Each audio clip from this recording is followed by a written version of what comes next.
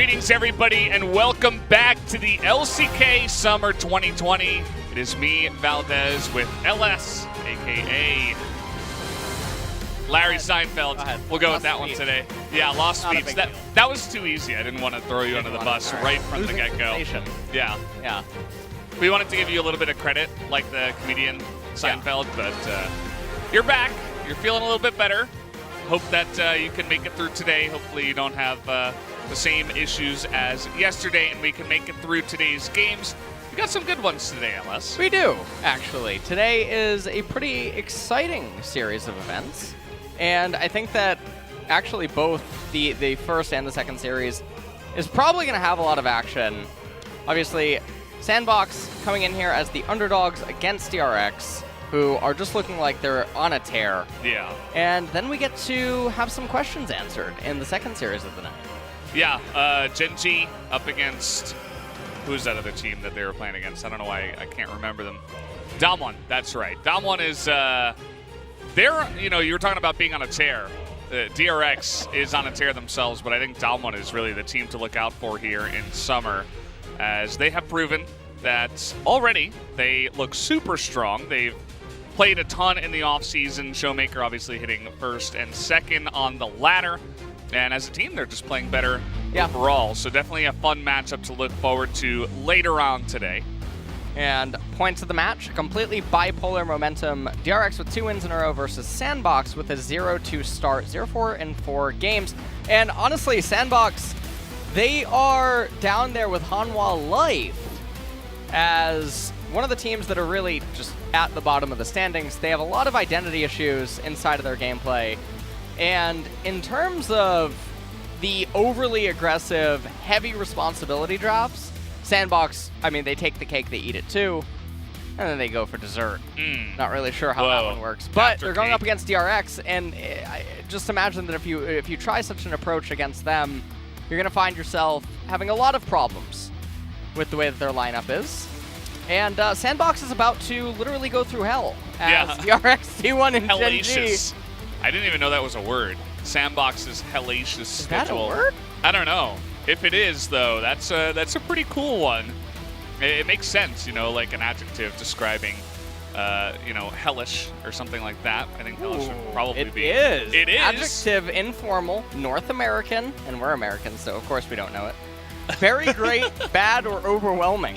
Wait, so it can be very great or very bad.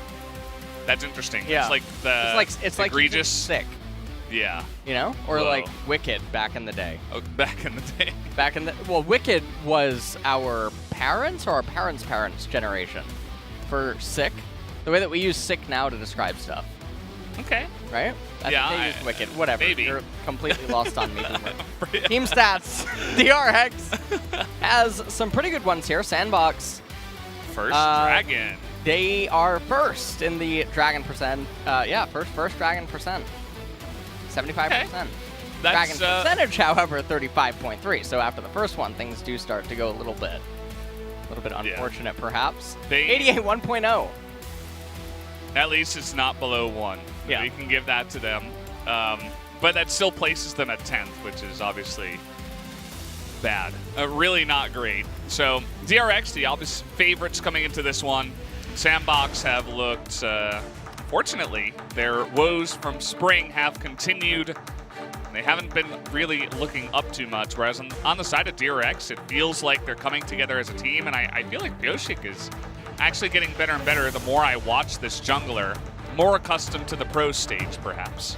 Well, we'll see what kind of champion picks he's going to be on here. Now, LCK is going to be, well, I don't know why I was about to say LCK. As soon as I said that, it popped into my head the thread about Blue Side that went up on Reddit yesterday. I don't know if you saw it, but anyways, DRX is going to be on the blue side. And Sandbox is going to be on the red side. So in theory, they have counter picks available to them. The only area where they're probably going to look to find any success with that would be Summit up in top lane. And we'll see what kind of a matchup is going to actually take place. Yeah. Sandbox as a whole, I think their bottom lane has been struggling immensely, giving up multiple solo kills so far, and so you can't really look there. Dove Doesn't really look like the same player from when Sandbox came up either.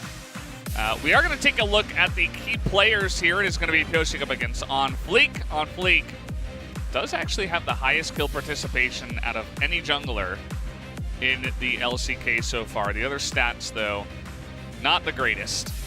Yeah. This is definitely not a Sia song, as Pioshik, it is very easy for him to play. We do have to remember that, given who his laners are. Yes. I mean, you have Chovy in mid lane, who is really looking so clean and stable so far here in the LCK. And obviously, Showmaker has been having a comeuppance again after his fall from grace in spring. On the flip side, we'll see what On Fleek can manage to do, because I imagine that the only way that he's going to find success in this series is actually via coin flips. Pretty much. Yeah. As Chovy seems very excited to be talking about something. Yeah. They're going in depth about their Monopoly game that they played earlier today. They're like, I don't understand why you would sell Boardwalk to that guy. It gave him an obvious win in this game. I don't know what they're talking about, but obviously very light atmosphere on the side of DRX. Chovy looks like he is... Polarity here, by the way. Yeah, it's between incredible. Deft and... Yeah, oh, he heard us. Look at the other side. I mean, it's like... Man. No happy faces on the side of Sandbox, even for Joker, the now coach of Sandbox. Yep. We'll see what kind of drafts they can actually have in store for them here today. Yeah. Gorilla looking at his former Rocks brothers over on KT and actually jealous of KT's position. The DRX right now. jersey, Yeah. I say this every time, it's really nice. Yeah? It really is. Why don't you go grab yourself one? Well, I just can't do that, I don't believe. I don't think okay. that's, you know. Are they not for sale? Are they? I don't know. I actually... I don't think there's a store. I'm not the merchandise guy. Oh, okay. Actually. Yeah. You might We'll want to have talk to to look Papa into Smithy about that, or Wolf Schroeder. He's another guy who loves Papa his- Smurfy. Yeah. Yeah. Papa Spiffy. A couple of times she showed up there on the finals looking real spiffy. Well, Hope he's doing well. Yeah. And we're kind of just chilling, waiting for the game to start. Chovy is still talking about Boardwalk. He can't get over it, actually. He's like, yeah. You gave him 4 hotels! 4! I don't even think that's I don't possible, think I've actually. ever seen Chovy so... Animated? Yeah, animated right before a match or a series. Yeah, true. And maybe he just feels very relaxed coming into this one. You'd have to imagine so. I mean, to be honest, when I first saw this lineup, I'm like, oh boy, quick 2-0 today, I guess, guys. And that's really the overwhelming thought process for everybody that's here, including DRX. Yeah.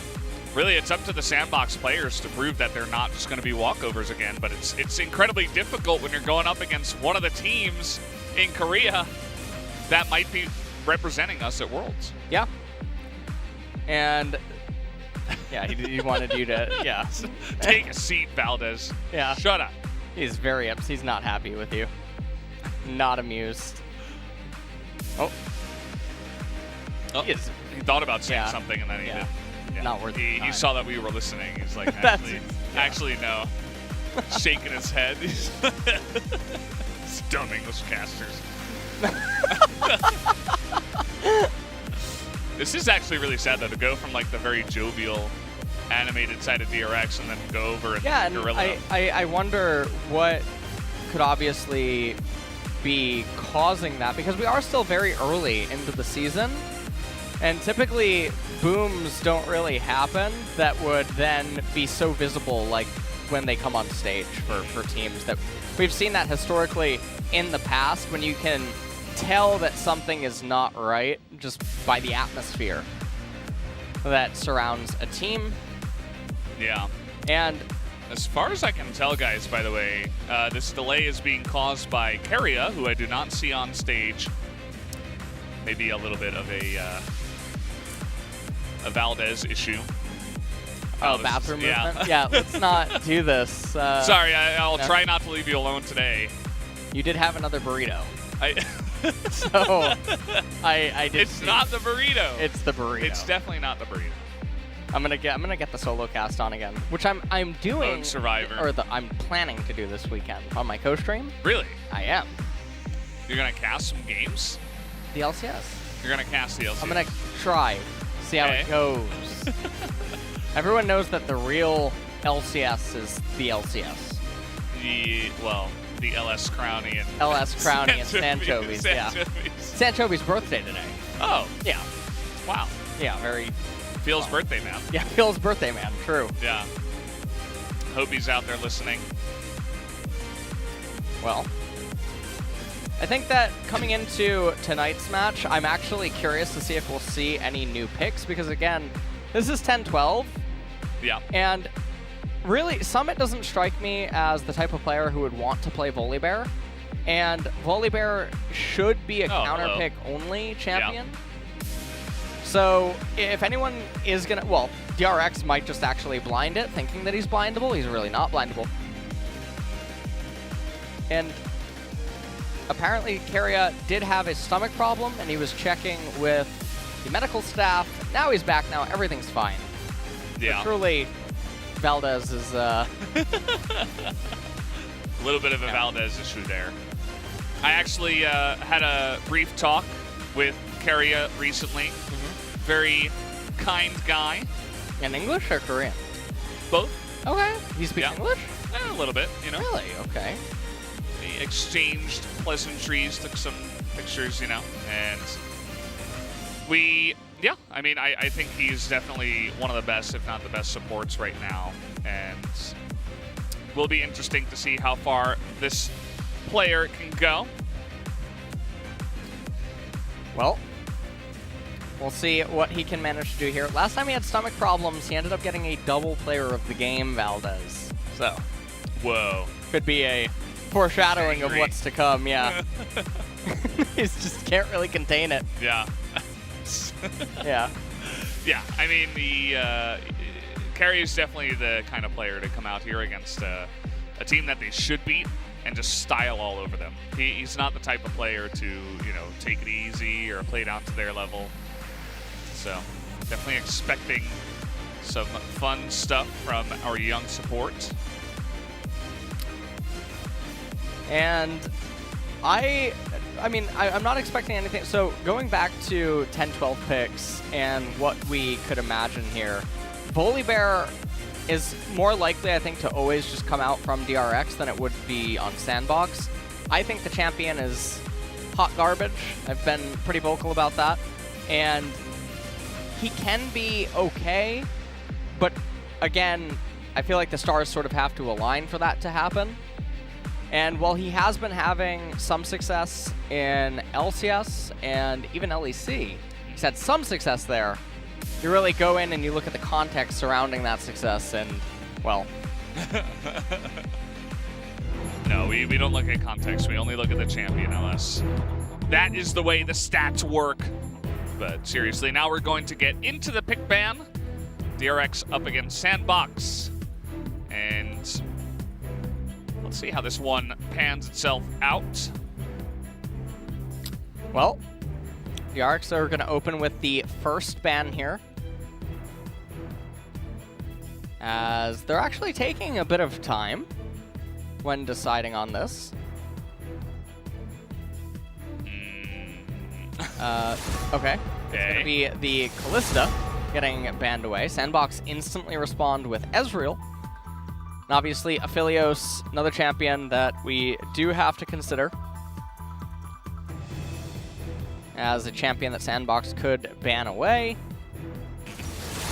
And Syndra now going to get removed from the table.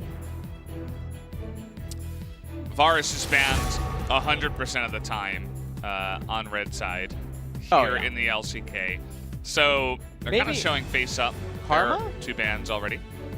Karma could get banned here by DRX, or maybe we even see something like Wukong or Set, as those have been pretty traditional bans so far here in LCK Summer. Sandbox will likely end up going with the Varus as the last ban, so there's the karma. If you don't ban Varus here, you're doing something wrong. Just going to throw that out there. Every single team here in the LCK at least, and it might even be global, has been banning Varus every single time, and well, okay. They're going to leave it open, and Set is going to get banned. Varus immediately picked up, and that will be our first Varus pick here in the LCK. Sometimes I actually like stuff like this when the meta has been stagnant for a very long period of time. You can actually make a play assuming that the opponent in their scrims and in solo queue and stuff have not been practicing the champion. And historically, when there's been certain metas with difficult to play champions, like Camille or even LeBlanc at certain points, that can have a lot of player expression and skill, that can be very interesting. Because if you're out of practice on those type of champions, you mess up some combos, you mess up some inputs and stuff, and it can really be a little bit scary, and maybe teams even become afraid to play it. Varus is one of the most turn-your-brain-off champions that actually exists. Doesn't apply here. Doesn't really apply. As Sandbox, they're going to respond to R1, R2, Senna Trundle. And the thing is that Varus actually came into the meta as an answer to Senna, because his long range outranges Senna's long range, and Senna came in against Aphelios because Senna could outrange Aphelios and outscale him, and then entered Varus because it was the triangle, right? It was MF Senna and Varus, or I'm sorry, MF Senna and Aphelios, and then Varus entered as a means to answer Senna because Senna was causing the other two problems. So, not really quite sure where we're going here on this one. Doesn't quite line up for Sandbox's draft, at least. And when you pick the Trundle with the Senna, I mean, there's synergy in a vacuum with the two champions by themselves. We know that Senna's likely going to be fasting, and so we have to wait and see what champion's going to be picked there, but I already like it. I mean, DRX, Nidalee with the Varus. You're going to be playing dodgeball for the entire game, and then Azir is going to stop a lot of hard engage. And so if DRX actually just continue to draft a Protect comp right now, Protect and Poke, hail of arrows, it's going to be really hard for Sandbox to play this game, as Maokai gets locked in, and so really doubling down on the hard engage. Yeah, and DRX can just target stuff that's still available, maybe Galio Wukong or something like that. You want to take away some more of the hard engage from the side of Sandbox. We see that Bard is banned here against Keria, and actually they're going to try to give Chovy a little bit of an easier lane. Take away the Kassadin. And you can tell what Sandbox is trying to do. Both of these champions really do like Senna. And the three champions, again, in a vacuum, they're okay. When they're staring down what DRX is showing, they're not okay. Not anymore. Not feeling good. It's like, yeah, Charizard, that's a really good Pokemon. And then you look across the board, there's a Blastoise staring you down. It's not really looking so great. As Bard and Pyke were taken off from Sandbox, the Kassadin is a very good ban here, because Kassa's very good against Nidalee and Azir. Has a lot of value there as well. Yeah, we also do see the Wukong taken away. One of the best hard engage top laners currently. We've seen what certain players, such as Dorn himself, are able to do with splitting up those clones and knocking everybody up. As now we're looking at a Corki here. Corki Azir going to be coming to this theater. Corki, yeah, locked in. And now DRX, if they continue to draft anything that can really just protect the Nidalee, Varus, and Azir, things go pretty well there. However, they are hovering Aatrox right now, and that's a bit worrisome. And this is definitely bizarre. We'll see what their support pick is going to be here, because the Maokai is a flex. Maokai can go top, he can go into the support, or he can go into the support role with Senna. So maybe they'll just play it super safe and go something like Thresh. No, gonna go Zilean. And I really like to see champion picks like this. Been pretty vocal about this over the last year and a half. Zilean, very, very, very strong. Really can't be understated. And Summit's gonna try to fight fire with fire. And maybe just lock himself in the Jace. He's one of the best Jace players in the world. And so we'll see what he can manage to do up there in top lane. And also, with the Corki and Jace pickups, they do get themselves a little bit of pushback against the Varus and the Nidalee, but it's still not going to be as strong as Varus Nidalee. Their missiles, or whatever you want to call them, will be definitely packing a much bigger punch. We're actually going to be seeing Rude playing the Maokai and Gorilla playing the Senna.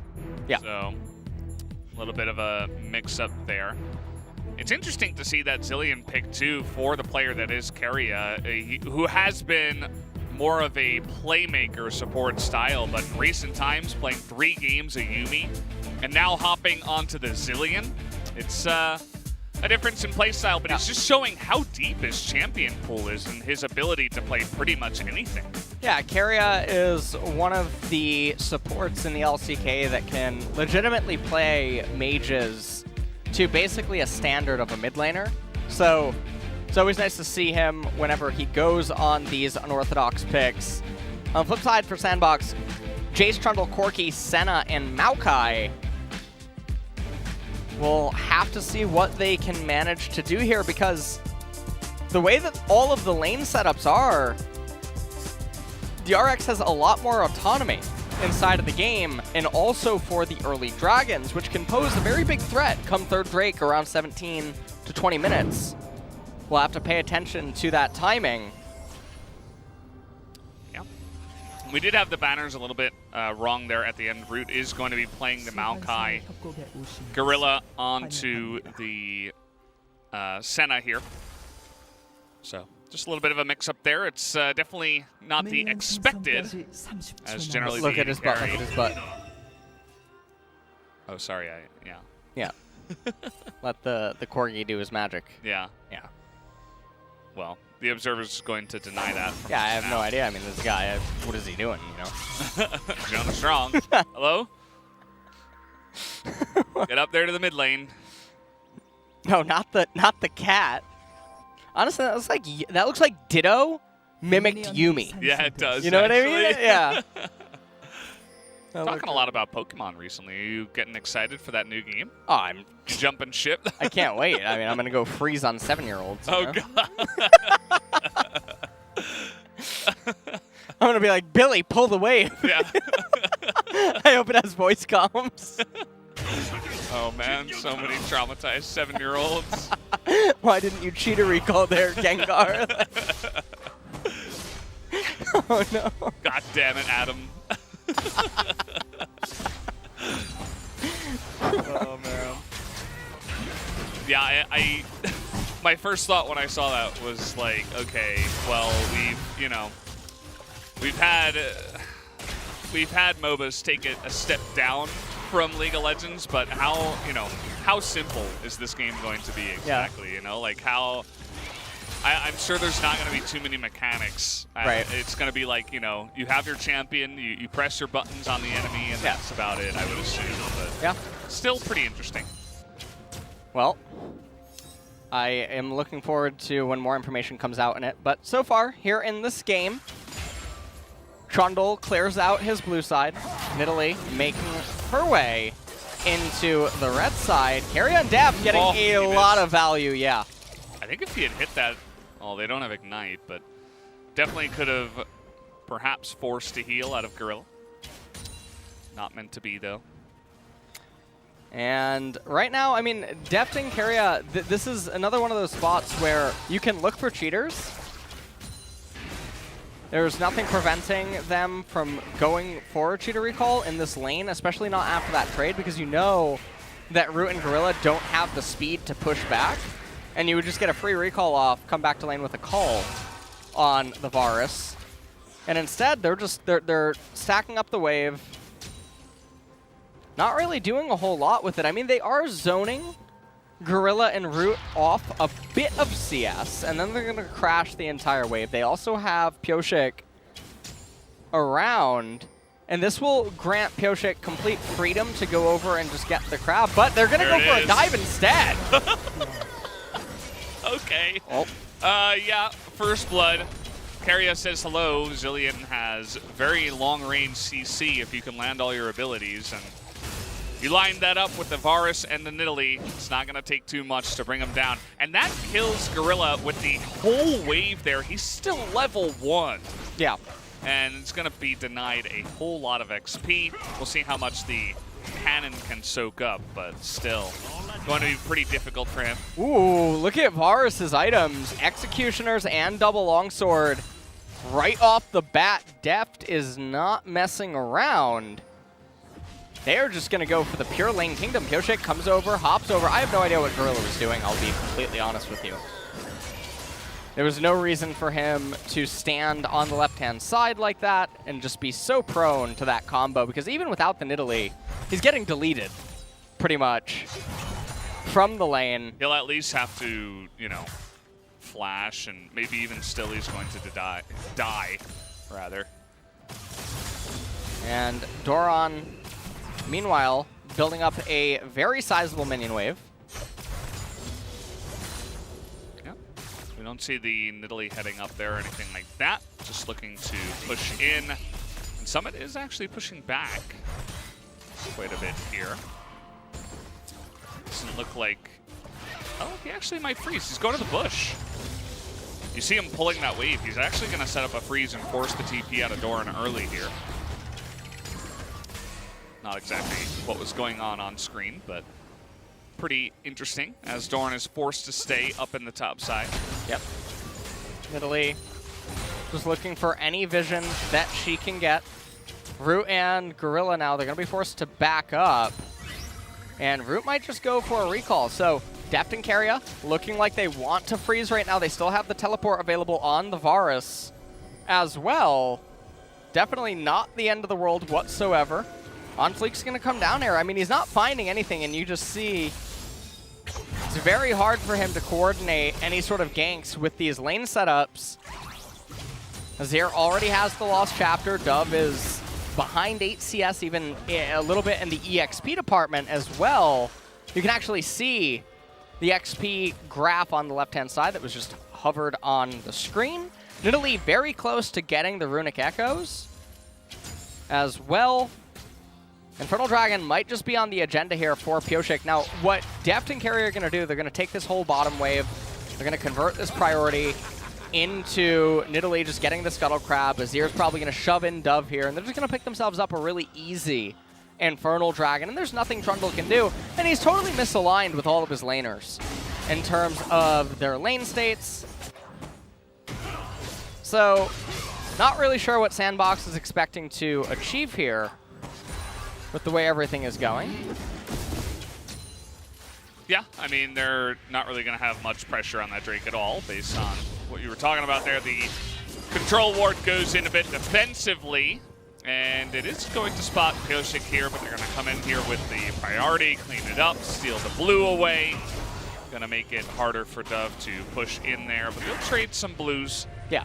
So that one is going to go towards OnFleek. And you'll notice that Pyosik hasn't gone for the Drake just yet.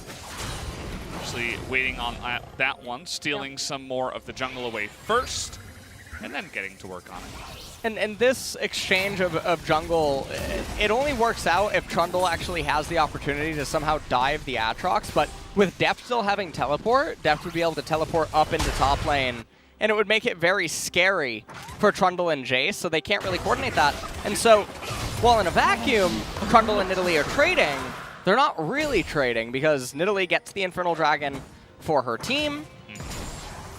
And everything right now is just looking very good for DRX. They have the Infernal Drake under their belt. They have almost a 2,000 gold lead, and we're 8 minutes into the game. Yeah, it's pure lane dominance coming in from DRX here against Sandbox, not to be too unexpected when you take a look at the two lineups that are coming in. It was fun to watch Chovy just styling on Dove. He doesn't have any boots, but he dodged both missiles that were sent his way, one of them being the big one, as he was winning the trade kind of nonchalantly there, and has taken a sizable lead in the mid lane. You'll see that a bit of a rotation is coming up towards the Rift Herald here as Keria has visited it. So this is one of those rotations that sometimes ends up happening where you pull over your laners to make it work. So when Varus gets down into bot lane, just count the amount of gold that Senna and Maokai are missing out on. This is 2 minion waves worth. So the cannon plus the normal minion wave, almost 300 plus gold is going to be going down. And if Varus converts this into a couple of turret plate captures, then nothing ends up happening. But Root and Gorilla decide that, you know what, they're not going to go for the Herald. They make their way back down bottom, so fortunate for them.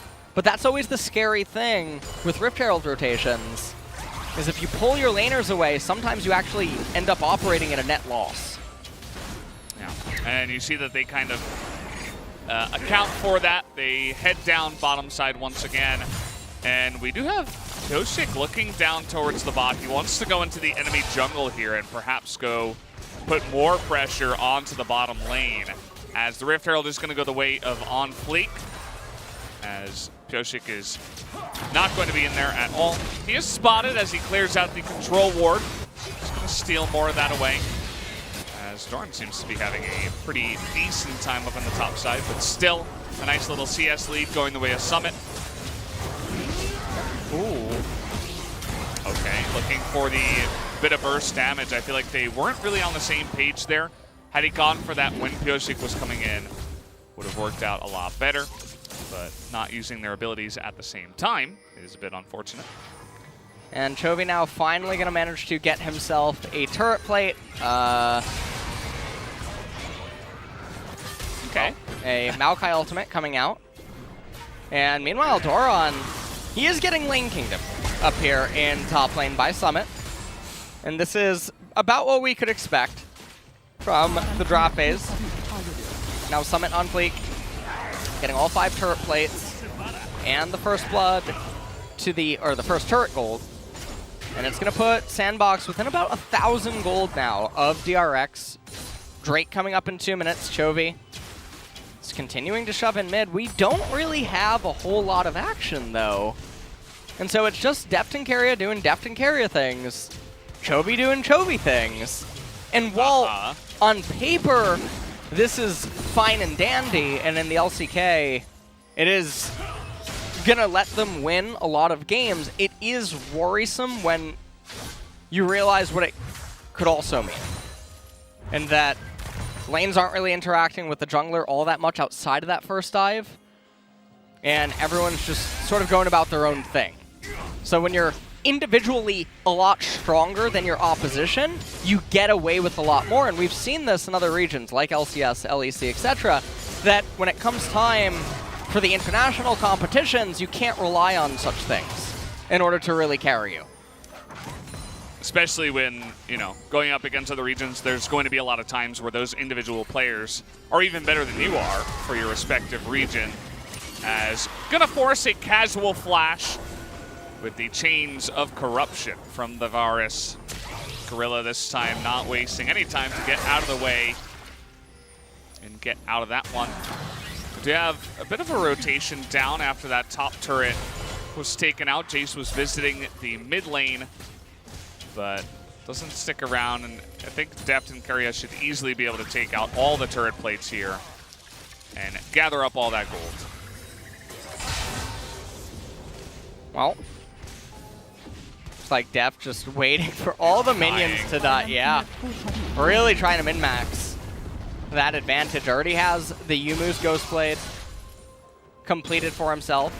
Chovy almost at the Nashor's Tooth, and it's going to be another free dragon pickup. And now, third dragon of the game. If DRX rolls Mountain, things just get really, really, really sad for Sandbox. Things are really sad for Sandbox. And honestly, it's not raining just outside here in Korea. It's very sad. Yes. Right? Lots of tears dropping from the sky. It isn't an Ocean Drake or an Ocean Soul, but very, very similar to Sandbox right now.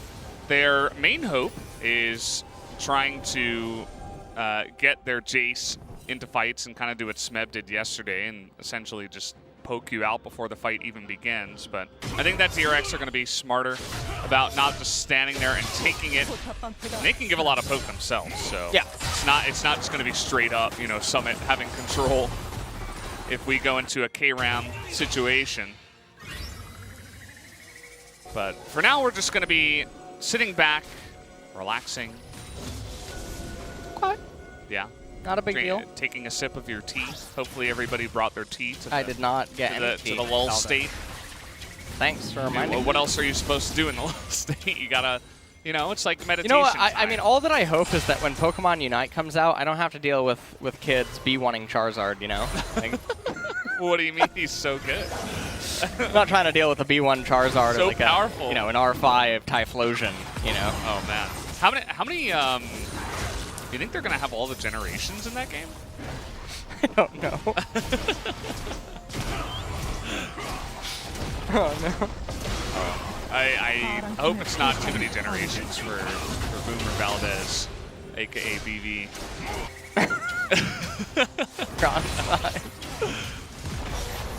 They're just pushing mid. There's not really much else going on.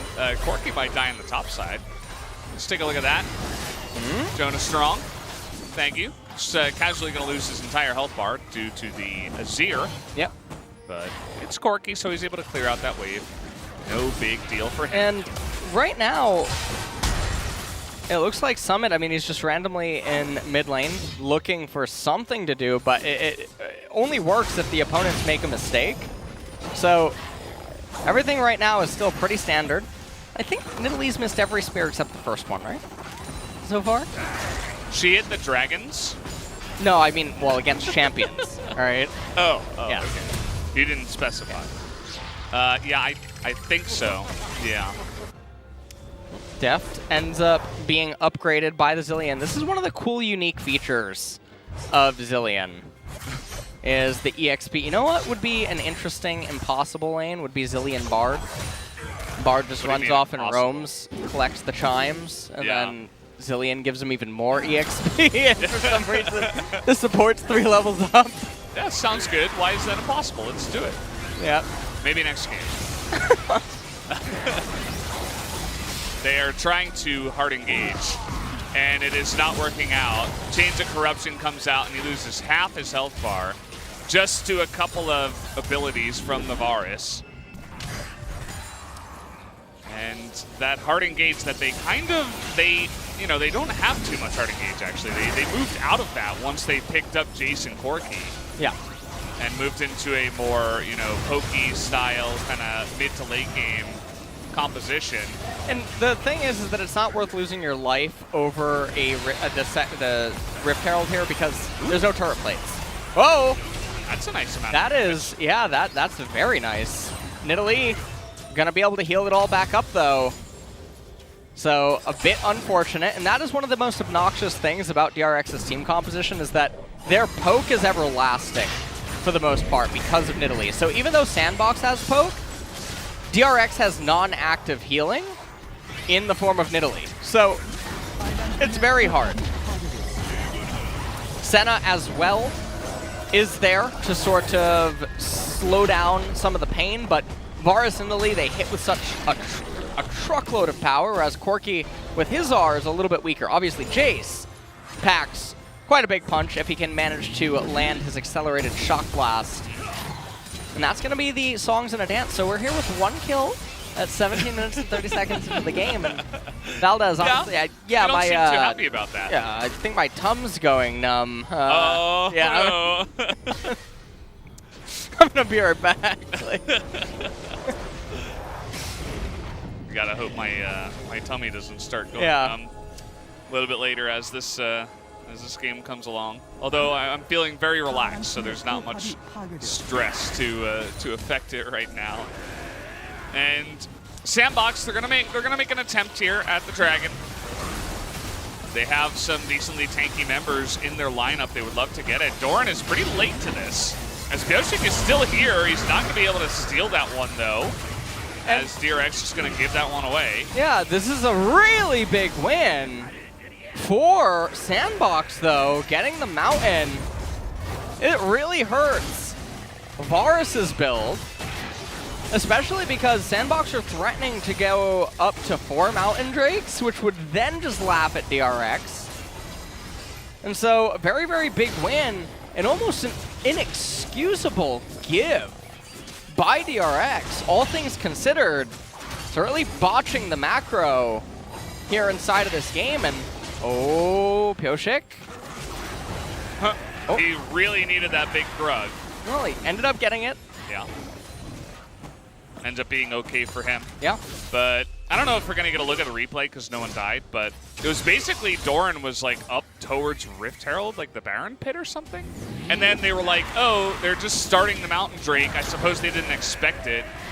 And he wasn't able to get there on time, so DRX weren't comfortable engaging 4v5. They didn't aggressively poke because they didn't want to get out of position. Got some backs coming in here. They're a little bit late that time around, DRX. Well, Keria just going to come over. We're going to charge it up, and now we're going to group up in top lane. So not a lot really happening here inside of this game. DRX, they're finally going to get themselves yet another turret. They have a 3,500 gold lead, and okay, Doran leashing the Scuttle Crab for Summit. World Ender. Here. Yeah, he's trying to get that movement speed. He will dodge the Senna. As I don't know really what that was. I don't know if that was a dodge. I'm not sure. I think even if Atrox was running in that direction, he couldn't have gotten hit by it. Yeah. A little bit strange on the angle there from Gorilla. Well. He just wanted to avoid any chance. Oh, finally, maybe? No. No. Flash exists in this game. Yeah. Oh, he hit one. We're going to have to start cheering on something else. What would you... Nice. You got the cannon. Great. Oh, yeah, wow. Good work. All right. Raptors go... Oh, that was a good smite, actually. That was a really big smite. He did get the Raptor. Yeah. And that actually generates EXP and gold for him. You notice that he did it not too early, but also not too late. Yes. Because he didn't... Another cannon. Nice. Well good played. work. Well Good work. played. Okay. Award was captured. Yeah. I'm really happy with how active Pioshik is with his Nidalee abilities. You'll notice he's going into Cougar form, and then also out of Cougar form sometimes, but then usually back to Cougar form. And he does that by actually using the R key. Really? Yeah. You can find that on your keyboard, actually, yeah. Okay, I usually have trouble finding that one, so maybe I shouldn't pick up Nidalee. Seems a little bit too difficult for me. Well, and okay.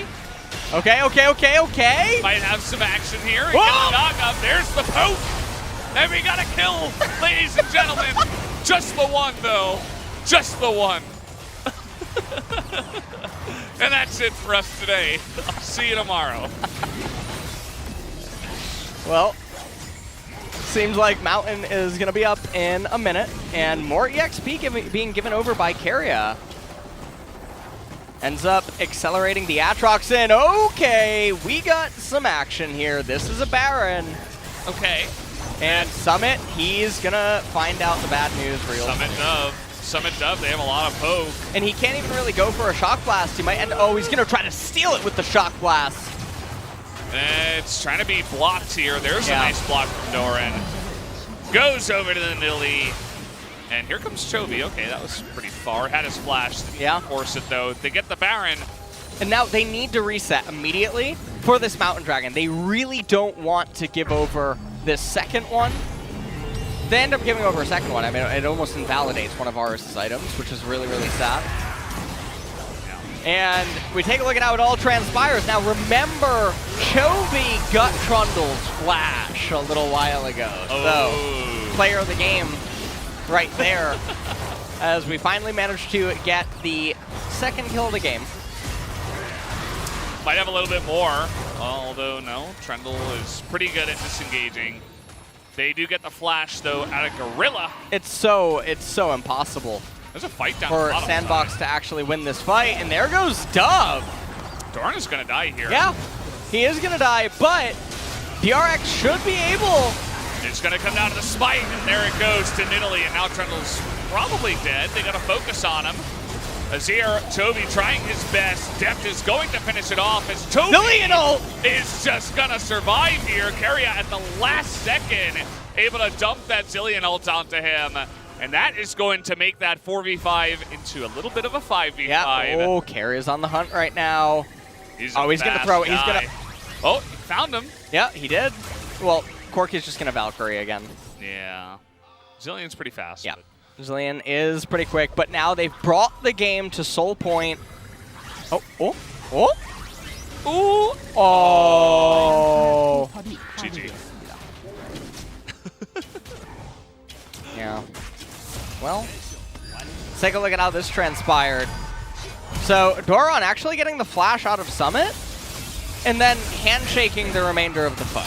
So very unnecessary decision right there. There was no world where he actually had to go down because he was already so successful with what he ended up achieving. On Fleek goes with the steal. You have to give him credit for that. It is the best move that he can make. Chovy is just dishing out so much damage, and then the Zillion ultimate getting such insane value. Really nice shock blast by Summit, bringing down Pyoshik. Yeah, you can see Def was aiming over the wall at the Corky in that one. Corky actually dishing out some pretty nice damage in these fights when they're all bunched up, and is able to land a big one into the back, and ends up doing the most damage in that fight overall. Funny that Zillion and Senna did the exact same at 338. Oh, Deft. Roll. Okay. Yeah. Spotted. Ends up missing that, and that is a pretty key flash. I mean, Dove didn't even have to use anything, just exchanged his Valkyrie. Chovy comes in here. Okay, Sandbox, they're going to flip this. And honestly, they're about to get aced if they really handshake this. I don't know. Okay, they're going to land that Maokai ultimate into the back. The Senna ult is good too, as Zillion just going to keep Pyoshik alive and say, okay, you tried to focus one guy, you're going to regret it. Because they didn't quite have the damage with Dove not around. Able to TP in there, but a little bit too late, as the turret will now go down. And it's Summit being sad, doing a lot of damage, but yeah, not able to carry this one. And now they're going to... Ooh, what a nice graphic. This is really nice. Cooldowns, yeah, I guess, these are the cooldowns. on Summoners. On Summoners and Ultimates. Okay. Yeah.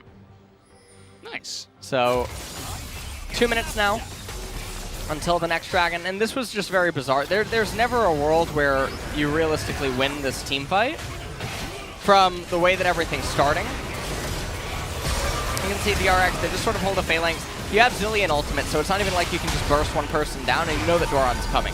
So even if they overextend, kill one member of DRX, in order to do that, you have to commit so far forward that Aatrox will just arrive and clean everyone up. I had to hiccup. You got there. I did have to get there. My tongue is not going numb. You're fine. That's good. How's your stomach? At least for now. We're fine. All We're right. fine for now. Holding it together. Great. Yeah, well, they're one away from the Mountain Soul, and you'd have to imagine that DRX just gonna move over very nonchalantly and take that one away. Yeah. They had pretty much the perfect setup with the Maokai flank and rooting everybody, and still really not able to do much. And, if you look at the items as well, I mean, Senna doesn't even have her first core item. She is so stunted right now, and I don't really know what Sandbox is expecting to have happen in future fights. I mean, Trundle is just doing literally nothing. He's pressing Subjugate on one person and then cosplaying Olaf. So maybe Trundle is what you turn into if you play Olaf for 200 years. Oh god. Maybe you eventually start growing. I don't even know.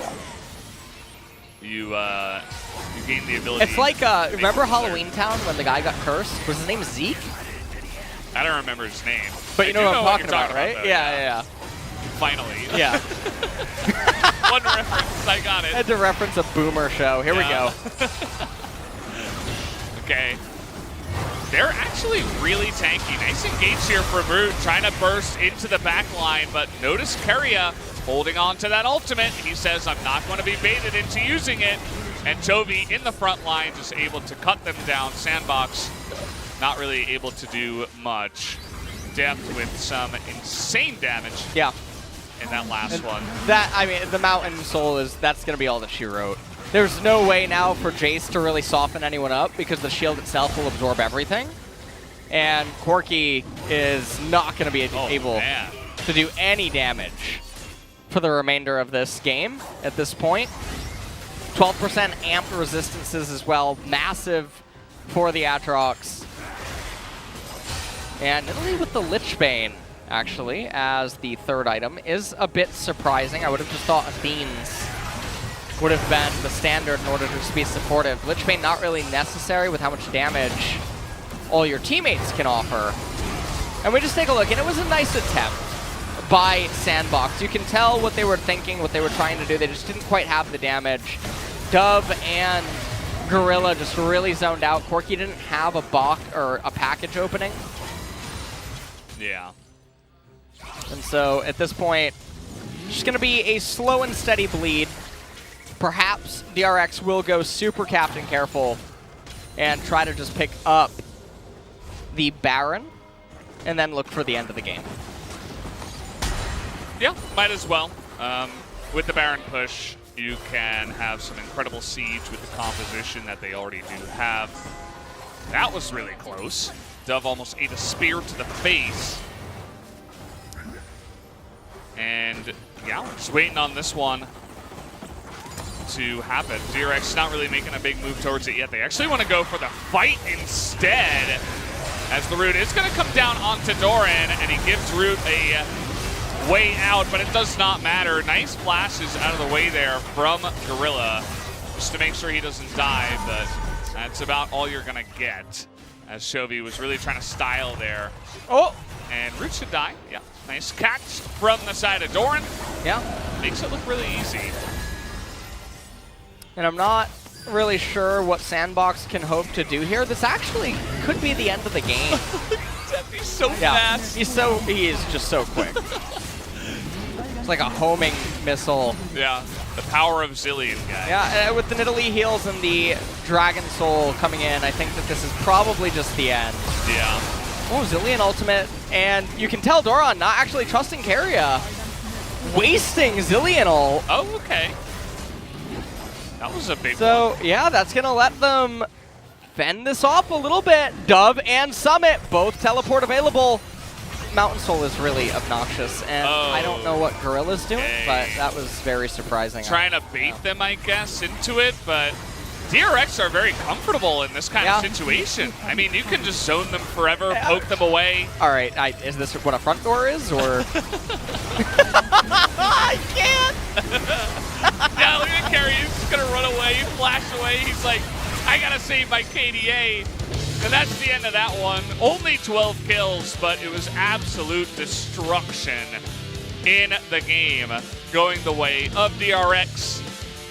Kind of what we were expecting, but especially, man, after seeing the beginning of that game, I could already hear the dominoes begin to fall.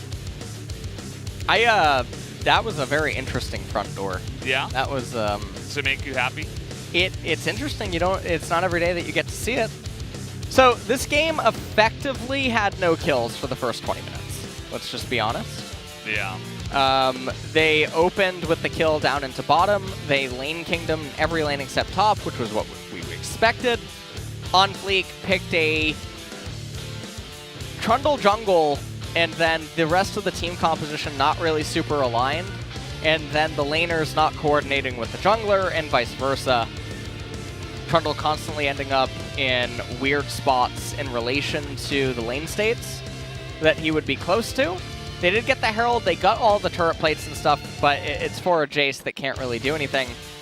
And so, just one of the unfortunate problems they ended up encountering. And then they did get that one Mountain Drake, which we can't really excuse for DRX, given the amount of control they had leading up to it. And then they had their last hurrah at the other dragon. So, not really totally sure what they're going to be able to do. This is actually the type of dynamic where you're not going to beat DRX by just fighting straight up and trying to go toe-to-toe. You should toss the dice up in the air and try to actually just outscale them and pray that the team comp can overcome the deficit that you accrue in laning phase. Yeah, you cannot play straight up against a team that is as good as DRX when you are Sandbox. That's really what we have seen there. DRX saw what they were doing, countered it in the draft, and put them out of their misery quick there in game one. We're going to take a quick break. We'll be right back.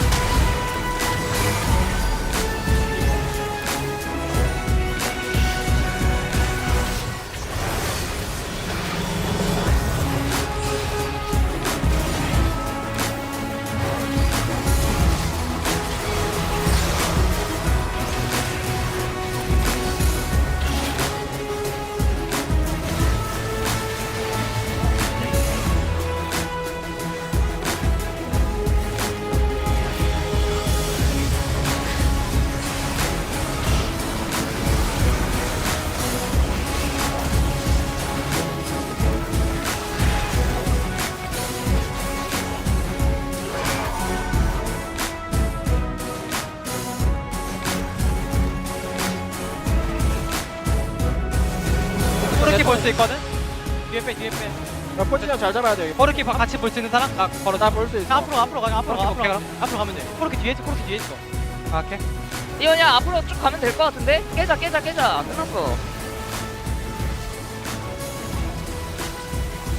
데이스.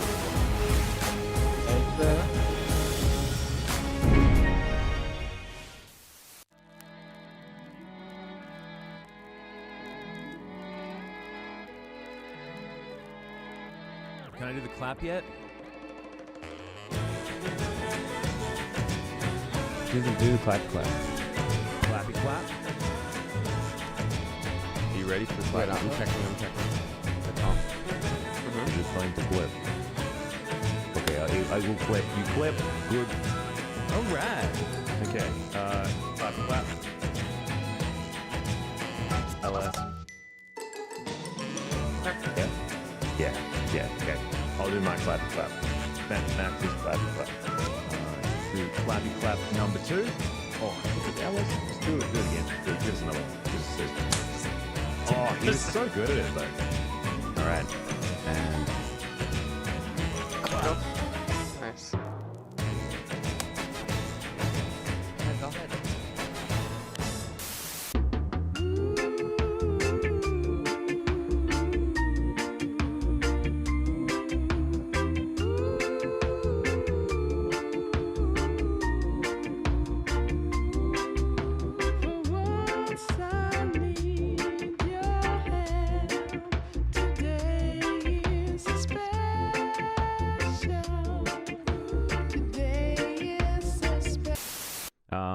LS, can we need to dispel the myth that is Ezreal loses to Aphelios, because a lot of our LCK teams are picking Ezreal first over Aphelios, prioritizing it higher. There must be a reason for that. I imagine scrims are probably an example.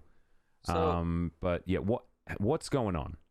I think like a TLDR is Aphelios is really weak to two things in specific. He's weak to long range and he's weak to terrain morphers, or people that control terrain. So you think of like Orianna Ball, keeps him on a leash. You think of Gangplank Ultimate. You think of, you know, I don't know, Vigar. You think of anything that makes it so that he can't just walk up and 200 years you.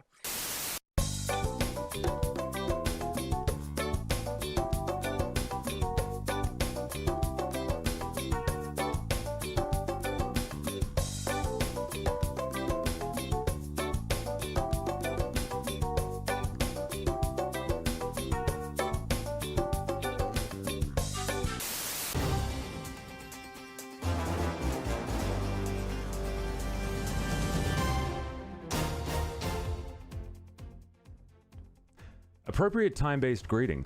I am Max Atlas Anderson, and this is LCK News. It was the first week of LCK for the Summer Split, but before we get into the results, we need to cover what has changed since the Spring Split. Starting at the top, T1 made very few changes in the off-season, most notable being that Closer changed the S in his name to a Z. Yeah, that's it. Gen.G, however, made a big move. Longtime coach Edgar has left the team, and coach Odin has stepped up to replace him as interim head coach. Edgar was with Gen.G from back in 2013, when the team was known as Samsung White and Blue, and stayed as they changed to Samsung Galaxy in 2014 to 17, KSV in 2018, and Gen.G until spring of 2020. During his time, he claimed 2 World Championship titles with Samsung White in 2014 and Samsung Galaxy in 2017. Needless to say, Odin has some pretty big shoes to fill. Things were quiet, however, on the DRX front, although they did officially rename to just DRX instead of Dragon X. So there's that. Similarly for Damwon, they made few changes to the team, but Zephyr was named officially as head coach. He was interim head coach prior to this, and Ghost has officially moved to starting marksman for the team, to absolutely no one's surprise. Here's where we get to the juicy changes, though. KT Rolster. They've called back some former KT solo laners to augment their current roster. Yukal rejoins alongside Kuro in mid, as well as Smeb making his re-debut after a season away from the stage, joining Soan on the top side. I know many are nostalgically looking forward to when the former Rox Tigers solo laners take to the Rift together again. And also Acorn, who joined as a coach at the start of the year, renamed from Chunju back to Acorn, but I think we all still called him Acorn anyway.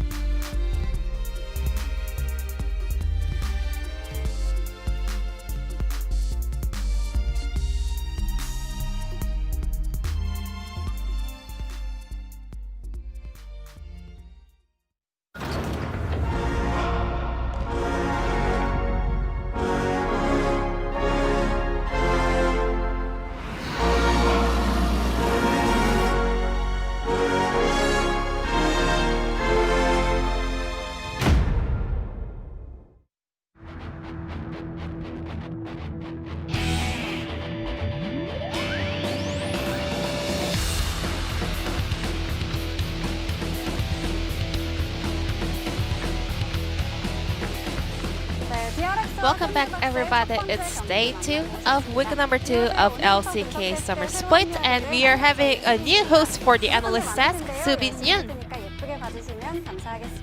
And we'll be also joined by Lyra and Wadid for this Analyst task, and I'm Jisun with the Analyst task translation. I see your cast still on your legs. Yeah, I broke my ankle, but I couldn't wait to see the LCK fans, so I'm joining from now on this week number 2 of LCK Summer Split. It was DRX versus Sandbox, and DRX is keeping their stomp on the Rift. Sandbox opened Varus.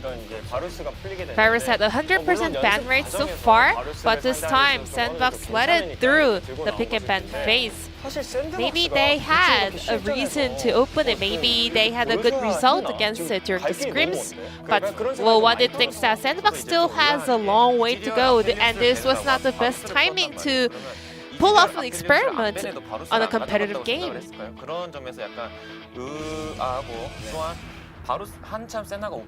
Well, when Senna was OP, Deft really had a hard punish on Senna with Yuumi Varus comp, so maybe they have forgotten this fast. So with this Varus pick, DRX was having a really nice start.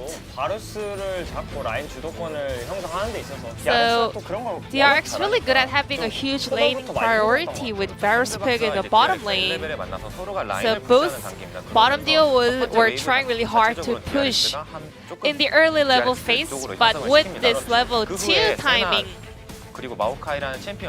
Senna and Maokai, they aren't able to actually clear the wave with their comps, so Daft and Keria started to create the huge minion wave, maybe foreshadowing the upcoming turret dive. And let's take a look at the jungle proximity as well. Daft and Keria trying to get a huge lead with their trade, and Nidalee, after clearing out that red jungle camp, he still remains a huge jungle proximity around Keria and Deft.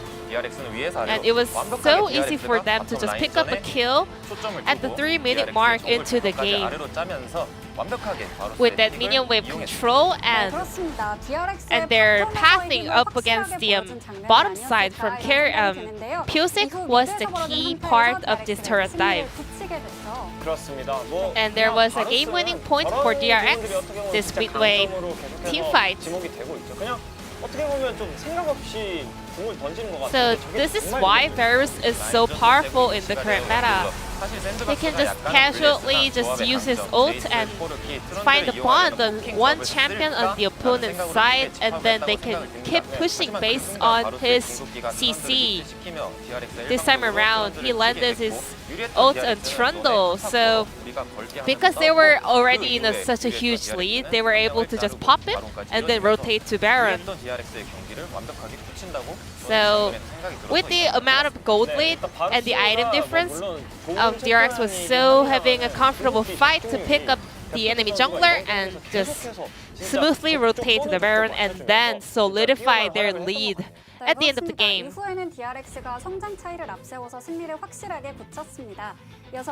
Then let's check out who will get the player of the game from DRX. Pretty expectable here. And it's gonna be Deft on Varus.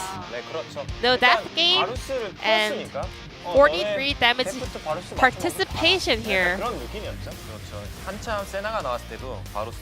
Well, Deft used to tell us the answer into the Senna pick in the spring split, and now Varus has climbed up the ladder of the tier list in the bottom side, so I mean, it is true that Varus is an OP champion, but at the same time, Deft has been the premier Varus player, so regardless of the tier list, maybe Sandbox should have just banded away from the hands of Deft. 어떻게 보면 활용을 잘 못하고 지는 경우도 가끔 있었는데. Well, sometimes there were some players that weren't able to kind of capitalize on this pick during the spring split, but Deft was definitely not the same player that we mentioned.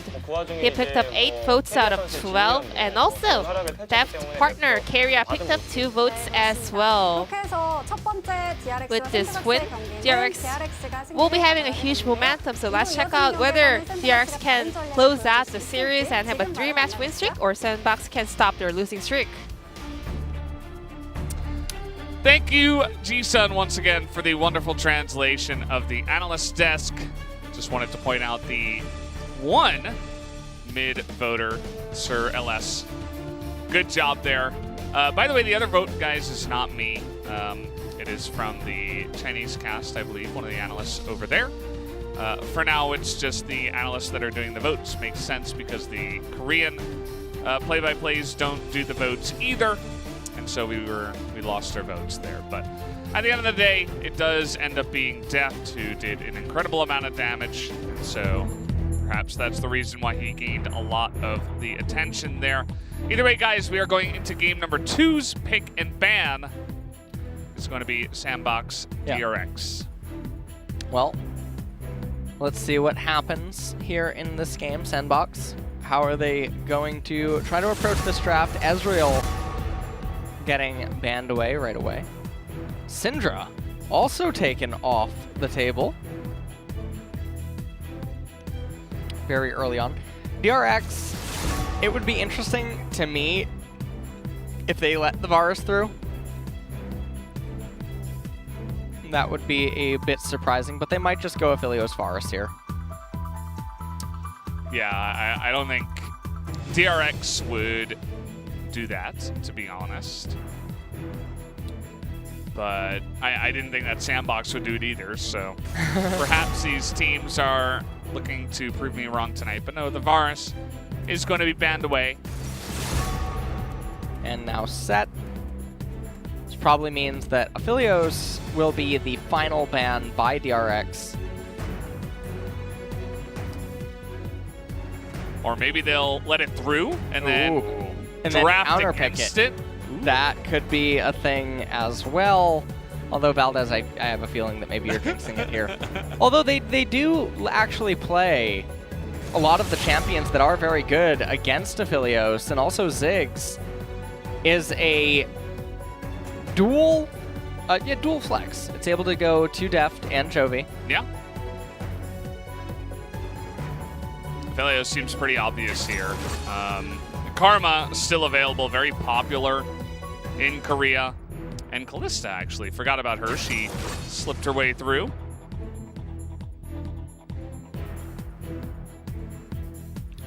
Well,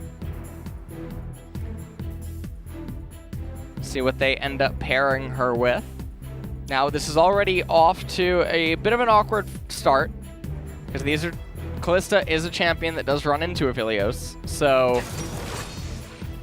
Twisted Fate now coming in, and it's coming in blind. Now, the issue is that even though TF has counters, can Dove pilot any of them? You know, it's actually a champion that is so insane here already, given what DRX has shown, but we're not going to see it, would be Anivia.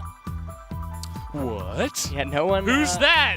What do you mean? Who's that Pokemon? Articuno would be very good. Not only does she offer a lot against Twisted Fate, she destroys Kalista inside of team fights. And I think there would already be more than enough information present so early to even pick her, but we're not going to see her. No. So, just wanted to throw that one out there. Okay. Sinbox back at it again here with the Olaf and the Karma being locked in, and Yumi's available. Yeah. In theory, so Yumi could also be picked up to go with Aphelios. Now, maybe DRX just bans it away as they're picking up the Graves. I wouldn't be surprised to see it banned here. I don't think you can give Karma, Yumi, Olaf to one. Karma, Yumi, Olaf would be pretty scary, and then see Summit just pick up Soraka, and it's like, well, what's going on here, guys? As I imagine Yuumi is the ban. Okay, thank you. We did it. We did manage to at least get that far. Yuumi banned. They're not going to pick it with the Kalista, of course. And let's see what they take away. Volibear going to be denied. I wonder if they thought that would go with the Kalista. Yeah, well, Volibear support is something that I actually theorized to be the best out of all of his roles. Just because he feels awkward when you put him in the jungle. He's among the same family tree as Olaf and Set, where it's sort of like Olaf, Set, Volibear. Yeah. And then I guess if you want to keep including champions in that, it would be like Vi.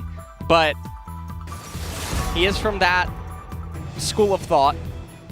And Zilean getting banned away as well. So yeah, all of these supportive champions that would be very on theme with the B1 through B3 of Sandbox does get answered. And I have no idea what Sandbox is actually thinking with what bans they want to go with last, because there's still just so many things wide open. It's going to be Kayle. And I guess that's signaling an Ornn? Would be interesting. Offers you some hard engage and some frontline for the Aphelios, even more on top of the Olaf. You know what? It actually could be Kayle's support that they're targeting.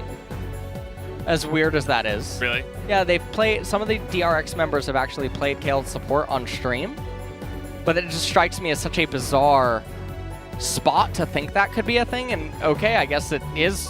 No, not Ornn. Okay, Ornn. And if they pick a melee support into the Taric, I'm a little bit worried. Karma might just get flexed to... Okay, so it's going to be Aphelios and Lulu. And now you know that you're going up against Ornn, so how is Doran going to answer this champion? Yeah, already you look at their lineup and it's actually quite scary. You have double support essentially. I'm going to switch it to Tom Hench.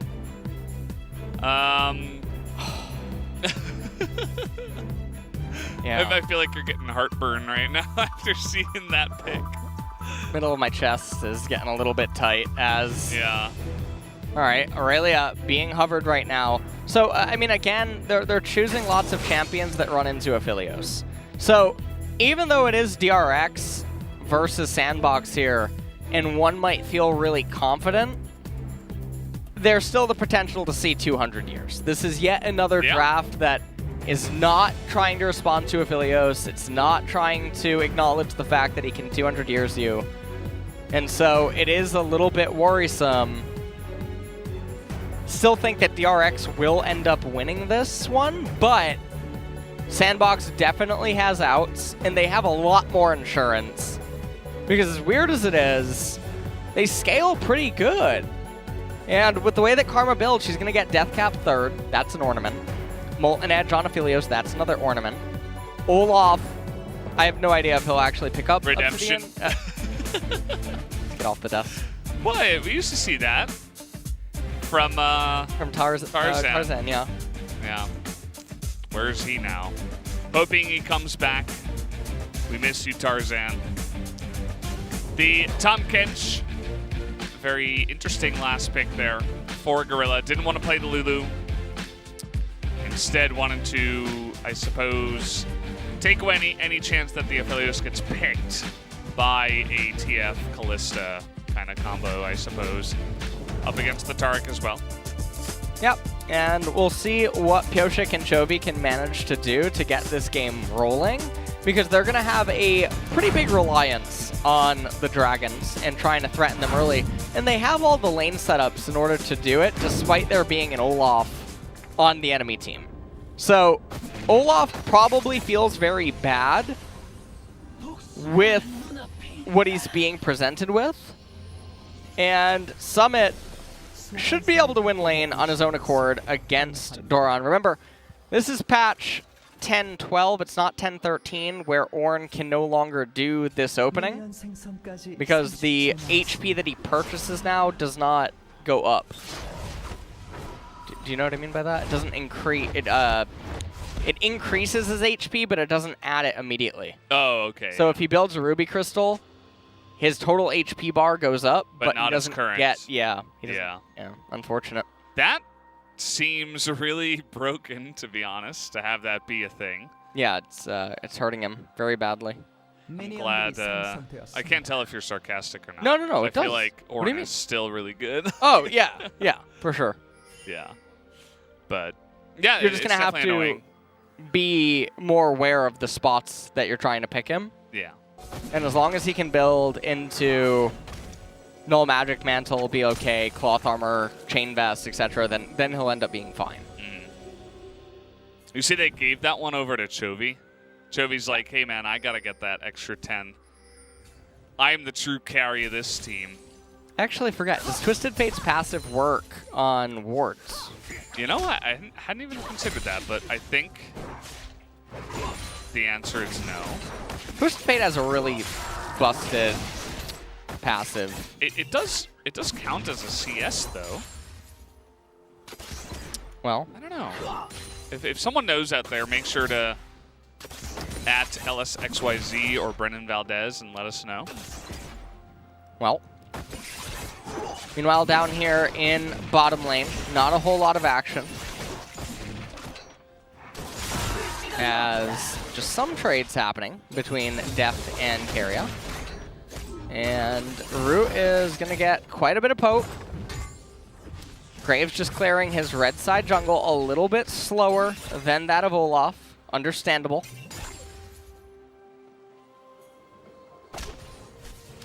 I'm getting word that it works on pretty much anything that you destroy. All right. Even like a trap or a turret or something like that. So, like, you know, like a Heimerdinger or a Aphelios turret. So, makes sense. I mean, you're getting a CS, you're taking out something. So it should proc. Feels pretty nice for the TF player. I don't believe he got a proc on that ward, but still. In Summit, that we just ended up seeing up there in top lane, he has the grasp, so important for him to get a lot of value. He's also winning this lane, I would say, very hard, all things considered. And you can see Doran just being very reserved here. Wonder if he'll just hard crash this next wave and then immediately recall. That would definitely be probably the best option. And he's going to convert this lane pressure into allowing Pioshik to go down and get the left side Scuttle Crab, as Onfleek is already looking for a recall. So it does look like we're brewing up yet again for a very slow early game. Yeah. Although Doran is getting kind of clapped up here in the top side. Misses pretty much everything. Summit is on the chase. Zoning him out of a lot of EXP, forcing a recall too. Meanwhile in mid, Chovy not finding super success. Now, Karma historically is known as one of the best neutralizing picks that you can have in a lane. It's very, very hard to do stuff against her. She's always able to get priority on a whim. Very, very awkward. She's already having a lot of fun here. Although, you know, it's a very slow lane. It's kind of neutralized, and Chovy is he's already getting some nice procs here, some nice gold. A little +6, and yeah, I mean he's going to be able to push back as well, being TF. And we'll see what kind of plays they'll go for. Will they try to set up some kind of 4-man bot side gank in, you know, some kind of short time here once Chovy does hit 6. TPs are down for both Doran and Chovy, although Dove still has his, so saving that to potentially answer a level 6 or level 7 gank out of Chovy's TF.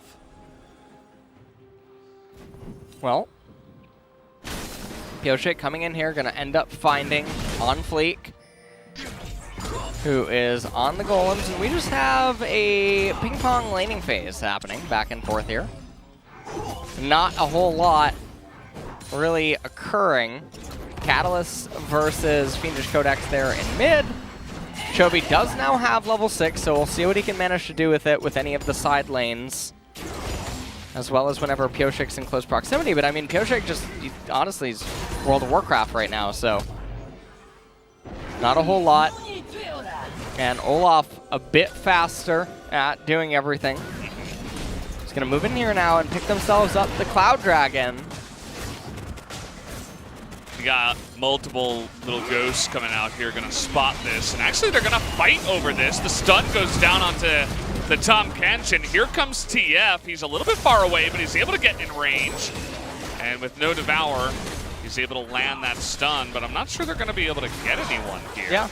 Even though they did deny the Dragon and did a nice amount of damage to push away Sandbox, no kills go down. Yeah, and the thing is, though, is that they get the heal and the flash out of Root and Gorilla, and all that they expend for it is the Destiny Gate out of Chovy, and then he had the wave already crash, so he doesn't lose anything, and then Dove tries to insta-shove it, and Chovy already is back, so... Look at this wave, too. Yeah. Everything is just actually going really bad in the blink of an eye for Sandbox here. And Doran, I mean, okay, Summit doesn't have teleport. Doran could have just pulled the wave and then froze as his jungler's in close proximity. Nah. But, okay. All right, he's sort of pulling it. Yeah. Not quite. And so Summit's going to be able to walk up. He definitely pulled it a little bit as Olaf is coming in here, but he's spotted, I believe. Yeah, well, this is still a little scary, Yahtzee. Maybe not, as here we go, getting to work on a Doran who's going to go the opposite way. He is going to flash, but he kind of failed over the wall. Gets close to Pioshik here, who doesn't quite have the damage. He's still going to go on the chase, but it's a little bit too risky, and that's going to be first blood, going the way of On Fleek. I mean, this is one of the things I was mentioning last game, right? Where laners aren't coordinating with their junglers. So Doran had no business trying to push the lane at all whatsoever. He should have been so happy that it was coming into him. And see where that little C is with the cement sort of in front of the turret? Yeah. You can just freeze the wave there in front of his top tier 1, and Summit doesn't have a lot of resources to actually just stay inside of the lane. Pioshik gets to farm completely unscathed, and everyone's happy. You're in a much safer spot to ganks, too, if you pull it back faster. And so that gank may have not even happened, or it might have forced them under turret and given Pioshik a better chance to catch up and follow up for, you know, a counter gank later on. Just a lot of little things that benefit you from just one little decision. And I think that's been your point all along. But he doesn't go for it this time around. Gets punished for it. I like how Chovy just cycles it in front of Dove, never really showing him, okay, you know, I'm holding up my red card. I'm going to AoE the wave. Here I come. It's like you never know what he's going to stop on. Good TFs always do that. Deft and Keria just trying to keep up the pressure down here in bottom. Chovy has priority as well over the Karma. And you can see what Pioshik is trying to do. He's stealing away a lot of On Fleek's jungle. He got his red buff as well as his Raptor camp. Also, they got the first Cloud Dragon for themselves, and that's really good for Twisted Fate for his Destiny Gate. But the thing I often say to people is that, well, you're not always immediately casting all off cooldown. And so there's going to be some cases where that 10% CDR is really nice on the ultimate, but in a lot of them, you just sit on it. Yeah. And you would have had the ultimate up at a normal time almost regardless, so we'll see. Destiny Gate is up again. Rod of Age is almost complete. Yeah. For TF, we're at 10 minutes into the game. What if individual Cloud Drakes also gave like 2% CDR on all abilities? That would be, you know, you're talking about stuff that you use off cooldown. I feel like most people at the highest level are using them pretty much off cooldown. What I really would have liked to have seen is rather than the ultimate, have 2.5% Summoner Spell, and then 2.55, Yeah, 7.5, 10? 10, yeah. % Summoner Spell cooldown, I think that would be way bigger, and that would actually cause infinitely more potential action than an ultimate could ever hope to achieve. Because if you trade flashes in lane, but your flash comes up 2.5% faster, You can set up a you gank. can actually set up a gank or a solo kill knowing that you don't need to achieve that. And well, some people, they'll turn their brain off and go, well, can't you just go Ionian boots and do that? Well, no. It's not the same That's not at all. it's not the, no. No, No. doesn't work that Guy way. in chat. 2 minutes and 30 seconds until that mountain dragon. Yeah. Yeah, I'm hoping that maybe eventually that will get changed. I think we're getting closer and closer to Worlds patch, and I don't think they would, you know, make a big drastic change like that because Cloud Drake would go up really very fast priority, I think, if that change was made, and potentially put them on a similar level to some of the other ones. Yep.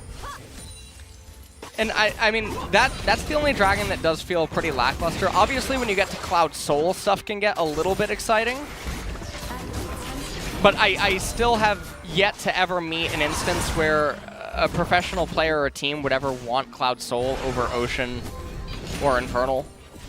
No, Sometimes there's arguments, obviously, but you need very specific, Very crafted specific, yeah, compositions. Which is why there was also that talk about, you know, well, might have to hold that thought as it's just going to go over the wall. There was also that talk about having like the first 2 Drakes visible. As here we go, getting into the action, and down it comes. how many years? Cosmic Radiance as a big knockup comes in, but where is the follow-up from DRX? It's not really there, as that's a big knockup onto the Aatrox, who's going to try to flash just to buy some time. And follow-up there on a Pyosik, not really going to find the damage, though, as he was burning a bit. Dove not quite able to follow him down here. As Chovy with Flash is going to force the stopwatch, and the wild card is going to get him, actually. But did he bait his team into a bad position here? Yeah. Depth is going to get clapped down, and Chovy is as well. And so many casualties now against DRX as Sandbox, with all 5 members down here, minus the TK, going to be able to get a nice amount of damage onto that turret. Yeah, and so this is a very big victory for Sandbox. DRX, I don't know what Chovy was doing right there. He ends up expending his flash as well, and we take a look at what ends up happening. Cosmic Radiance comes out, but then Sandbox on a full-on retreat. Doran comes in, casts the World Ender, but the World Ending was for himself. He ends up flashing away, dies nonetheless. Very big knockup on Pyosik. He's forced to flash away, almost dies as well. And then take a look at Chovy. As he goes forward, expends his flash, but Dove is so healthy, Summit rejoins the fray. This didn't need to happen.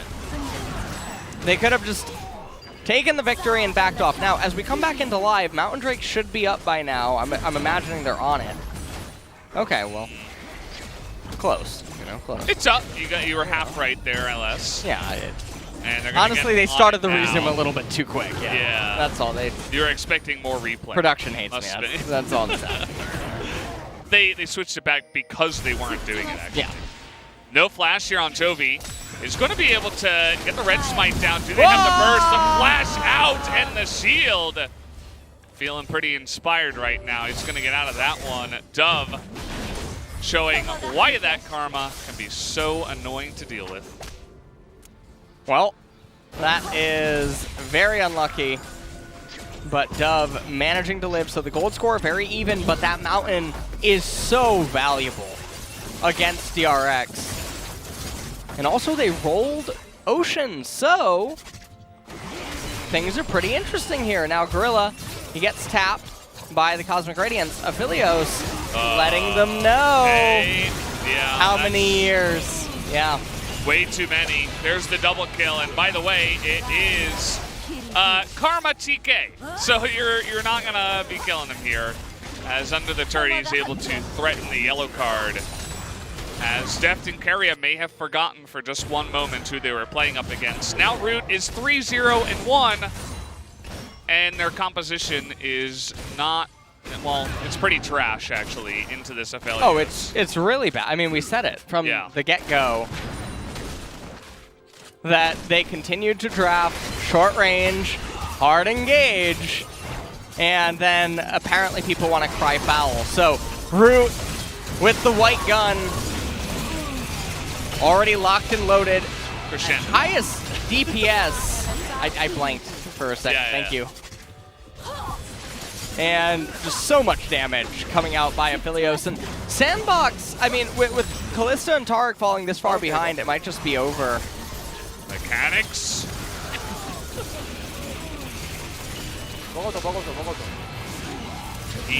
He said, devour me. I think that's the best way to put that one. And yeah, was extremely safe the entire time. Knew he always had Devour off cooldown, ready to go in case there was any danger. Deft and Keria kind of just ran into him and said, yeah, let's make that champion look even stronger. Well, this is one of the things that we've talked about quite often. This really isn't an Aphelios problem by any means. This is, you drafted something that's really poor into him and then you're complaining. So if 4 or 5 people always clumped up against AP Malphite and got one-tapped by his RE combo, yeah, I mean, it's not... Season 1. Yeah. Malphite was around then, right? He wasn't like, wasn't he like one of the first? Oh, well, I joined League in Season 4. Oh, true, so. yeah, you're not a League boomer. Yeah. He was very early on, if not in the first batch. So I'm just thinking like early on that probably was a little bit of an issue, I suppose. But yeah, it's teams not really recognizing how to deal with it. And we thought that maybe DRX would know because they left it available and they took away Dove's Azir instead of banning Aphelios. So we were like, hey, must be pretty confident into this pick. And then they come into the actual game and then they show that they actually don't know how to draft against it. They don't really know how to play against it, as we saw in that last fight. Obviously, it was just one mistake, but those are crucial mistakes that can lose you a game if this Aphelios gets too fed against your comp. Yeah, for sure. As DRX now, at this point, are pretty hard-pressed to come up with something. They're now down 1,000 gold. Their team composition does not outscale the opponents, even though the Kalista is also semi-enabled by some of the champs on the side of Sandbox that she'll have a lot of Ren value. Aphelios is just so scary, and the ornaments are going to cause such a problem. Fat Flash. All right, they're tilted out of their minds right now is what they are. Yeah. I mean, even if he followed, he would be the only one. Ornn just dodges the stun. Like, you're not really going to have a good time in that instance. So, not sure what he was thinking, really. As push comes in now from Sandbox, he'll take another turret. And we have Ocean Soul now. So, every single Ocean Soul that goes the way of Sandbox, they are just going to get so much farther ahead with the comp that they do have. Yep. That was a little bit interesting. And Koshik. Oh, line him up. Man. Line him up. That's a 2-man knockup only, which is a little bit surprising. No flash now on the Summit, but they don't quite have the damage on the left to take him out. They have no damage in their team composition. All their damage needs to be right up in the face. Yeah, it's all Sandbox. inside of Twisted Fate, and the thing is that when Karma hits 3 items, her RE is going to invalidate all of DRX's damage. So, definitely a bit of a difficult spot here if you are a DRX fan. Yeah. It just makes me think, you know, you were talking about... Well, let's listen to this. 따라갈 거야 이거. 아 진짜. He said F word almost, and then seriously. So he's not feeling pretty good yeah. anymore. Toby went in there, as I suppose he delayed the karma. He's going to actually walk away, but now he's got Olaf on top of him with karma shields, and that's just about as tilting as it gets. And we were talking about this actually, how teams that are really good in their region can kind of just draft whatever they want and still win, and then have shocked Pikachu when they get to Worlds and they lose with the same comps. It feels like that here, except Sandbox are actually beating them. Yeah. It seemed like a little bit of a... I think that... I don't know. The sizable enough advantage right now that Sandbox has. Some people might be thinking, like, it's only 1,000 gold. No, it's not. It's not only 1,000 gold. May I direct you to Ornn and his items? Those are coming online soon for several members. But then in addition to that, they have the Mountain Dragon, which is giving a lot of value that is also not apparent on the screen.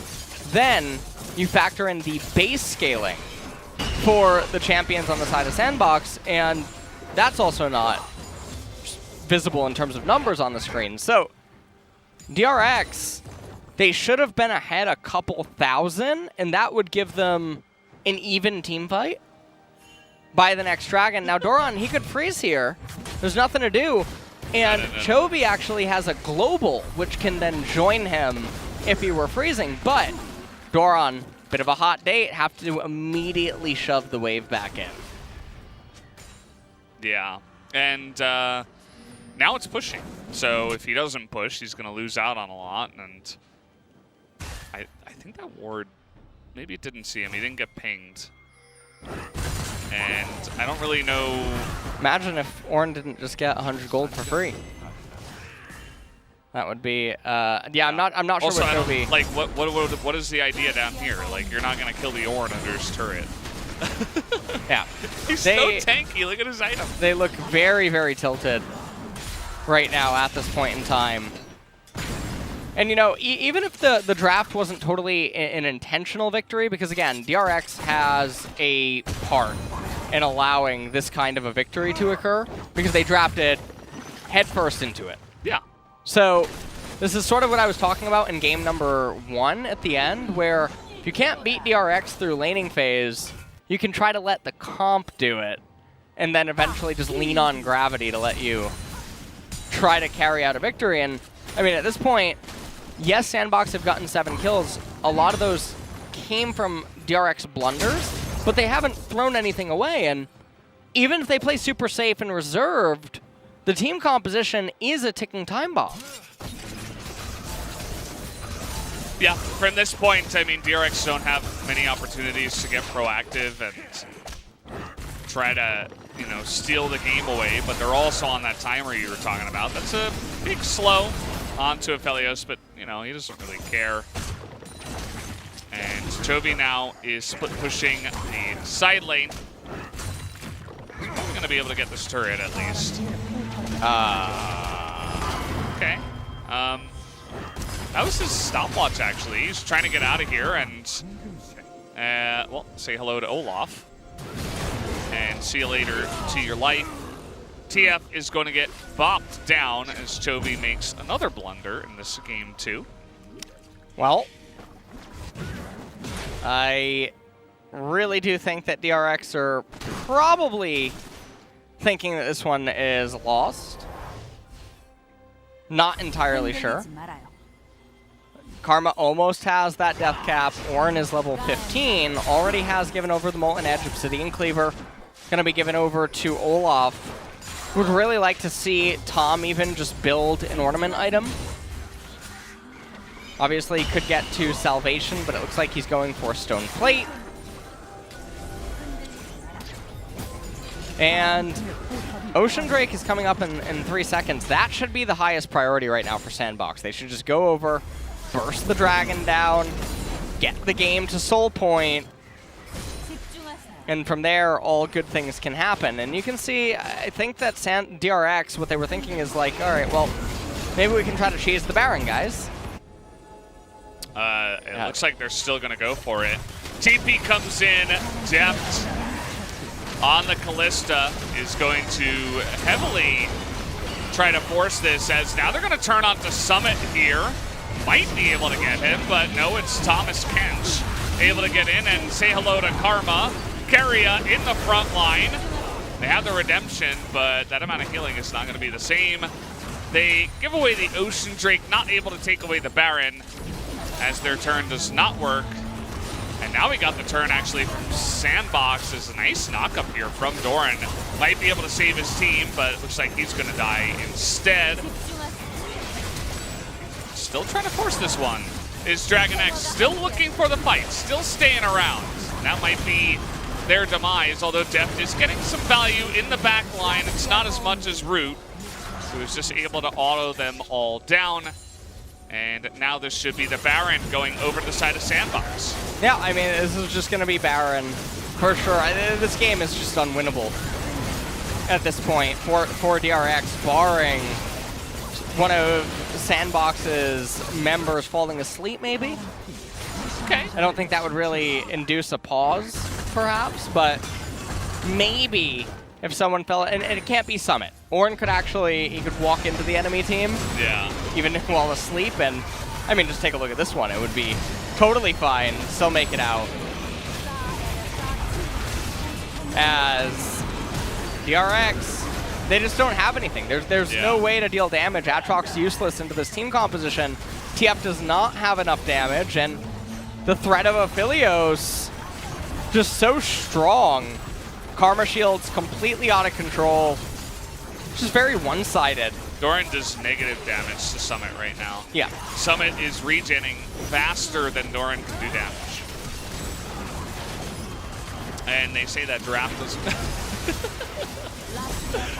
yeah, well, they simply got outdrafted. They weren't able to do much in the early game. They actually got behind. And now Sandbox are just kind of sitting pretty, letting Gravity do the work, as you put it earlier.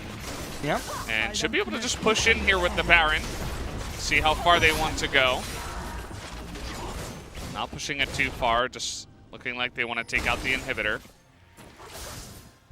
As, okay, we are going to have a flank coming in from Doran, as Keria eating a lot of that damage, and Gorilla is so tanky after all of that.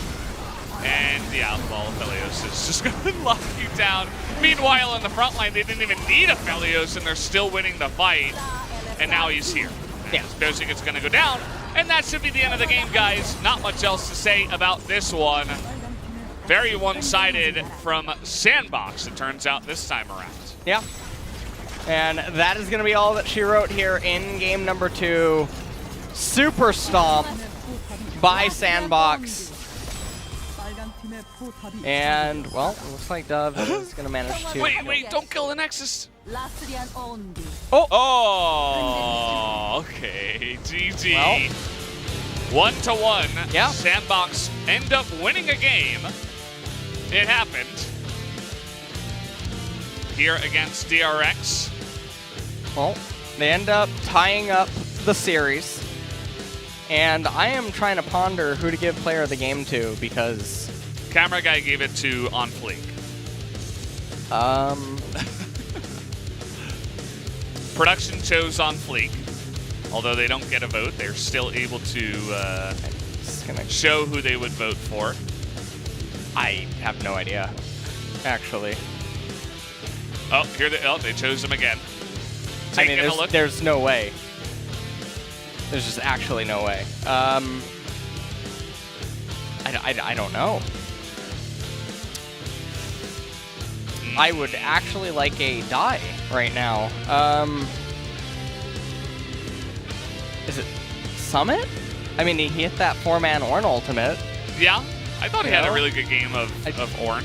He hit the 4-man. It's just really hard because this was really a team victory. Yeah, it didn't really have to do with any one feel individual like player. any one individual, but also Summit did draw a lot of attention to top at some points, which got DRX to blunder some things away. I mean, it was on their own accord, but he also had some really good Ornn ultimates. Also, he right-clicked his teammates when they had items. That's cool. Whoa. Yeah, pretty pog. Nice. And so we'll see who ends up winning it. Yeah, this is the stuff that puts DRX into like third instead of first, because they come in and they absolutely crush Sandbox in game 1, and you're thinking we don't even have to play the second game, but of course we do, because stuff like this can happen. Yeah. And DRX proved that they can just go into drafts and say, yeah, sure, have Aphelios. Let us pick into it as well, and maybe, you know, give you a chance at this one. So we are going to have a game 3 as Sandbox. Whoa, that cap went flying. Either way, guys, we're going to have a quick break. When we come back, we'll have game number 3.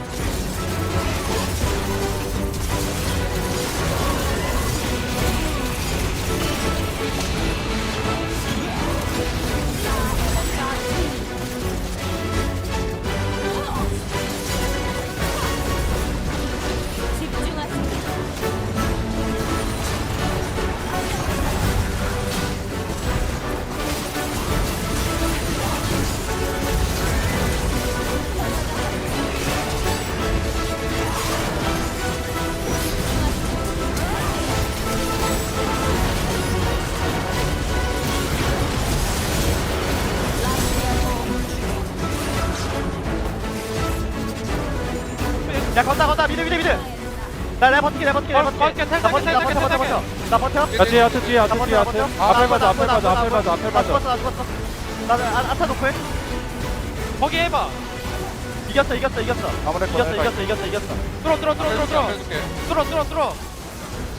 슬로 됐어 맞아라 제발 맞아 죽어 박치기 나이스 이겼어 미드 라인 내가 끊을게 라인에 거기 너네 형 옆에 따라가 그냥 나이스 따라가 폭탄 돌리기 야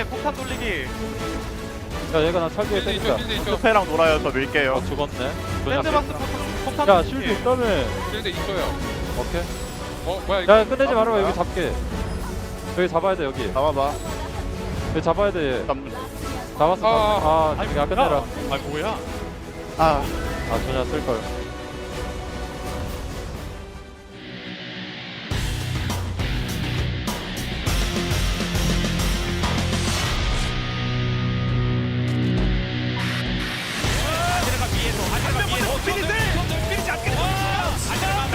와 슈퍼터 네잘 뛰었어요 마무리 와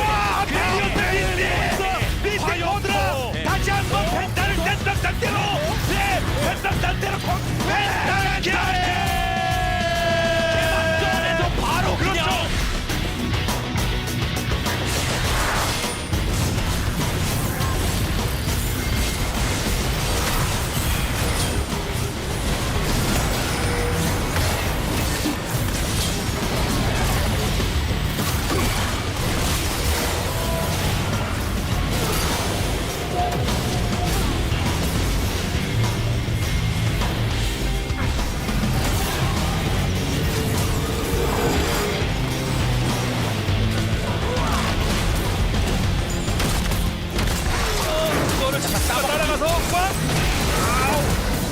한 번에 먹혔는데 엠본들 계속 때리고 있고 엠본도 자 올려놓고 어머나 실패 쫓아가자 캐리어가 왔는데 와 지금 캐리어가 나가요 나다 다 죽이고 있어 더블킬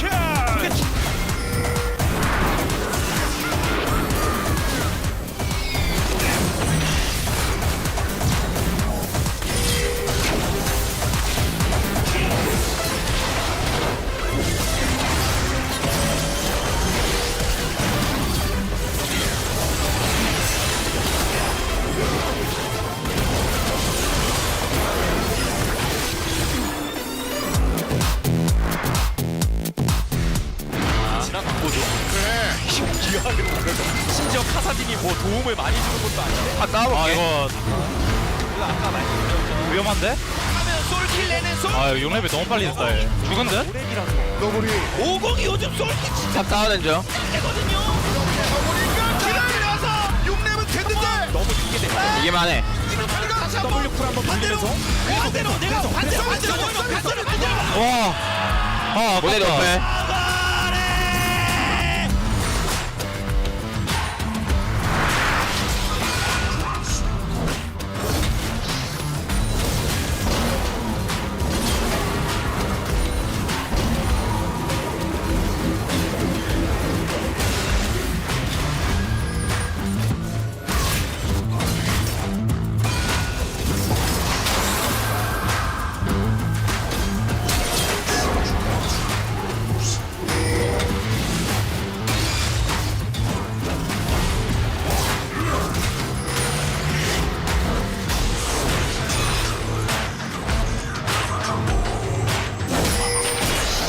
댐프 방향으로 클리드가 내려갑니다. 다이브 각을 보는데 그러니까 투패가 슬쩍 한번 내려오긴 하거든요. 투패가 내려오고 있긴 해요. 이거를 눕방하면서 뒤쪽으로 빠지는데요, 댐프. 하나 더. 다시 가지. 버텼어요. 댐프트가 역습 다 죽어요. 아니 열망. 저게 왜 안 돼? 3대0.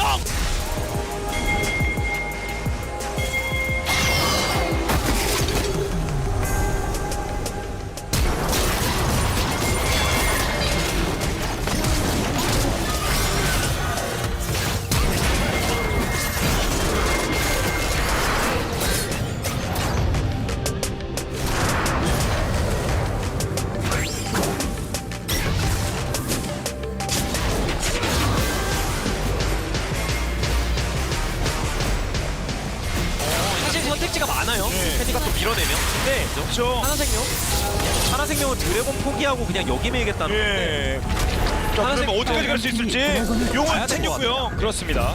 지금 선택지가 많은 하나생명이 귀환을 막아라. 아니 끝내세가 막아라. 아니 귀환을 어디까지 막을 수 있죠? 가긴 갔어요. 네. 이게 그래서 좀 봐야 될 것 같은데요. 자, 박상기가 날렸고요. 돌고지리가 이겼어요. 자지연이 있으면 일단. 그래도 상대 타고 내 상대 잡다. 내 파이퍼. 자 밀어내고 내 상대 잡다. 제재.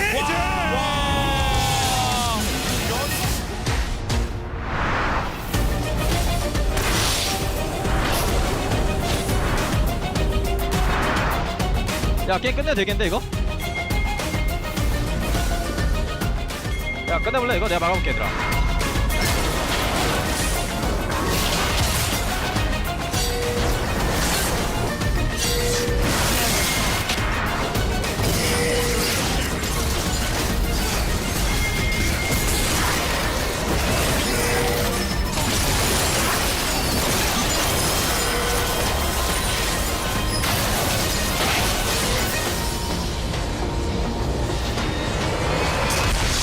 밀어냈고요 스텝을.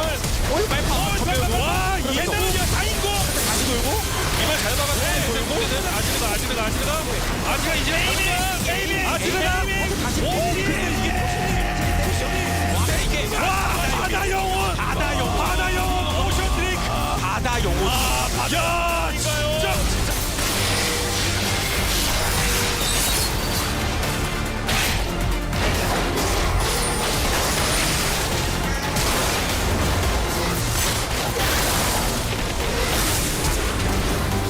아 이제 잡았어.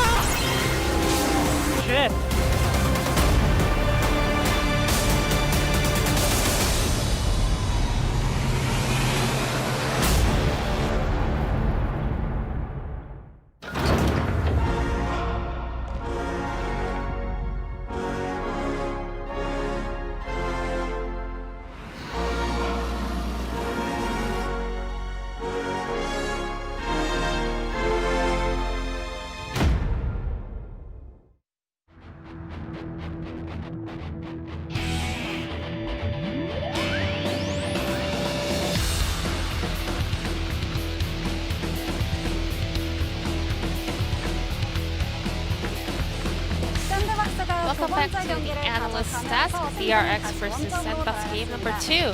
Sandbox managed to pick up their first win for a game in the split. So what's your take on their draft? This time, Sandbox was the one that was able to get the OP champion, and Philius last time it was DRX getting that Varus. And a lot of people have been saying that Sandbox have to find their own team dynamic, and this time around we can tell that they had a very vivid color of the team. This was the playstyle that we saw from Sandbox at the Caspa Cup finals. They're always really good into attacking the weakness of the opponent comp. So Karma and Olaf was really good at utilizing the roam power from Twisted Fate, and this time Gorilla pulled off the Korean Tomkins performance, just like 4JJ did in the recent global tournaments. So let's check out some of the highlights from this game. This was the fight where Sandbox was able to get a leading point of the game. DRX didn't have lane priority on the bottom lane, so Graves had to be there to cover the weakness of the bot lane. So DRX was rushing for this fight engagement, and Twisted Fate joined this fight, but Tark Volt was not in the best timing. So that was a big loss for DRX. Karma already had the first core item completed, so she had a power spike in this kind of skirmish. Aphelios was going forward, going really aggressively, so kind of giving the pressure for Onkeria to use his ultimate defensively. And after that, Chobi was overextending to get a point in that fight, but well, that didn't really end up on the side of DRX. The best answer for DRX maybe could just erasing the minion wave and going more defensively, but they chose to go a little bit more aggressive. And after this victory, there was another blunder coming out of DRX.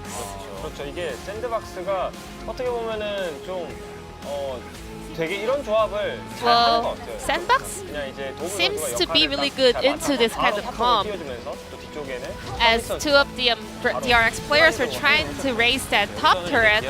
They made a quick rotation to the top side, and at the same time, DRX players, they weren't aware of the TP difference between the top laners. And also, even though Tomkins at that point was in the base, but you know, you always have to keep in mind that the global ultimate can always come from Tomkins and easily just outnumber the other. So DRX versus Sandbox, this series is totally evened out. So let's check out the POG of this game. 캐리인 것인가 아니면 캐리를 도와준 선수들인가? Root and Aphelios on the carry role. So we are seeing back-to-back bot lane POG so far here in this series, and all the OP champions are taking the POG away from the other. And the positive thing we saw from this game from Sandbox is that Root and Gorilla, they can have a huge lane priority, and they can take the hyper carry role in the late game. Because, well, so far we weren't able to witness any bot lane carry series, but this time around we saw the game that we wanted to see from Root and Gorilla duo. And the Philius Tomkins duo was the key comp they kind of locked in during the promotion series to kind of secure their spot in LCK, because Wadid saw them doing it so well when he was playing against them as Griffin player. And then we can kind of tell how powerful that comp was with a word from Wadid. But this time around, Root picked up 7 votes out of 12, which means a lot of people have been pondering whether to vote for the carry role or the support that kind of enable Root to carry. then let's check out who the winner of the series will be in the deciding match. Thank you, G-Sun, as always, for the wonderful translation of the Analyst desk. And it was interesting that Aphelios got the player of the game. I feel like that was more so the champion than the player, but Root did pick up all the kills and did at least get fed. So there was that. And I feel like the real player of the game of that one was DRX's draft. They need to change up something because that draft for Game 2 was ugly. And it doesn't really show the ability of the team, in my opinion. Yeah, and I mean, the worrisome thing is that stuff like that can't even really happen by chance. A die roll would not be able to really do that one. So we'll see where they end up. And I say by chance because it really just feels like it is by chance. So DRX, they're going to ban Callista. And Sandbox opening up here with Ezreal. They're probably not... I mean, I imagine their bans are going to be Aphelios and Varus, or Varus, Aphelios, whatever.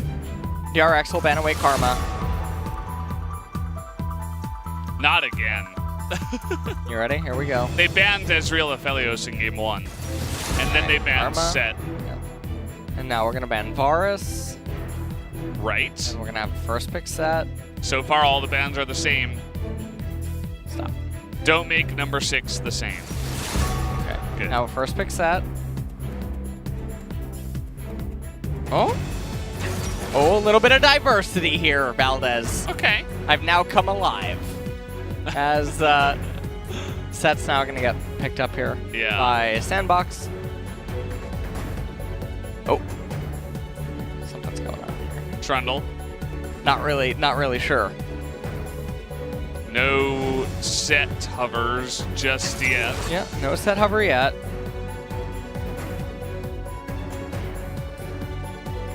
And we'll see what kind of an AD carry. Okay, well, Ashe is getting picked up.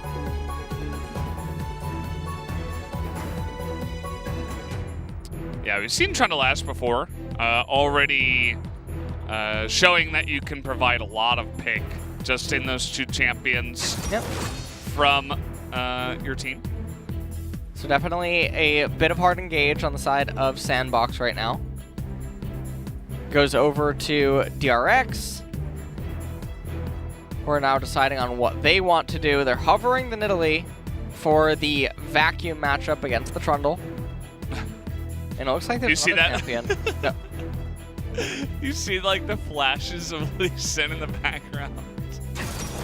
Okay. Not gonna be Lee Sin.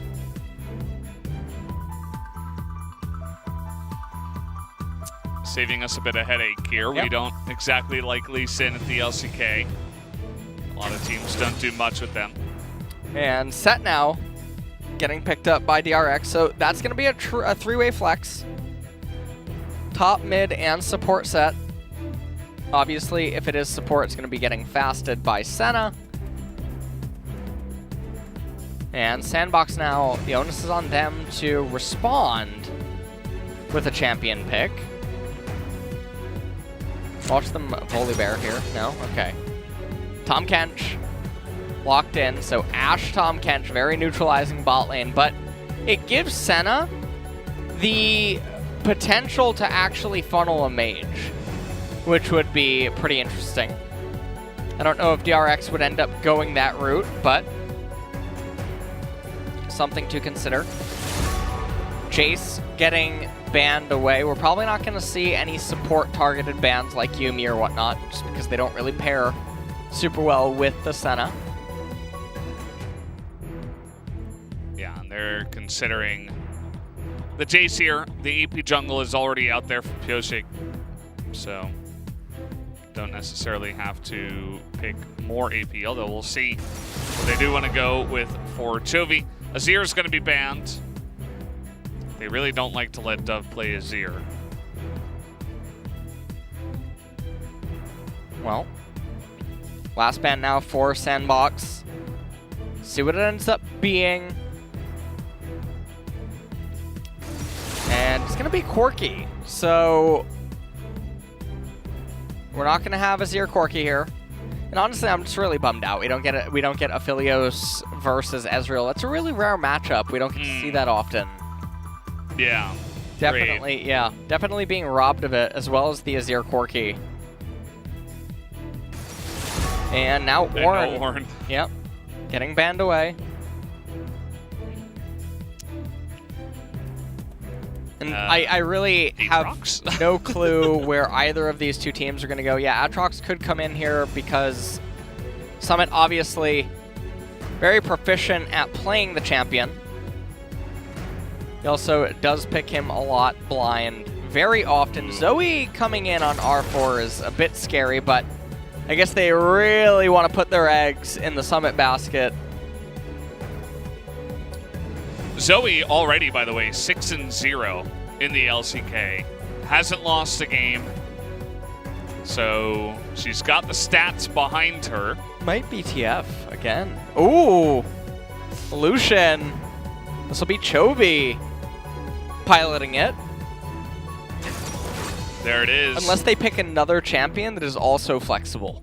In which case they could allocate the Lucian to whatever matchup would be more favorable for him.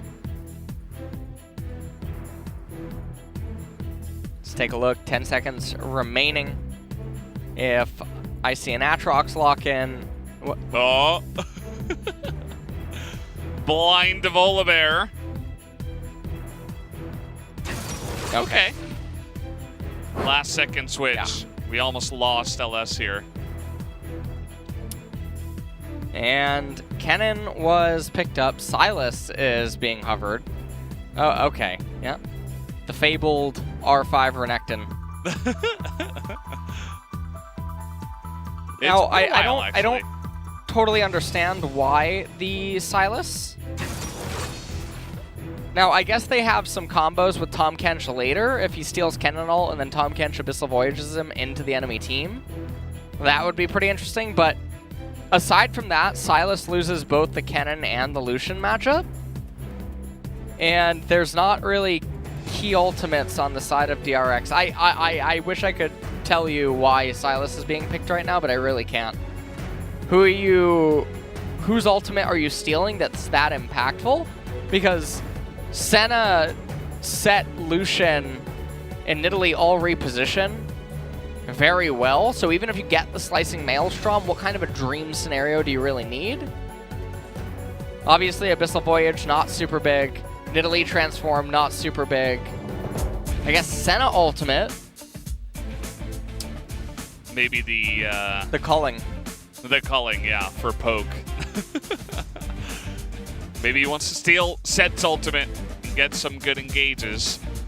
Still could potentially pick off one player with the Slicing Maelstrom, but I do agree it's interesting that he kind of forces that one in there on R5 when he had many different choices into the Kennen.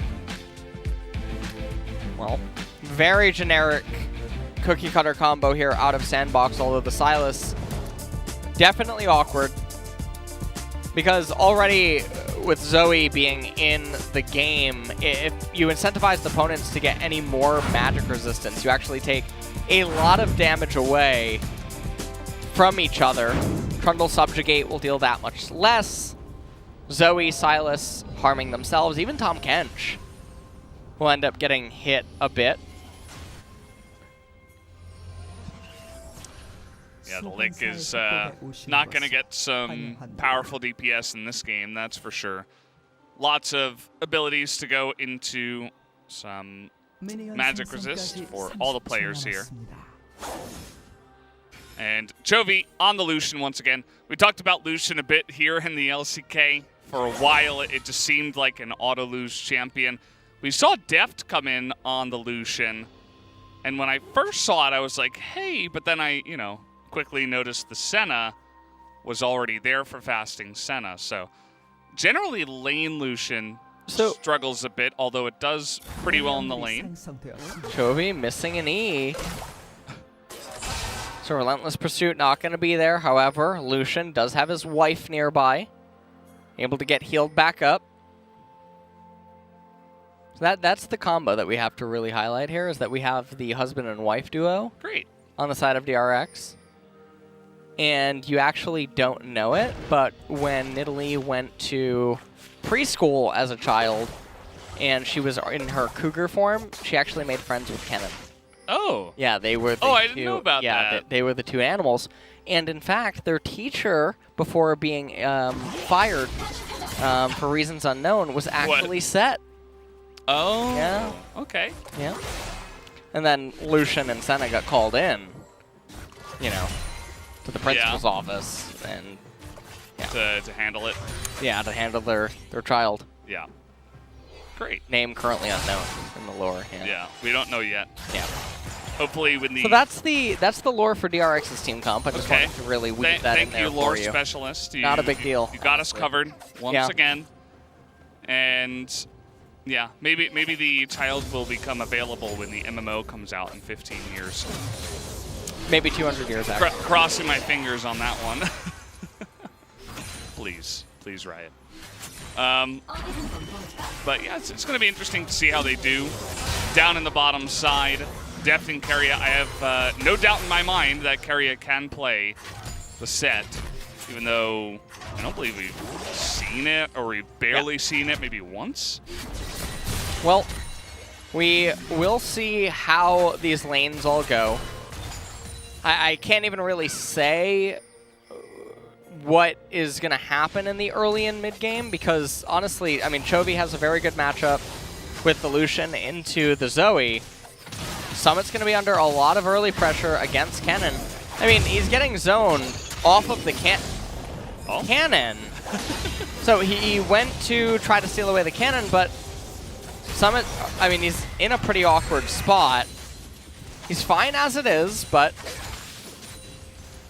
is under a bit of pressure to get this CS. Yeah.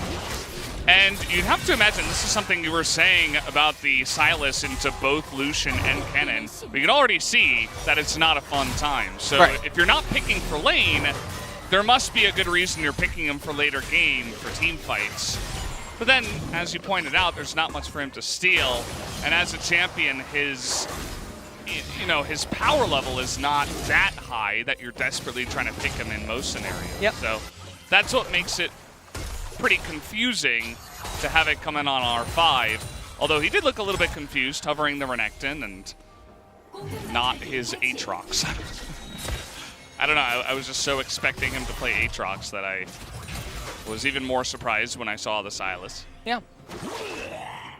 And I think that, I mean, as it stands right now, Doran seems to be pretty comfortable up there in the top lane. Nidalee always around in close proximity, but on the flip side, I mean, On Fleek keeping up in the camp department very well. 30 seconds until that first dragon comes up, and Chovy not really getting to exert a whole lot of pressure here in mid lane. Although Dove is a bit low on mana. Root and Gorilla trying their hardest to crash in the bottom wave. Very big trade. Yeah, and Chovy just gonna flash, but they're going for it anyway as down he goes. First blood fed over to Dove as On Fleek just throws him over the side. Kicks him out of Sparta, essentially. And that was a really nice dive. Good understanding of saying, okay, the dash is down, the flash is down. We have the damage to actually burst him under turret and still survive. Yeah. And that's what happened here. Let's take a look at this one more time. So On Fleek, he comes over, very big trade, and Chovy flashes away, and On Fleek just going right in there, chomping on Lucian. And that's a very big swing in Dove's favor. He has lost chapter as he comes back to lane. He's going to be sitting very pretty now. Summit going to be forced to recall and teleport back. Is down 20 CS, and so in a strange turn of events, Chovy is the one that is not having the best of performance here in the first 10 minutes.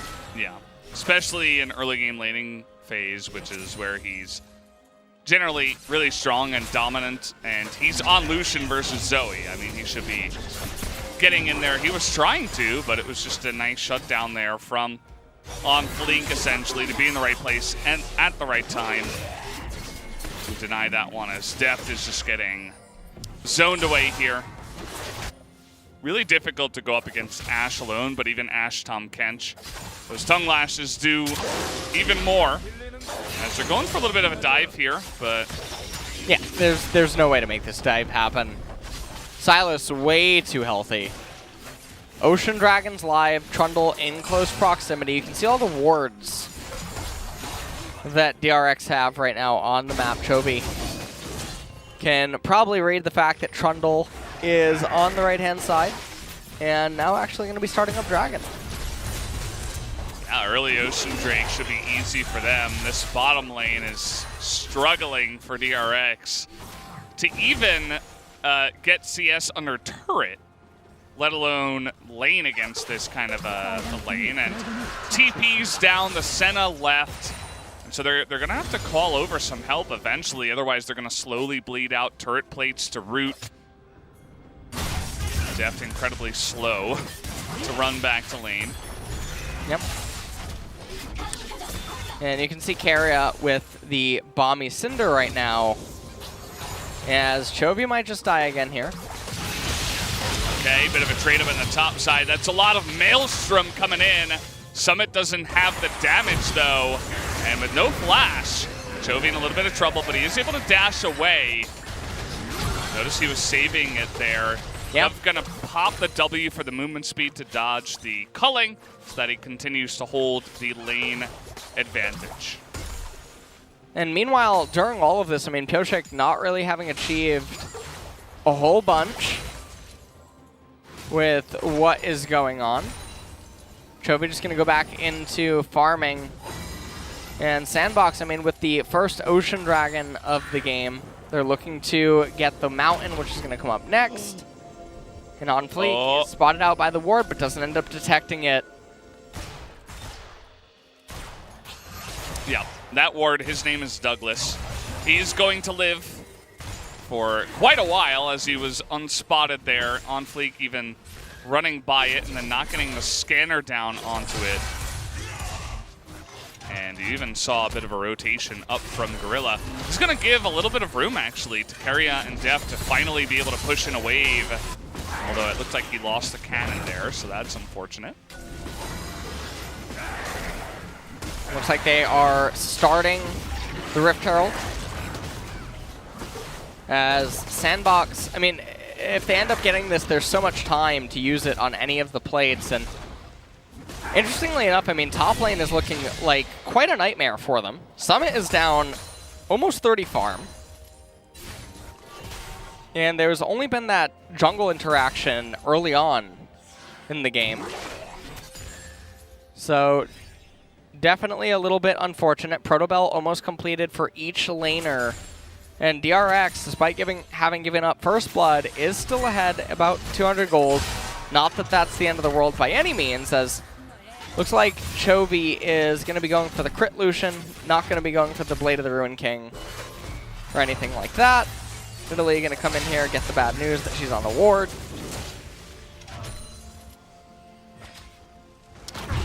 On Fleek, hanging by, but he's not going to stick around very long. Going to use that enhanced recall to get out of dodge. Still 2 minutes on the Mountain Drake, so I thought maybe he'd just stick around, look for a gank, and then go for it. But with double summoner, including heal, which was switched to by Kennen, you're not really going to easily be able to pick up that kill. So just going to continue farming, pushing the waves back and forth. Keria finally getting some leash in this lane to push and get some farm down.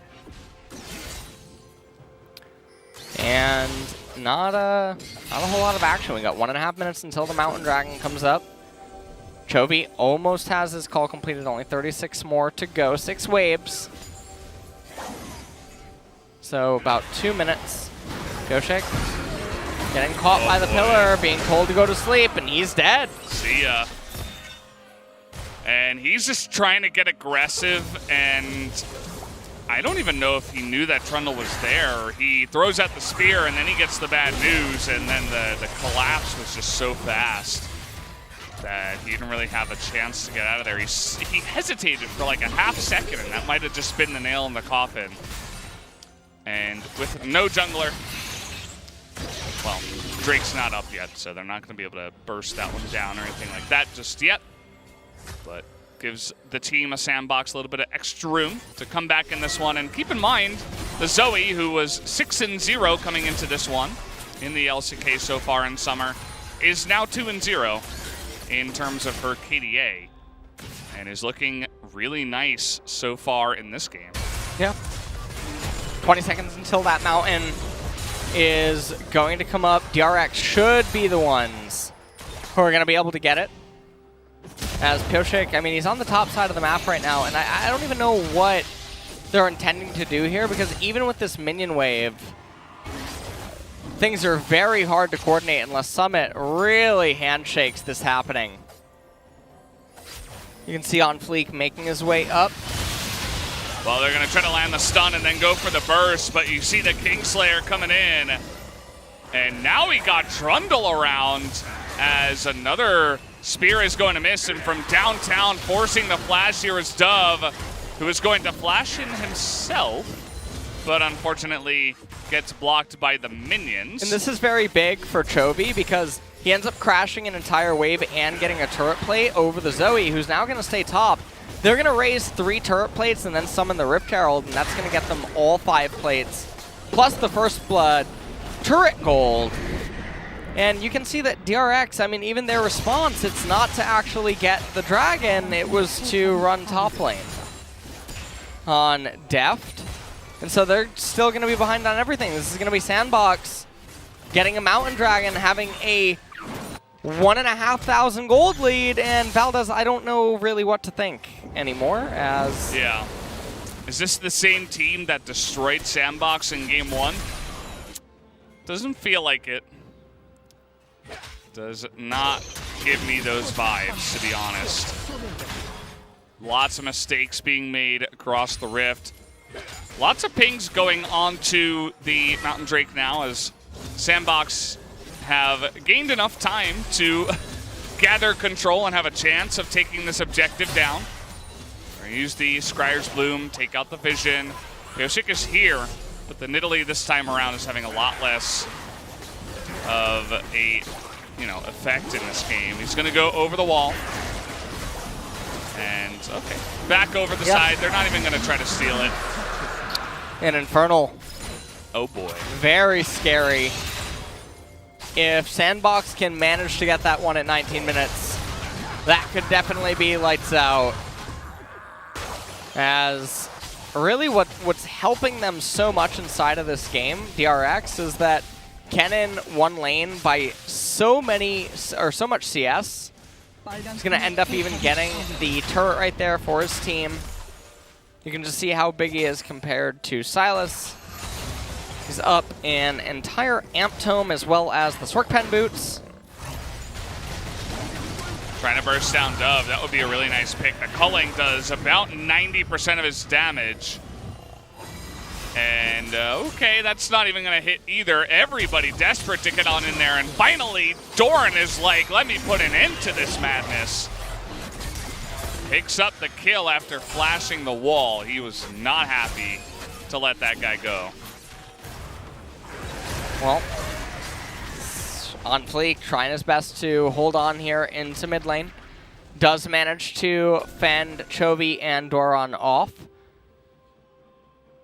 3.5 minutes until that Infernal Dragon comes up, and really, I mean, if you're Sandbox, you just sort of wait at this point until that dragon is on the map and available. This is only second Rift Herald, so it's not going to capture any turret plates or anything like that. They will probably use it around the time that they go for the dragon.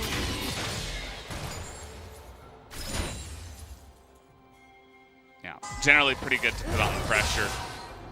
To push a lane, usually mid, before you do go into the dragon. I feel like it's a little bit better on red, but still is good either way to put on that pressure. Still waiting for Summit to have a big impact in this game. He's kind of just sat top and tried to survive, gotten behind. As we'll take a look here at how this transpired. Yep. Dub just barely managing to get away from Chovy's culling. Now, he had Flash available, but doesn't bother to try to go anything. Instead, Doron actually flashes the wall, gets the shutdown gold onto the Zoe. And now Infernal Drake, 2.5 minutes until it is available. Kennen picked up an Oblivion Orb, probably going to end up completing Morello as a second item. Yep. Slow and steady in this one. Just mainly fighting for the Drakes here from here on out, you would have to imagine. Chovy actually gets swept up here. That's going to be a really nice trade going the way of Dove. Although he's got Senna, he should have some lifesteal.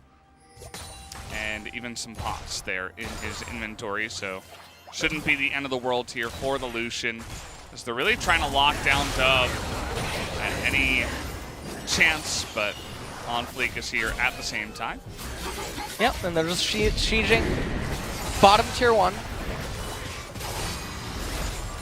1.5 minutes remaining until that Infernal does end up coming up. And not a whole lot of action, though, inside of the game, at least not in terms of the kills. Pioshik lands a spear. Here we go. Bingo's summit, but immediately he has to flash away, and stealing Senna's ultimate is not going to help you there, as it keeps you in place to die. Although he had already used pretty much everything, including his flash, to try to get out of that one. Going in, he just gets immediately burst down. Silas, not necessarily that tanky at this moment in time. Yeah. Still a lot of damage in the comp of DRX. And 1 minute until that Infernal. DRX do have the gold advantage again. And we take a look at this replay here. So, no clue what Summit's thinking. Dove can't really join the fray, and On Fleek is partially on cooldown. So, really just no clue. He might be a bit agitated because of the way the lane phase ended up going. 30 seconds until that dragon. Maybe Kennen shoves in this last wave and then recalls immediately. Picks up his item and runs to Drake. So we should see Kennen tap the fountain, pick up Morello, maybe one more recipe item, and then run on over to the Infernal Dragon. And if DRX do end up getting it, all things should be pretty well. Defty flashes out of the way into the enemy team. Double culling coming out here, but now you don't have a Senna and a lot of summoners being down. Does mean that Sandbox might just be able to clean up here on the Infernal. You notice DRX not even going to make their way over to that objective. They've got the gold lead, but they're losing Drake by Drake, and Sandbox are sitting pretty now on Infernal Soul points. And if you're Sandbox right now, you don't even consider the Baron. Everything that you do is just about stopping the opponents from getting the Baron, and then looking to actively take it yourself, or, well, looking to actively just wait until the Infernal Soul comes online, because if you get it, you just win the game. So, there's no reason to risk a Baron. There's no reason to let your opponents take it. This is where making sure that the wards inside of the red jungle of yours is properly placed. And DRX, I mean, they're going to have one more timing, which is going to be the second core on Lucian and second core on Set, one core on Senna, and that's going to be all she wrote. If they can't make something happen, as this is pretty cut and dry. I mean, that's what Sandbox's comp does. You can't really get that close to them because you're going to get pillared, you're going to get arrowed, you're going to get licked, volleyed. There's a million things they can do to try to catch you. And as the squishy Senna, who's essentially just fasting right now, you are you're not very tanky. So you can't stand there, Deft. Well, a little bit of a fight over the blue buff. Skirmish happening down here in bottom. Summit does use the Slicing Maelstrom that he did steal away from Kennen. Chovy trying to shove in the wave. Just a little bit under 2,500 gold advantage right now for DRX, but when you take a look at the items, they're not really that impactful. Kennen is going to be stuck. Yeah, he's sitting here. Maybe eventually he'll build up to a Zhonya's. Picks up a Venus Codex to get closer. We saw yesterday, I forget who it was jungle player that just sat on the stopwatch for a bit until he used it and then he finished the Zhonya's. Yeah. Definitely not a bad approach to go about it at all.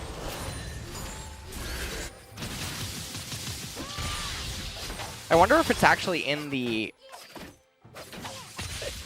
game plan right now of DRX to try to get to the Infinity Edge on Lucian and then just try to all in a team fight against Sandbox. I'm not really so sure what else they could be thinking at this point in time.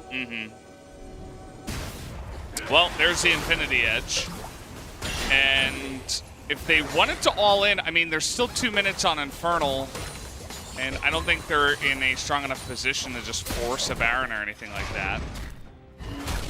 So they might just set up for this eventual Infernal. They're pushing mid, trying to get a bunch of traps down and vision around the enemy blue side jungle in hopes that they can potentially catch someone. Kennen, now he does complete the Phoenix Codex. That's just going to make him effectively have Zhonya's, because even when you do end up completing it, you're not getting that much more AP. So just having the stopwatch and the Phoenix Codex active is pretty much the item. Ooh. Oh! It's a lot of damage. Summit being the better Lucian that time around.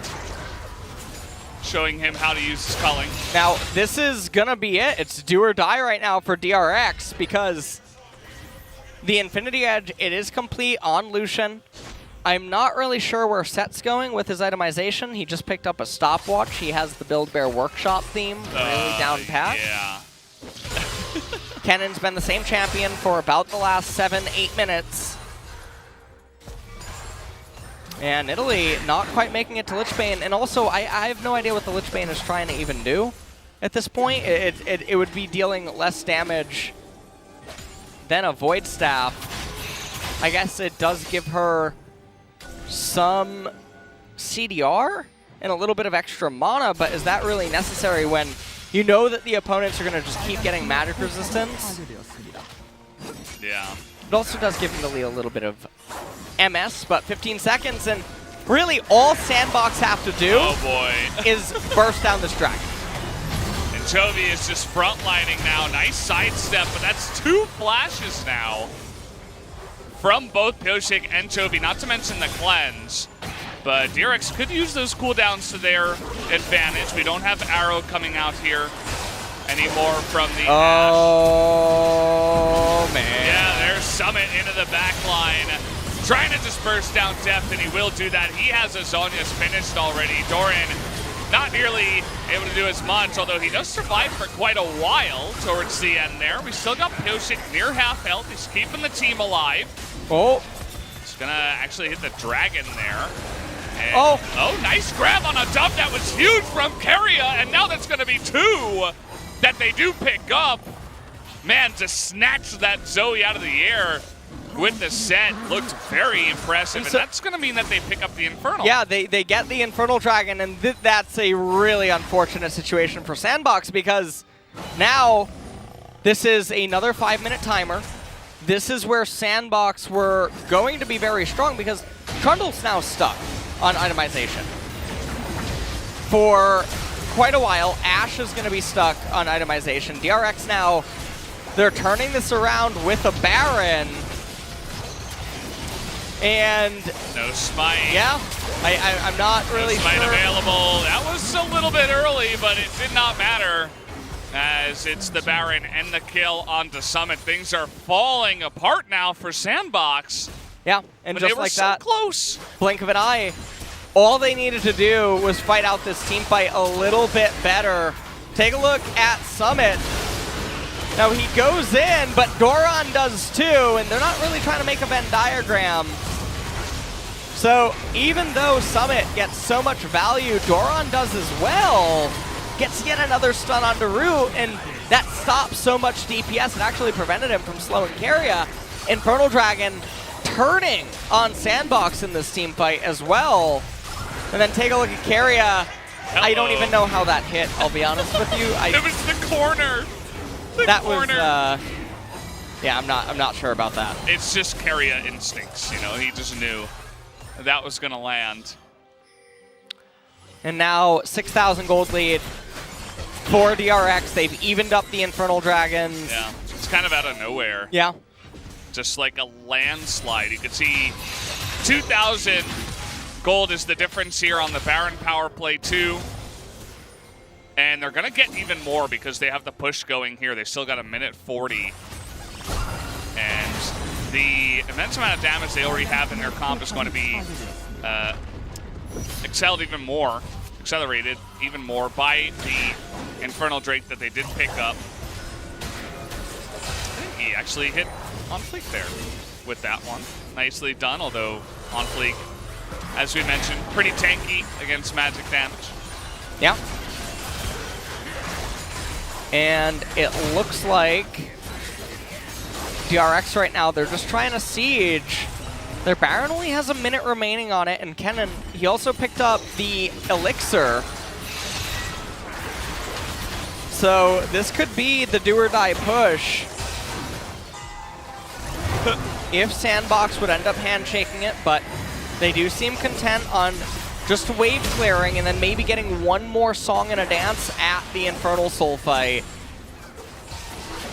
DRX have almost managed to penetrate this turret. Yeah, you can see the pig trying to come down here. Toby takes a huge burst in the back line. Oh, and Doran? Doran is getting to work there. Yeah, he's going to be able to get that turret. Yep, nicely done. Good job by the cannon minion. And especially Doran to push that one in at the perfect timing, right when they were pushing and baiting the rest of Sandbox in to fight them up at the top side. But we'll see if they can get this inhibitor. The Lichbane, I suppose, going to help out a little bit there. And, well, the poke still coming in, but there's no arrow, and it looks like the pillar is down as well for the Trundle. So they move in, take the inhibitor, and now we got Infernal in a minute and 15. That DRX with some nice map control and a big lead in this game could aim to take down. Well, 1 minute remaining. We'll see what they end up getting off their recalls. Kennen's Elixir, I believe, will persist into this dragon.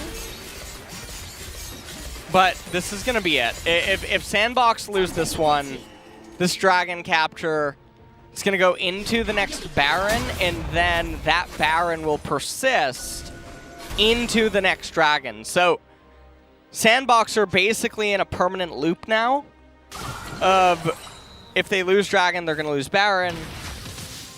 And then it's going to be a constant defense game. And you can just see the itemization on some of their champions. This is one of the rough spots where when you end up purchasing Morello on a mage, things get a little bit ugly because your next item, it feels very difficult to get to. And Zoe, just like Kennen, she's stuck in that she effectively has Zhonya's right now, and the item completion itself doesn't really mean anything. Ashe has been at pretty much the same items.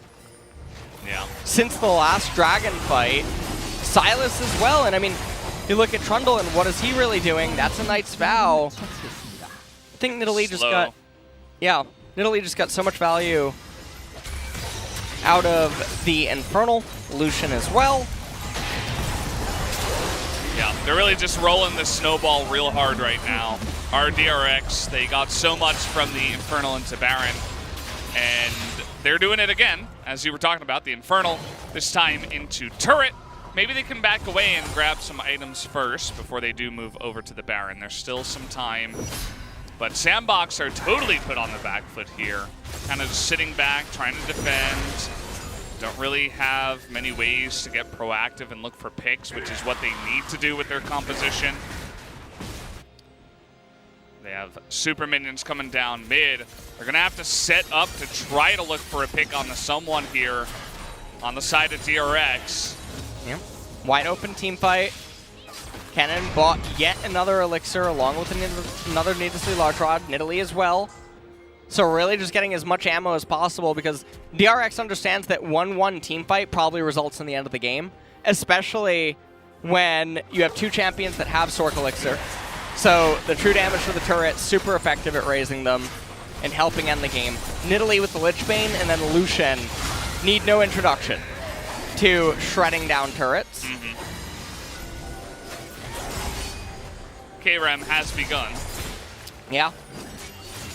Neither team really making a big move. They want to try to pick first.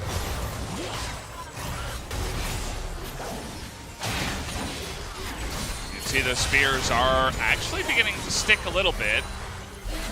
Just a little bit. Okay, culling immediately. That's be denied there. We're just kind of hanging around here. Neither team wants to make a move at the Baron. So what me and Alice have actually realized here is that when situations like this unfold, what you want to do is talk about something not related. And then something happens. And then something happens that actually it's proven to be 100% successful.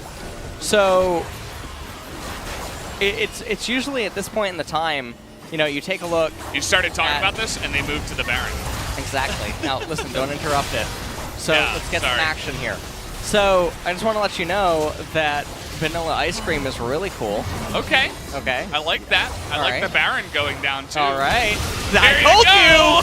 Vanilla ice cream engaged from Doran, but it's not playing at all as he gets in there and Keria is able to get in the back line and immediately they are just wiped off the floor.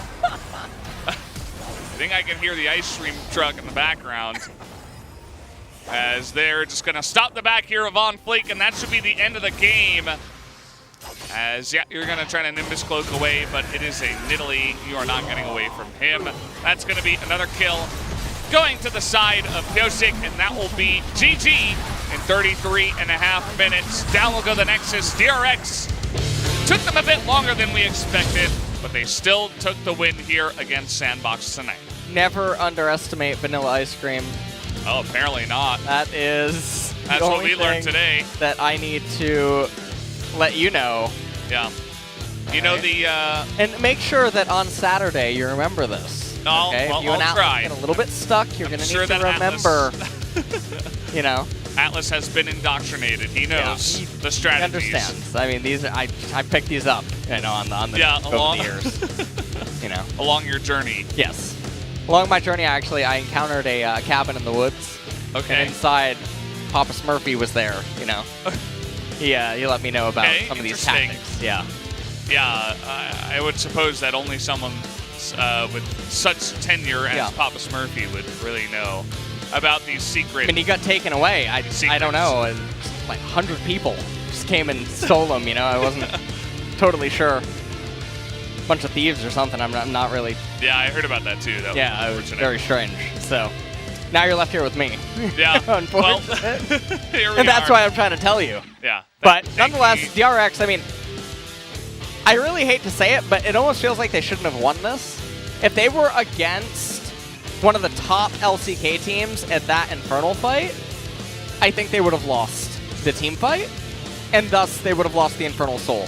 And this was another game where nothing's happening the entire early stage, despite having champions that are supposed to make something happen. Yeah. So the question still remains, like, what ends up happening when you play like this? Because it really is just high variance. You choose a team composition that has heavy responsibility, the onus is on them to get ahead, and then you don't do it, and then you rely on simply mechanically outplaying your opponents with suboptimal resources.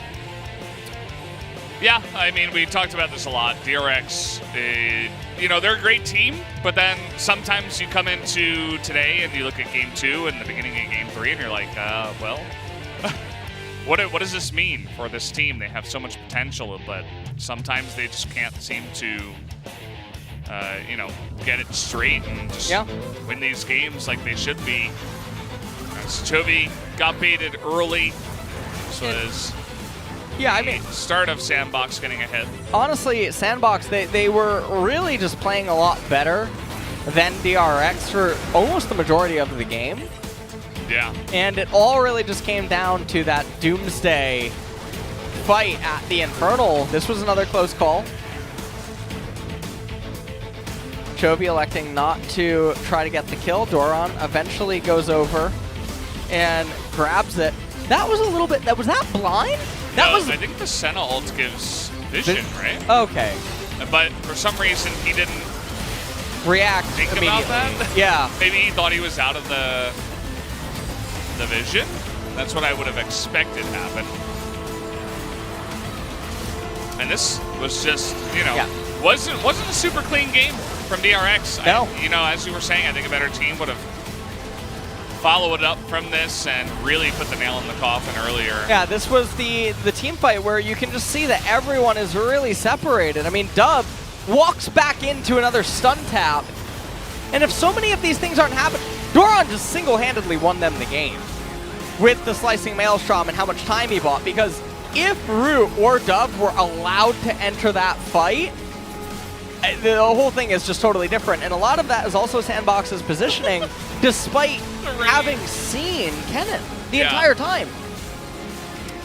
Certainly. They got front door twice. Some of the mechanics they need to be improved on in the team fights for Sandbox, because they've proven that they can, have a decent early game, get into a lead, and Doran just immediately is like, no. That exhaust was a little bit late, I think. He wasn't expecting that aggressive of a move. Vanilla Ice Cream. Vanilla Ice Cream, I don't know what it was. The second you said that, it was like, Doran, you like sent him into enraged mode, you know? Like, it's the secret. I mean, he used Berserker Rage when he heard about the Vanilla Ice Cream. I didn't want to have to pull out that card this series, but you wanted to save that for like a finals to create a lot of action, make it interesting. But we're gonna have to use it in series 2 too. So yeah, Genji against Damwon. Yeah, we're gonna. I mean, I might even actually have to up it a little bit. Okay. Might have to throw in like the butterscotch. Whoa. You know what I mean? Yeah. Yeah. Don't butterscotch. Don't push me, Valdez. Sorry, I didn't mean to. I'll be careful next time. Monka W. Yeah. Oh man. Well, I don't know. Like, that series wasn't. I mean, it should have been DRX like coming into a game and not playing down to Sandbox's level, but I feel like in many different ways they did. Yeah. And it does put kind of an uncomfortable feeling into the air around this team that we were thinking, with their mechanics, maybe they were going to be up towards the top with Damwon this season, but I'm not sure what to expect. We need to see better. Yeah. I mean, from DRX. They still did win the series, and they do have very big wins under their belt, but it's still uncomfortable. Yeah. Nonetheless. We just expect a lot from the higher ranked teams and the teams that have had more success, whereas Sandbox, I mean, at least they picked up a win, but it didn't really feel like they were, actively the ones outplaying DRX to secure that win, especially Game 2 draft. I kind of want to erase that one from my memory. Yes. But we'll see how the two teams improve on that one. Although I did like the Sandbox draft for Game 2. They were feeling pretty good about that one. Yeah. And then game number 3 was sort of in DRX's hand, but at the game stage that it went to, it should have been in Sandbox's. Yeah. They weren't able to I'm curious close to that one out. Who will actually have won player of the game? I gave it to Doran. Yeah, it has to be Doran.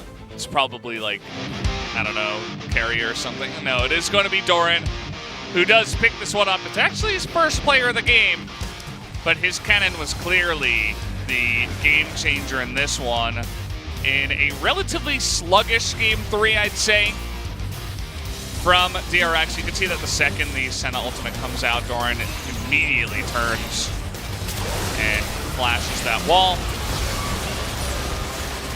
And he's really the main one. Yep. Vanilla Ice Cream. Oh. There it is. That's a Delicious. double scoop. Yeah. That was a double scoop. Give me more. Sure. A little bit of sprinkles on Carrier, top of Carrier. by the way. Yeah. Oh, man. Every time I watch this guy, I'm impressed. He played 3 different champions. Now, Game 2 wasn't the most impressive. impressful. It's been a long series, guys. It but really has. he played 3 different champions, looked pretty good on all of them, especially in games 1 and 3. Yes. Zillion and the set, he looked fantastic on, and it just proves you can't ban this guy out. It's not really possible. Yeah. So You have to more just focus on the meta and what the enemy team comp is trying to supplement themselves with, rather than specific champions versus the player. But we don't do that. no, we don't. Guys, we're gonna hand it over to Ji-sun for the interview. Thank you very much, guys. This is Jason with the translation. And let's hear from Daph Doran having the 3rd wins in a row. Today's game was not that clean. So I think we have to improve a lot and get rid of all the mistakes to step up. What about you, Doran?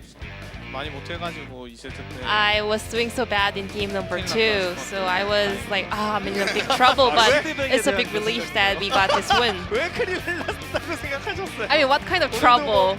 그 진실의 방 이런 데 들어갈까 Like 봐 the CB Max stats round? 아, 그 2세트 끝나자마자 그럴 줄 I mean, yeah, I did expect that to happen after game number 2, but surprisingly, well, it was about the draft issue. So we were mostly discussing our draft after game number 2, so I think we were able to perform better in game number 3. 다른 데로 쏠렸네요. 다행이네요. 일단은 그 대표 선수 그 바로스가 풀리면서 오늘 경기가 시작이 됐었는데 Varus 어땠나요? was 그 opened. 풀리는 순간의 그 느낌. 상황이 So, 사실은 what did you 바로스는 think 거의 when they let it through the draft? 근데 요즘에 이제 스크림에서도 To be honest, during the scrims, a lot of teams are trying to open it, so we were actually ready for it. So I was not really that surprised. 개인적인 생각으로는 풀면 안 Then, 되나요? 뭐 what is your 어떤 thoughts 생각이 있을 것 on 같은데요? Varus? Do you think it's open 라인전 to 단계에서는 okay to 크게 open, 바뀐 or 게 do you think it 없어서 has to be still banned? 일단 하면 라인전을 이기니까 Nothing has 재밌는 changed in terms of laning phase. 사실 So 상대편에게 그 I mean, 재미를 안 it's 줬던 really 것이 fun 바로 to play 데프트였어요. laning phase with this champion. 스프링 때 유성 바로스를 상대로 해가지고 세나를 플레이하면서 In the spring split, you countered Comet Varus with Senna. So I guess you will be ready to play into it as well, right? 제가 바로스를 준 기억이 잘 안 나서 Well, I don't really remember giving Varus to the opponent, so I have no idea. Sorry. 잘하셨을 거라고 생각하고요. 네, 짤막 상식이었어요. 데프트 선수의 짤막 상식. Well, 예. that was a 근데 quick 많은 팬들도 recap of 궁금해하셨던 one of your 처음에 games. 오늘 뭐 아예 경기 전인데 경기 And 전에 before 막 today's 도란, game, 푸식, 초비 세 명의 도란, 선수가 푸식, 대화를 초비. 주고받는 장면을 굉장히 그윽한 눈빛으로 I 쳐다보는 장면이 mean, 있었어요. having a conversation and 어떤 saw 느낌으로 보고 that, 계셨던 건가요, like 그때는? gazing on them. 그냥 What was that? 재롱잔치 본 느낌으로 I mean, like 그들 그냥 떠드는 거 watching the kids having some fun. 요즘 가장 그 It's 데프트 really 선수에게 fun to 즐거움을 watch 많이 them 주는 just 선수가 chatting 있다고 with 했어요. together. 그 재롱 중에 1등은 Who's the cutest one? 원래는 이제 I mean, 초비 아니면 it used to be 푸식이었는데 Chovy or Pusick. 현준이가 Well, 그냥 홈런볼 nowadays, 홈런볼을 많이 했는데 과자 먹는 것만 봐도 I'm like just watching him having some snacks. It's just funny. 네. 조만간에 뭐 계란 대신에 그거 들어오겠네요. 그러면 처음에 질리언 얘기도 많이 Let's go back to 아, game 그렇죠. number 1 again. 페리아 선수의 Zillion. 딜리언도 이제 Korea once again had a 등장하자마자 huge 저희도 깜짝 prowess 놀랐었고 on this 어떤 champion. 효과를 보여줄 수 있을까 좀 궁금했었거든요. And we were 뭐 excited 연습 to 과정은 see 어땠는지, him 그리고 pulling 어떤 off another 픽처로 champion in the 좋아서 나온 split. 건지 So, 여쭤봐도 될까요? what is the strength of this pick, and is that a counter pick into some specific 롤에 champion? 있는 모든 챔피언을 다 이제 그냥 Korea can just play 이거 해볼래 하고 던져줬을 때 every 좋아 보이면 champion in 그냥 League of 적극적으로 Legends. 할수 Whenever I 있어서 just say like, would you like to try this one, and he just locks it in. So 질리언이 좋아 보여서 해볼래 we didn't really plan 했던 것 같아요. specifically for the Zillion pick in the support. We just like that was something we came up during the pick and bans. 1레부터 주도권 잡으면서 바텀으로 다이브까지 연결하는 게 굉장히 So with that 깔끔했어요. Zillion pick, you guys had the huge lane priority and executed the early turret dive. 질리언이 잘 돼서 We were winning trade in level 1. 트런들이 위쪽 and 게 확인이 돼서 We 이제 saw Trundle 좀 길게 pathing 봤을 때는 around the 무조건 top side, 대응각이었는데 so 깔끔하게 yeah, we were 질리언이 very 스킬을 sure 잘 for that 맞춰서 쉽게 turret dive, but it was even cleaner than we expected because Zillion landed all of his skills. 오늘 뭐 표정이 약간 오락가락했어요. And Doran. 사실은. 아까 그렇죠. 잘 풀릴 때도 I 있지만 mean, 그렇지 못한 장면도 있어가지고 Today, 본인도 좀 the game was going back and 있었는데 forth, and we could really tell it from your face expression. 그래도 오늘 그래도 만족할 만한 장면들이 몇 개 있지 However, 않았어요? today there were some outplay coming from Mute. 잘 모르겠네요. 아, 감동할 I'm not 정도는 sure. 아니었어요? 근데 못했을 때 I mean, when I performed bad, that was really critical. 개인적으로 충격이 So I'm 잘 안 가서 really shocked by myself. 잘했을 때 웬만큼 잘했는데 뭐 네. 저점이 너무 낮아서 좀 마음에 안 I guess 든다, 이 Doran 말씀이신 thinks 것 that 같고. he had some 그러면 very 하나 low 여쭤볼게요. low. 저 개인적으로는 But- LCK든 어디든 간에 I want to ask you 좀 힘든 메타라고 저는 that 생각하거든요. because the current meta, it's actually really hard to play Kennen, but in game number 3, you picked it and you won the POG with an amazing performance. 어떤 부분에 대한 생각을 하고 플레이를 하셨는지 궁금합니다. So what was the focal point 캐논이 in playing Kennen on top side? I think Kennen doesn't have a specific counter, so I think it's a really good blind pick champion. 좋은 것 같은데. So I think it is good. 네, 네, 아니 그러면 워낙 네. 캐넨을 좋아하기도 하니까 플레이 경험도 많고 그런 부분이 좀 영향이 Also, 있는 것 같고요. Doran 그럼 3세트가 prefers Kennen a lot, one of his main champion, but game 3 was not that easy and clean because you allowed Sandbox to reach the soul point. 게임이 좀 많이 좀 처음에 좀 많이 불리했던 것 같은데 Well, 미드에서 We were behind in game number 3 in the early phase, 한번 풀어가지고 but in the middle of the game, we had this game-winning team fight, so we were able to turn the game around and gain our momentum. 갑자기 이 쓰고 막 When Silas just like dashed with his E, 예. yeah, that team fight. 그때 좀 분위기 좋아진 것 같아요. And after that fight, we were able to get our own momentum. 많은 팬 여러분께서 도란 선수의 움직임에 따라서 막 여러 가지 이야기들을 Now, a 하고 lot of 있는데 people are having their eyes on Doran's performance and expecting a lot from you. 팬 여러분께 굉장히 좋아하실 것 같거든요. 한마디 좀 부탁드릴게요. So, would you like to say any message for your fans? 무슨 얘기? 사랑해 주세요. About what? 내지는 Like, 사랑 감사합니다. 내지는 anything 뭐, like, 아니면 홈런 I 과자 appreciate all your 보내주세요. love and support, anything like that. 뭐 그런 얘기도 재밌을 것 같아요. 뭐요? 앞으로 Or maybe 적긴 like- 되도록 하겠습니다. I'll be the enemy Doran because a lot of people have been posting on the community that Doran performs so bad on the our team and he does so well in the enemy team in the solo queue. I mean, I do my best in solo queue, but sometimes I have those days, but that's a bad frame on me, so I will do my best to break it. 그 태프 선수 다음 이제 아프리카 프릭스입니다. 아프릭스 역시 이제 뭐 Your 공격적인 next 장면들 opponent 잘 will be 보여주면서 Africa 팬들이 굉장히 Freaks. 좀 관심을 받고 있다. They are also having a really good momentum, showing really aggressive performance, and they are pulling off a lot of different picks in the bot lane. So how are we going to prepare for that series? 최근에 아프리카 프릭스 이제 미칙 선수가 Recently, Mystic in Africa, he's been popping off. 저도 분발했었는데 So I will have to try harder and 알겠습니다. try 다음에도 to 아주 show 멋진 경기, better 아프리카 performance. 프릭스의 경기도 기대하겠습니다. 양팀 두 명 선수 모두 다시 한번 So 승리 this will be 축하드리겠습니다. the end of the 고맙습니다. interview with Def Dora from DRX, and I'm gonna pass it back to our casters. Thank you. Thank you, G-Sun, as always, for the awesome translation there. Good to hear from Deft and Doran, a couple of the quieter guys on the team, but always good to hear their thoughts either way as they both pick up the POGs there. Doran, the, I think, undisputed POG of that one. Yeah. Although we didn't get the results. Would have been curious to see if anyone voted for anyone else, as he really did kind of carry that one there. But guys, that was the end of the first series. We always have two here at the LCK, and it is going to be Genji up against Damwon next, which is massive because Genji, a long-time, strong team here at the LCK, and Damwon currently on a huge roll and looking super clean. DRX gonna take first for now because they've played one extra game over Afrika and Damwon. But we'll see how the results of the next series change the standings. And interestingly enough, I mean, and any wins for the other teams just put them ahead of DRX because of points.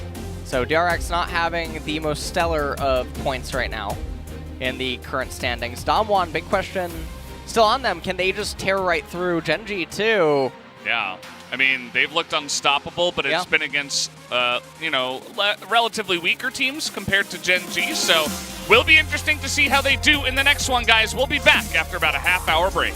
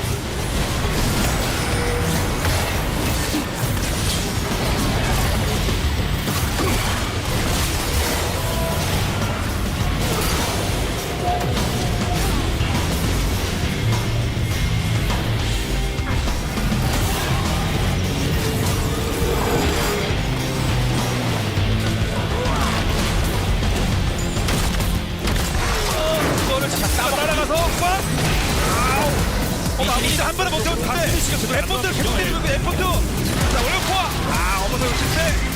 쫓아가자. 캐리어가 왔는데. 와 시작은 다 캐리어. 나다. 다 보내버려. 나다 내려. 나다. 다 죽이고 있어. 더블킬.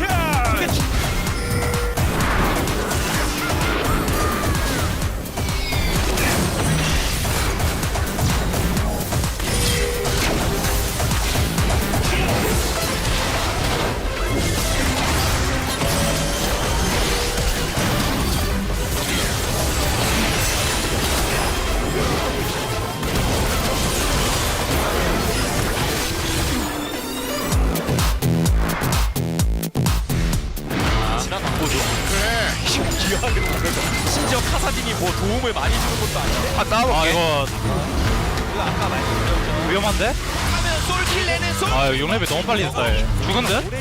너구리 50이 요즘 솔킬 진짜 싸워낸죠. 되거든요. 너구리가 기다려서 6렙은 됐는데 너무 늦게 돼. 이기만 해. 다시 한번 W풀 한번 반대로 내가 반대로 와. 아 못 내려.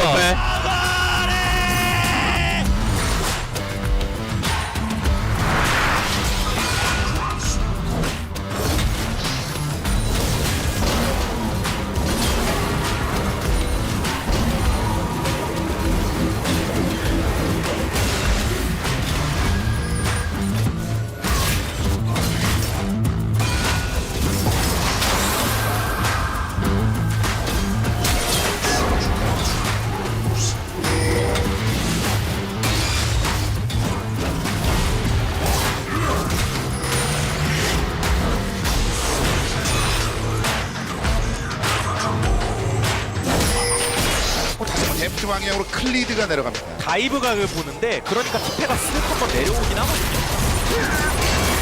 티페가 내려오고 있긴 해요. 이거를 숙박하면서 뒤쪽으로 일단 빠지는데요, 데프트. 결국 하나 더. 탈지까지. 어디였어요? 데프트가 된다. 역습 다 죽어요. 아니 저게 왜 안 죽어? 3대0.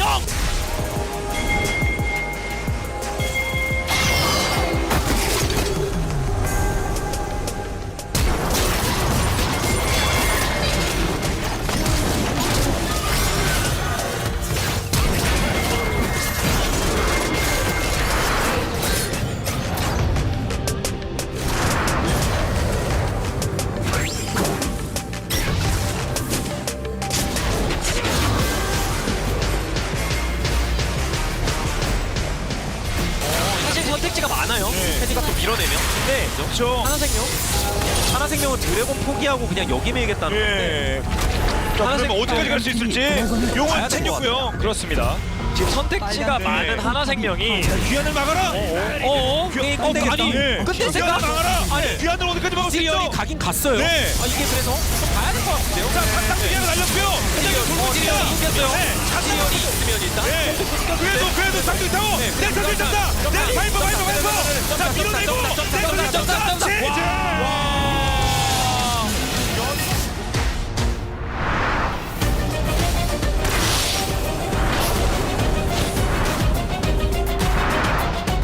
야 게임 끝내야 되겠는데 이거? 야 끝내볼래 이거? 내가 막아볼게 얘들아.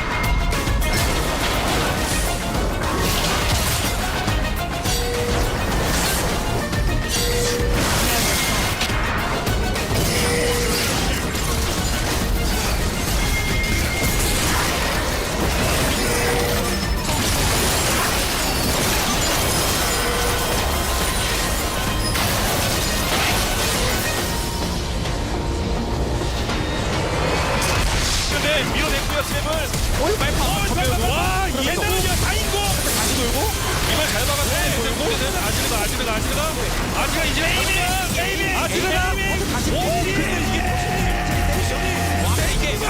바다 영혼 모션 트릭 바다 영혼. 야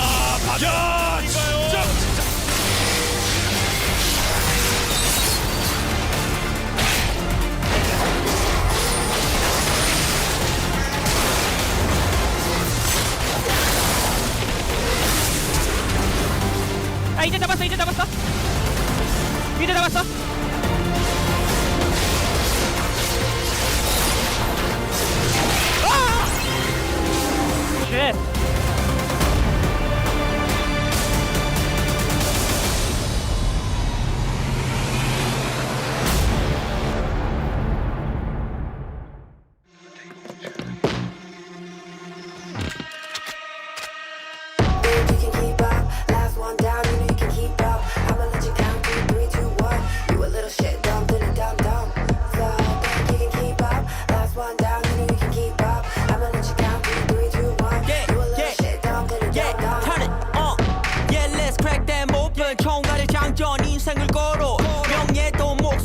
전투 딱 보니 looks like I was the stronger one. 저리 비켜 약한 애들은 상대가 안 돼. 모든 걸 걸지 않으면 방심을 할 때 넌 내 머리 들다 조심해. My Congo rap pop 너희들의 존중한 coming for you. My Congo rap pop ready set 조준 이미 결정난 승부. 나는 아무도 필요 없어 yeah. 언제나 내 자신을 믿어 yeah. All I need in this life for sin is me and my girlfriend. 너는 절대로 날 이기지 못해. You can keep up, last one down, you know you can keep up. I'ma let you count 2, 3, 2, 1. You a little shit, dumb, did it, dumb, dumb. Fuck, you can keep up, last one down, you know you can keep up. I'ma let you count 2, 3, 2, 1. You a little shit, dumb, did it, dumb, dumb. We gon' play, 조준해, get on my way, 날 마주친 순간. We gon' slay, now we are made, 내 손에 쥐어진 순간. 내 맘대로 해 넌 어딜 대표 우린 그냥 하던 대로 새거같은 총구를 대표 우린 no replay 당겨진 하나의 방아쇠. 네 머리 위 지지지 우리를 이기지 못해 걔네는 다 시스템. I kill you abracadabra 네 귀에 찬양이 남아. Kill shot, kill shot, kill shot, baby. Then we come in with your hot video shot, baby. Bring it back, baby. Let's do it hot, yeah, should've seen you. Wherever you are, I'ma get you right now. What you think about every time I think around, going down. Kill shot, headshot, ooh. Just you bring it down.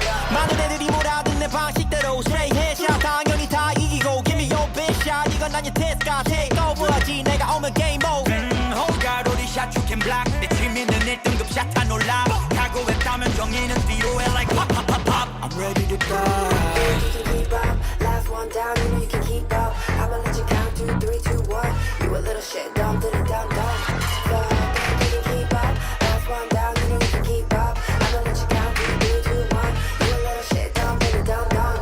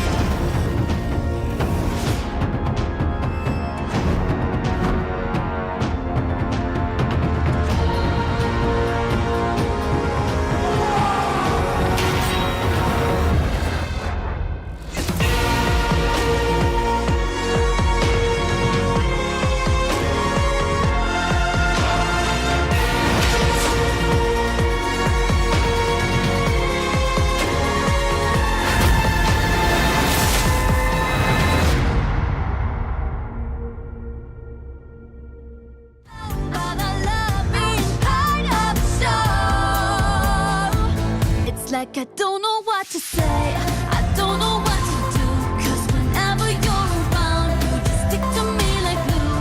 I don't know what to do, and I don't know what to say, 'cause all I really want is for you to go away. I've told you about 1,000 times, but you can't seem to read between the lines. I know I said it, but hey, I can say it again. Let's just be friends.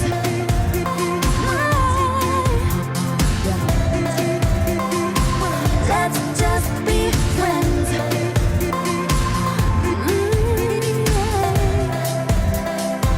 Let's just be friends.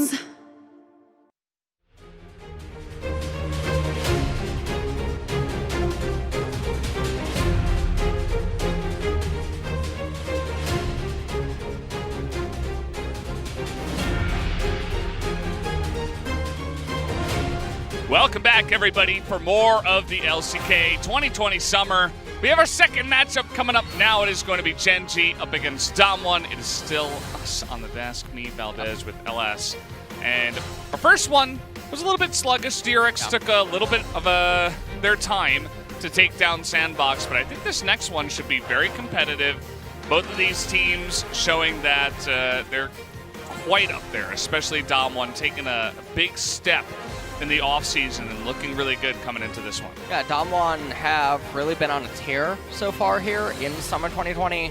Their matches are very quick and decisive, and I'm mostly curious, is Gen.G going to actually either put a stop to that, or are they just going to fall victim themselves?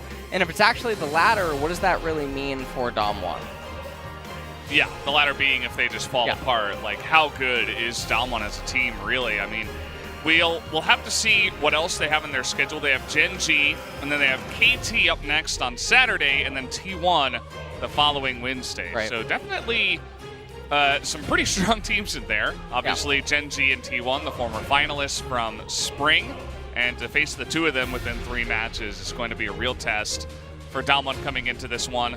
They've defeated some lower-level teams in the forms of Sandbox and Sodaewon Prince. So obviously not the biggest test so far, but the way they were winning was really impressive, and I think that's why they're kind of the talk of the town right now. Right. And I mean, I think that in tonight's series we have 10-12, so there are some very slight meta shifts, and I'm not totally sure how that's going to impact tonight's matchup, because it's going to be all eyes on Showmaker and Nuggery once again, and how can BDD manage to resist it?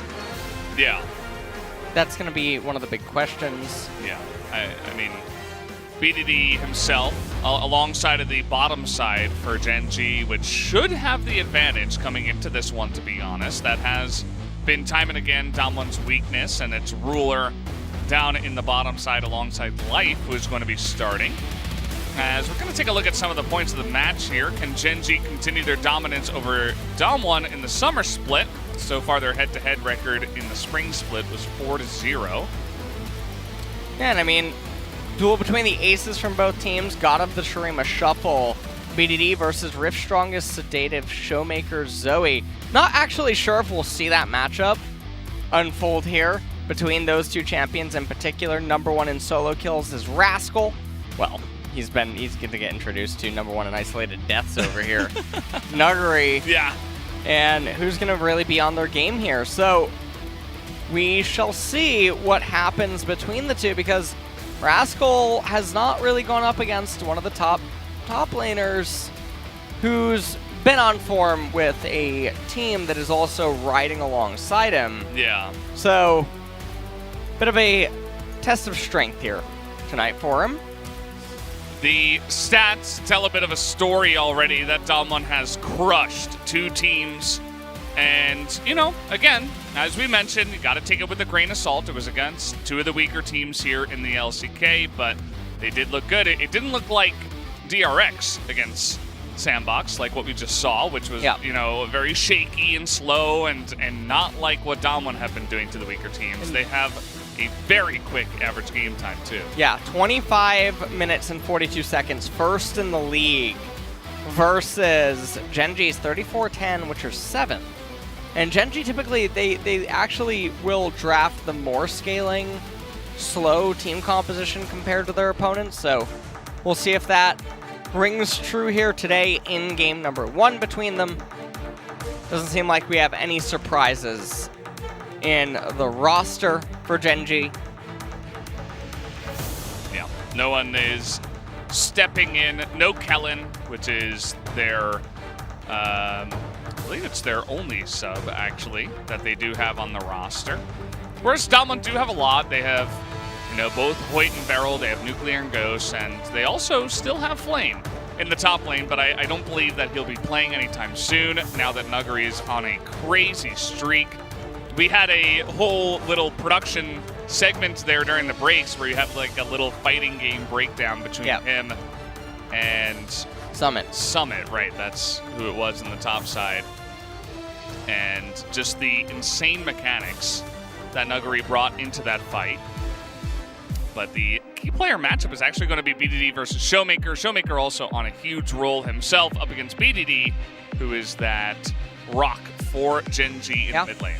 CS difference in 15, 14.2 for BDD, 8.5 for Showmaker.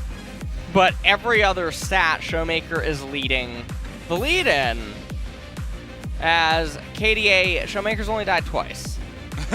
Here, 22 and 31. Wow, he could have had a 51 KDA. Yeah, I mean, you know exactly what I'm thinking about this.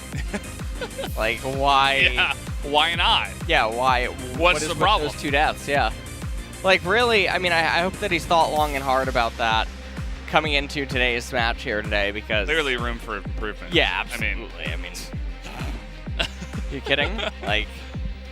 Yeah. Yeah. You're gonna need to step it up a bit. He could have perfect KDA, but no, he had to go and die twice. Yeah, see? I mean, you're reading my mind. Yeah.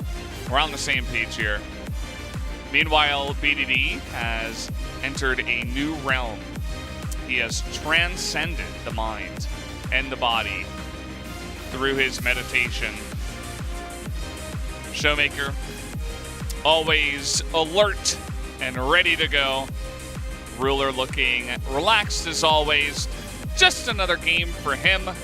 The guy who, in the most pressure situation in a world final, was able to carry it for his team. I doubt he feels much pressure in this LCK regular season game. Yep. But still, there is a bit of pressure on him to do some of the carrying. As you guys do see life here as well. Gonna flash a cheeky smile. And coming into tonight's match, one of the questions obviously would be Volibear.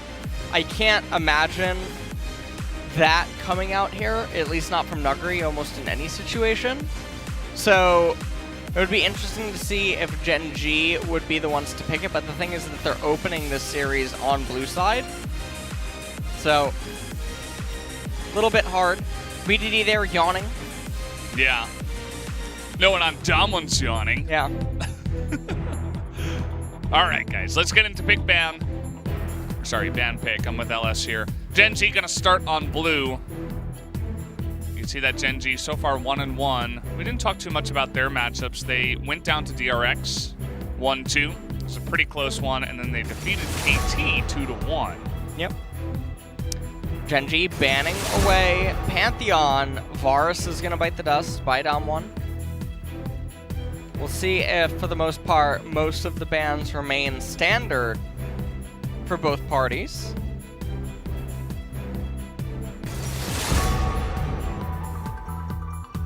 Set. The setup man for a lot of team fights. Don't want to give that to Damwon. Looks like Ezreal can be removed next, along with Aphelios, if Damwon want to play it super safe. Alternatively, they could just let them both through and, you know, we could run that gamble here. Genji now have to decide on what they want to do after the set ban. Karma getting taken off the table, as well as now Syndra. Maybe we will get that Azir versus Zoe after all. Yeah, it could definitely happen with both of them being available here, and There's still going to be a focus on some of the AD carries. I don't think you want to play this Gambit up against Ruler personally, but they're going to say if you want to take Aphelios, go ahead. We will handle it, but we're not going to let you have Ezreal.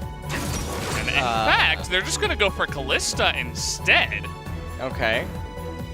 Well, Kalista, you already know how Kalista fares. She walks into Aphelios. Gets blown up. Yeah. Her and her melee supports that she's often paired with. So if we just see Damwon go for that here, things can get scary. Now, I mean, alternatively, well, no, I'm not actually sure if there's any alternatively here, to be completely honest with you. This is the line of play. I would imagine they're gonna lock him in. I doubt that they consider that Kalista is flexible. Wow. All right, well, just not electing to have him. What about, Senna and Aphelios? What about we just lock him, Well, sure. They need to just make Let's just throw Aphelios mid. Yeah, let's get a team comp that has Ezreal in it too. Yeah. Throw it all in together as Genji. They are going to lock in the Kindred. And we'll see what else they pair it with. They might just get a Azir here. That is BDD incarnate. He is Azir. Azir is him. Yeah. No big surprise there. We'll get locked in. Now, what kind of a champion is Damwon going to pick into it? Will we just see the Zoe, or will we see one of the Azir responses or something along the lines of LeBlanc? TF still available. TF is also available. Very rough matchup, though, if you are on the side of TF. Corki. Corki? Yeah, I mean, who could have expected this one? Yeah. I mean, there's really just no real hope. Wow. Yeah. Imagine a draft that totally ignores Aphelios. Yeah. We're living in it right now. And now Damwon, they have to ban away. Things are still so wide open, though. Looks like they're just going to ban away the generic support picks for Kalista that are very good at her, with her. Taric is one of them. Perhaps a Thresh. They're going to take away Jace from Nuggery. They do not want to get counterpicked by Jace. That is generally not a good idea when you're up against someone. And final ban here now for Damwon. We'll see what it ends up being. 3 seconds remaining. It's going to actually be Nautilus, which is a bit surprising. Genji now deciding on what they want their last ban to be. And I think that every day of the week, Damwon are just going to go R4 support. Yeah, save counterpick for Nuggery. I mean, why not in this case? I mean, it still could be the Trundle up there. There hasn't been too much of a focus, or I should say down there. There hasn't been too much of a focus on the jungle pool.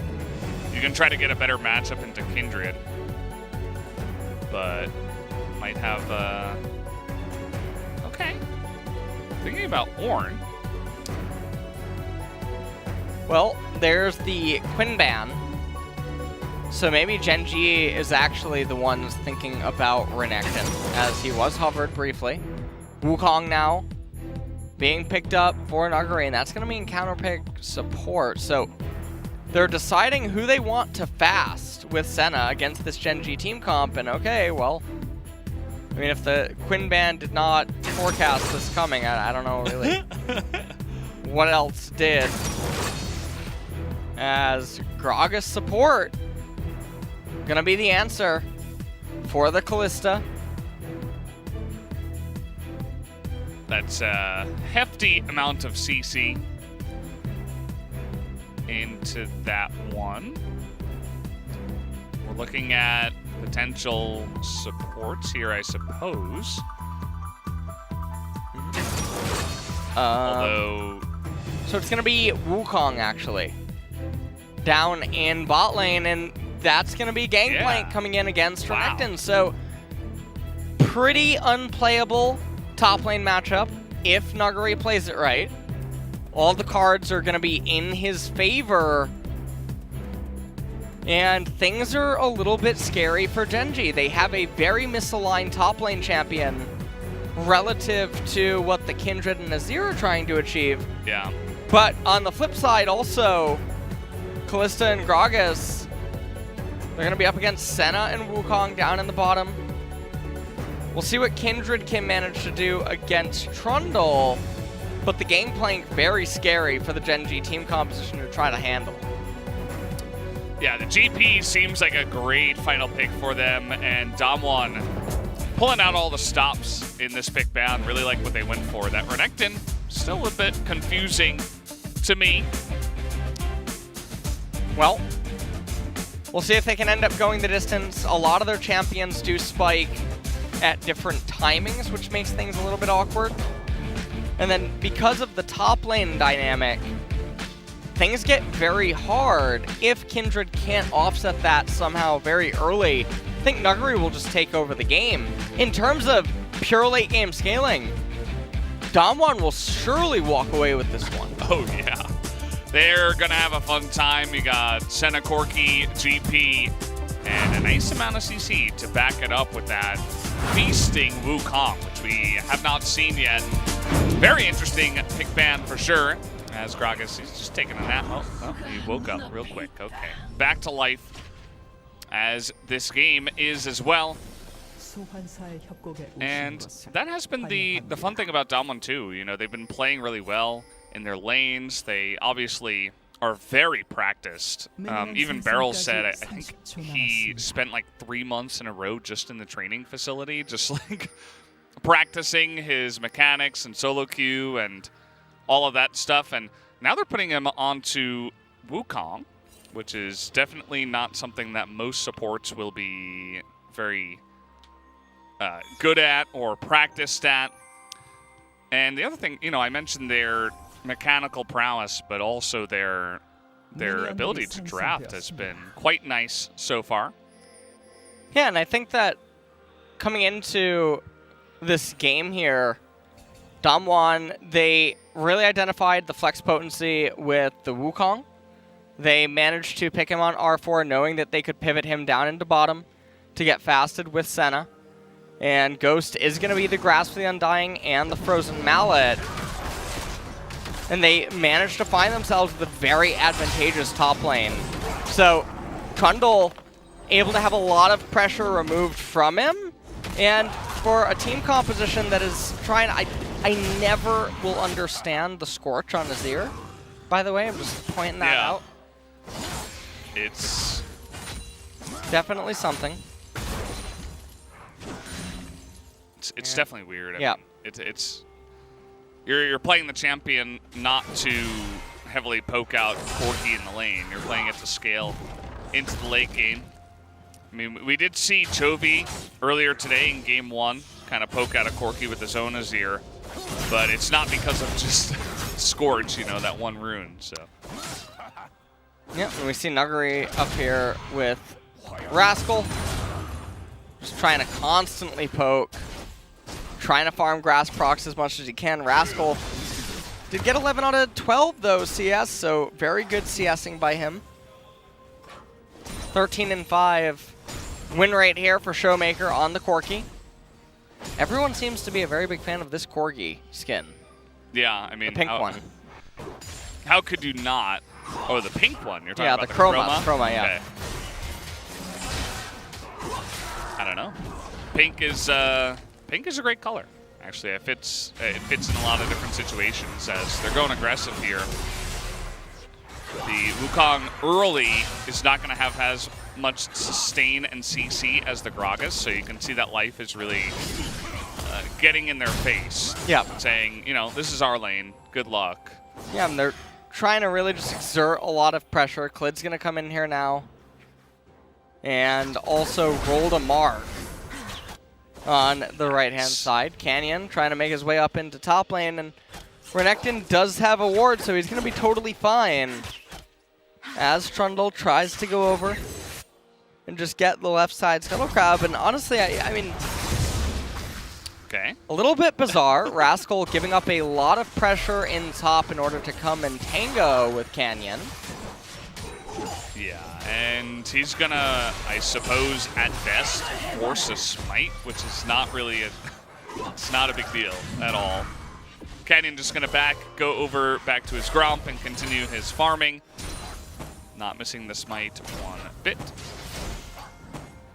Mid lane has been pretty fine for the Corki. Showmaker has been a long time fan of the Corki, and of course he's played this matchup in 2019, and he's playing here in 2020. Definitely knows how to play it. Mark is going to come down here. Clid not going to greed for it though. Pillar comes out, but doesn't really matter. Clid has the Scuttle Crab, able to quickly move away. Gold score completely even right now. Well. Okay. Yeah, I'm not sure why exactly he's covering that. Maybe wanted to teach the Korean viewers about Kindred's passive. Yep. Talking about Barrel Pantheon exploding after having that Pantheon come in. Whenever you see like LCK stats, that's when you know they're actually really good. Because all the other stats are just for the role. So he's first in damage percent for all supports in the LCK, but then multiple other stats. He's 5th out of everybody as a support, which is not easy to pull off.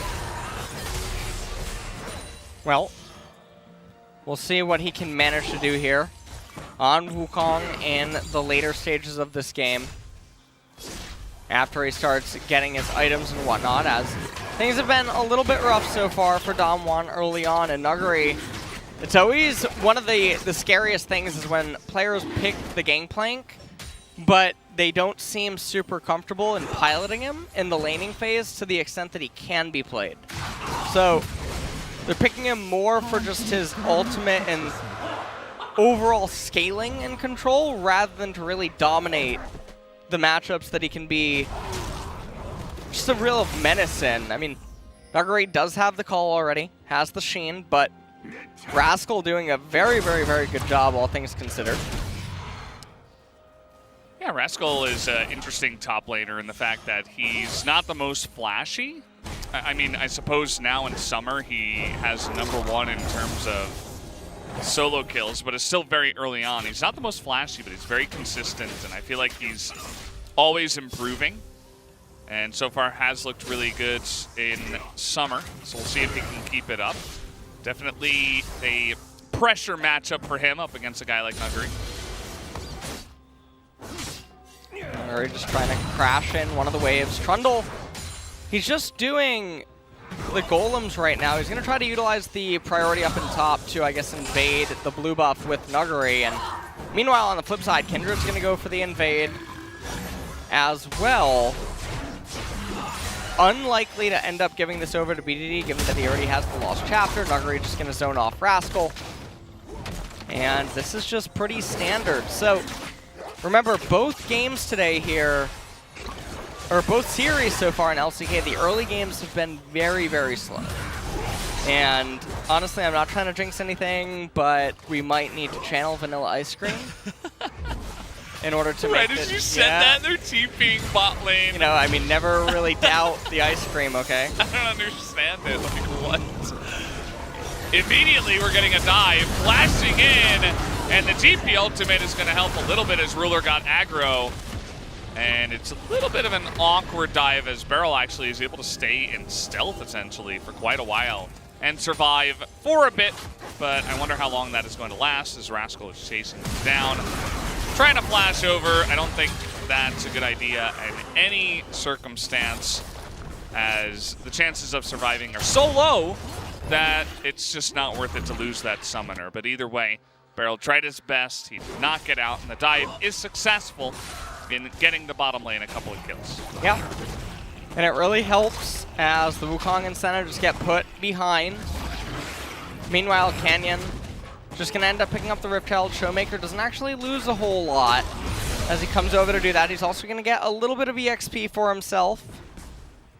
And meanwhile, in top lane, Nuguri was not able to get a second turret plate. So we take a look at this, and this was a very cookie-cutter play here. Out of Rascal, he just TPs down, very generic dive. We don't really get to see these that much anymore. Gangplank not able to really do or offer anything in this situation. Beryl uses his R, but like you said, all for naught. No, not Nautilus. He's not in the game. Yeah, he got banned, in fact. Maybe they're doing it for him because he got banned. Either way, they brought in his friend Gragas, who knows a thing or two about being friends with Kalista. And that, you know, the trade, of course, was the Rift Herald going the way of Canyon and Nuguri getting a little bit of free farm, free XP, a plate up in the top side. But, you know, generally because the dive was pretty clean, it still seemed pretty good there for Gen G. Well, everything else is just going very stable. 1 minute until the Infernal Dragon.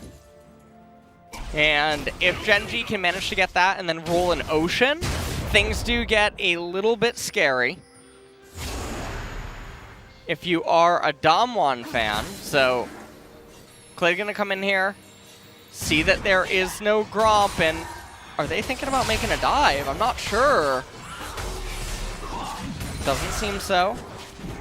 Nah, probably not a good idea, especially with the Drake coming up if something goes wrong. You're not going to have a fun time. Cannon Barrage. Oh. It's also available. Yeah, just barely missed. And, oh, Kindred in close proximity.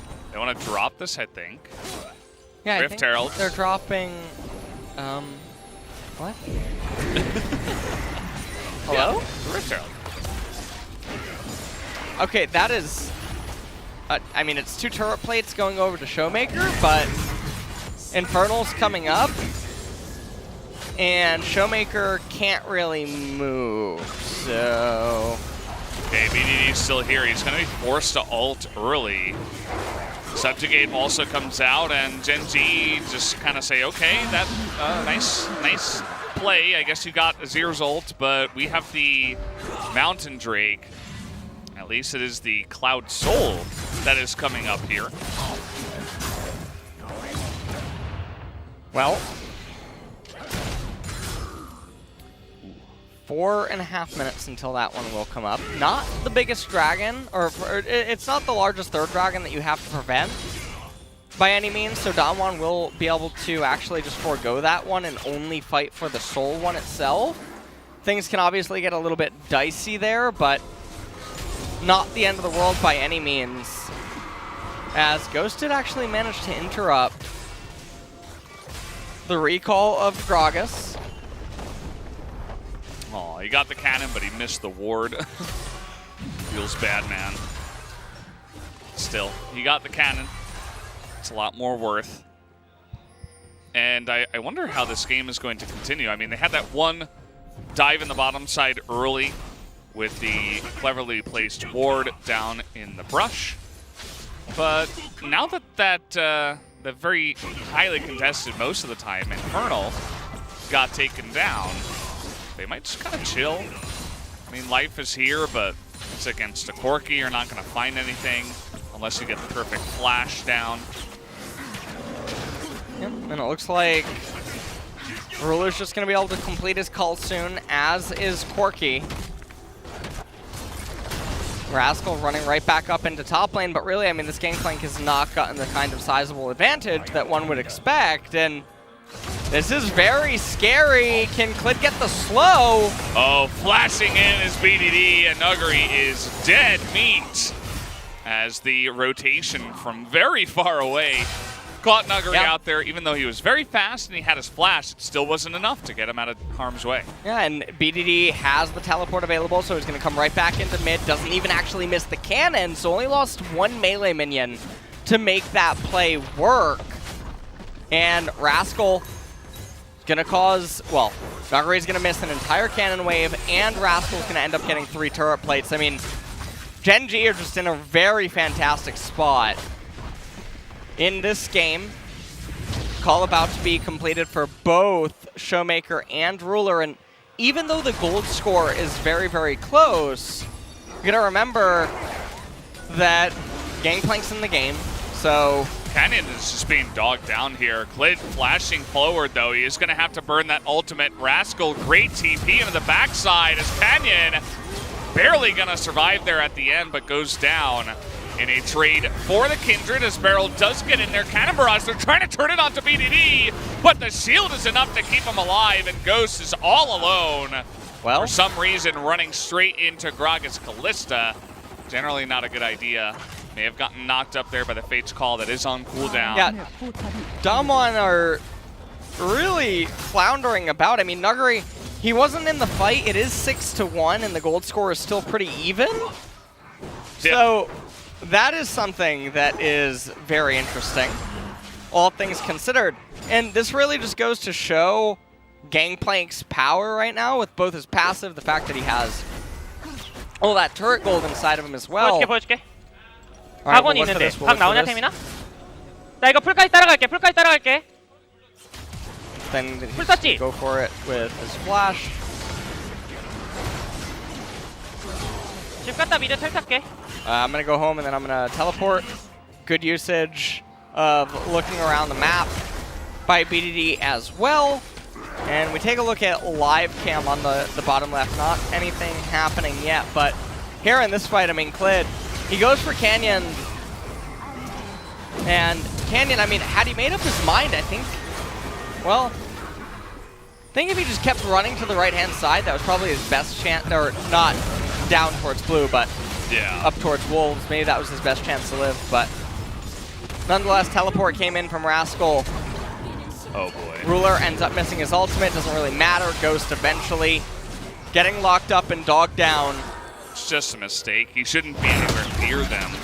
After that fight is basically over, just gets easily ulted right in his face, and he flashed too. You're not going to get away from that. And we take a look at this team fight. Look at the itemization coming out of everyone on Damwon. Corki, no Miramana yet, no Trinity Force, no Frozen Mallet on the side of Senna.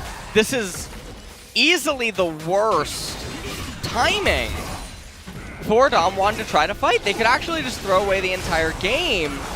Gangplank doesn't have ulti yet. It's up in a few seconds. Showmaker, I think he just got Trinity Force though. That's a ton of sticks inside of the Dragon. It is going to get smited down, but they want to take the fight here. BDD so low, but he's over the wall now as they're trying to get on top of Ruler, but he's also going to flash away. So many summoners still left available here. Showmaker's got the package. He might just go in there. They're going to force that ultimate, but with the package, you have a lot of range. Will he go for it? The answer is no. Not between the two turrets, not this time. So the Cloud Drake goes the way of Gen G, but Damwon do take a ton of value away from Gen G. Yeah. And now they're going to bring the game to Soul Point at 22 minutes. Nuguri is... Oh. I don't know how you...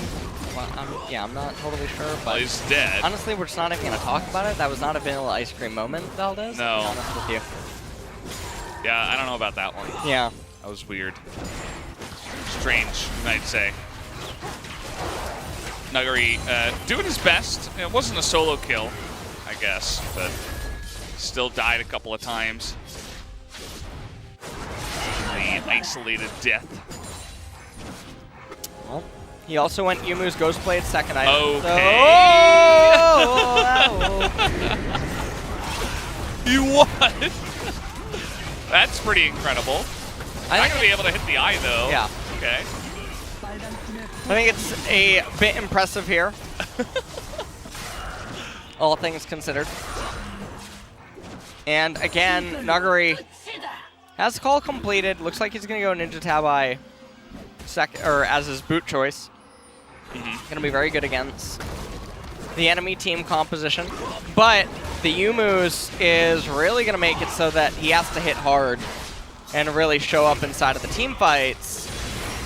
This is LCK. We're probably not going to see anything like Leandri's third here on the Gangplank. Unfortunate, Valdez, unfortunate. As mid-tier 1 turret is looking like it's poised to fall 2.5 minutes, or 3 minutes, until that Cloud Soul. Showmaker's just doing some insane damage.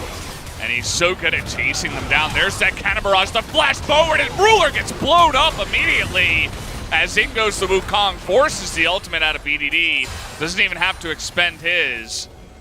And Damwon really, you know, I don't use this term often, but I feel like they have a lot of tempo in this game. They're cutting down on ults and flashes and summoners.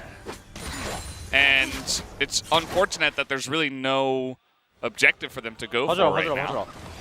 I got him. Well, yeah. It's very simple. Kill onto Kindred. And then for some reason, Gen G here decide that, you know what, it is imperative, life or death. We need this 500 gold. Absolutely. On the mid-tier 1 turret. And then 250 of that dispersed amongst the 3 champions. Great. Currently on your screen. So, life or death there. And Damwon's like, what, you know? And then they clown bop them. Yeah. That's exactly what happened. And then Showmaker got 650 gold for shutting down the 3-0 Kalista. Yeah, talk about worth.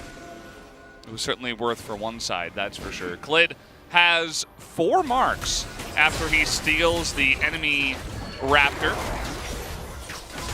So he's hit that 4 mark. It's a good mark to hit. And another turret falling. Now, for the score having at one point been 7-1 and all the dragons going in Gen G's favor, the gold score is actually very, very close, all things considered.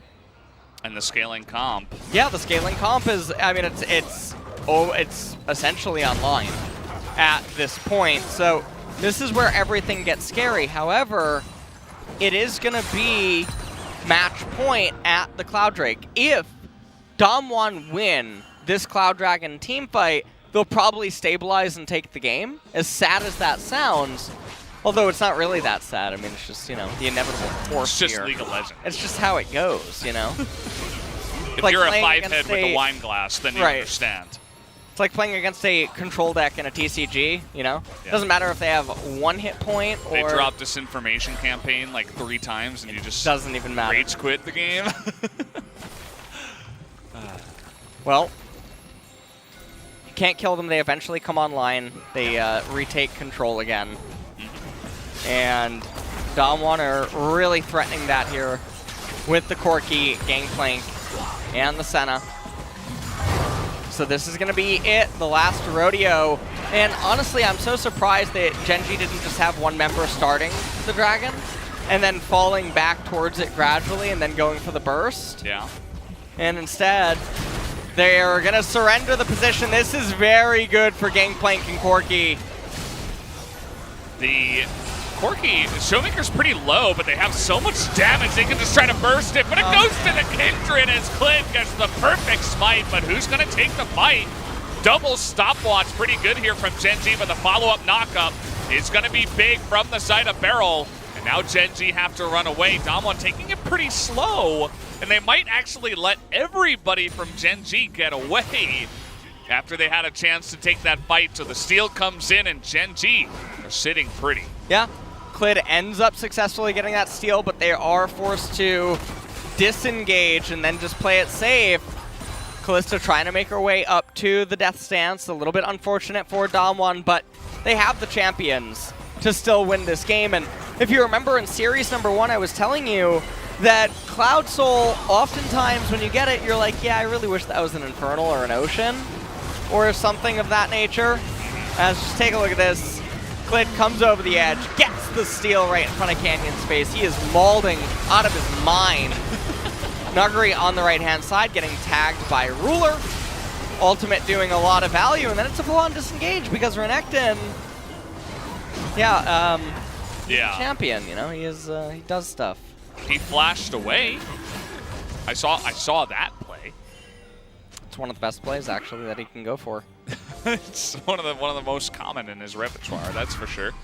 He is 3-0-2, so getting a lot more gold than most Renekton should get in this circumstance. Allows him to hit, 2.5 if you consider the stopwatch that he just used in the last fight. Again, a lot of value taken away from Gen G, but they gained so much by picking up Cloud Drake and everybody surviving. Notice that pretty much everybody has their flash as well. It's not like they all had to flash disengage. 4 out of 5 members still have it. Not to mention double TP. So, still feeling good about the way that last fight went. Question is, how long is this game going to go? Because it does feel like there has been a lot of action so far, but we're only 24 minutes in. And I think Damwon will need to get to that Supreme late game to really feel good about their position. Well, Death Stance is being built for Nuggery. Almost completed here for the Callista. And take a look at Azir, a little bit of a savant. Has the Haunting guys. It's not even gonna... Yeah, I actually thought that Ludens was coming in when he had the Lost Chapter and the blasting, but seems like he's actually going to get Leandre's Torment. More value for the gold that he spends? Listen. Please, this is insane. I've never seen anyone do this before. And Valdez, you have a career in infomercials. Whenever you need to. Yeah. Okay. I think that's right up your alley. I suppose that's a compliment. I'll take it as one. It was. Yeah, thanks. And right now, Genji, they're going to lose out on the red buff. Canyon was able to retain it.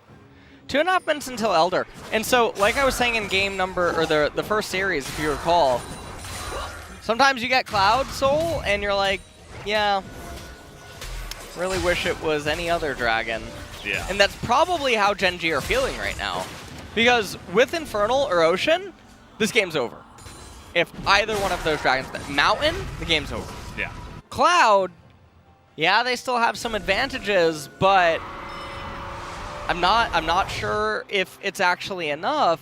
Yeah. Given that Damwon have a lot of good Baron resist with their champions, and they're threatening that enormous late game scaling. So things are getting pretty scary. If the fight is cut and dry, then everybody only gets to use their ultimate once anyway. There's not going to be any of these ultimates that are really going to come off cooldown in time, unless we have something where it's like like an Elder, and then you've got Baron 1 minute later spawning. And it's like, oh, we just had a big fight at Elder. Everybody's back up. We got to fight at Baron. The enemy team, they still have their ults on cooldown, but we don't. Let's try to force a fight. That would be one scenario, but as you're mentioning, comparatively, certainly not ideal. As we're just clearing out Baron vision. Pretty stock standard here for Gen G. Not really trying to take any big risks or go for any big picks or plays just yet. They got to be careful about how much time they do spend up against 2-0-1, 3-0-3 farm Corki, but they're just going to go ahead and start it up here. They do have the Callista, so that is one way to do it. And actually, they do perhaps bait Showmaker into taking the package here. And Gen G, I mean, at this point, they've hit their item spikes on most of their key champions. Kindred has a little bit of a Build-A-Bear workshop going on in her inventory, has Executioners, a Kindle Gem, a Zeal, and Renekton, I mean, for the remainder of this game, he's going to be the same champion. Even when he picks up a Guardian Angel, most likely, is his next item. Yeah. He's going to get 40 AD. That's not changing him inside of a team fight. He's going to get the Guardian Angel passive. So there will be that, but Callista is all but slowed down. Every item completion here forward doesn't really change her job in a team fight. And so really it's going to come down to Azir now. He's the champion that will still keep ramping up with future items. And they're just going to try to burst it with the package. Zoning him out. Look at how much damage BDD just took by stepping on it. And now the Cannon Barrage is going to try to zone him out here. but in goes Rascal and Life. They're trying to fight front to back. Nuguri taking a huge amount of damage in the front line. Lid is in there. It's a little bit awkward as down will go Ghost and down will go Nuguri, and the fight is going heavily in Gen G's fashion, although Showmaker is still alive. Everybody else around him has gone down, as that is going to be the clean ace, the triple kill to the Kindred, the Elder Drake to Gen G, and maybe just the game as they look to push. It's just going to be the game. They're just going to run straight up mid lane. Canyon's coming up in 20 seconds.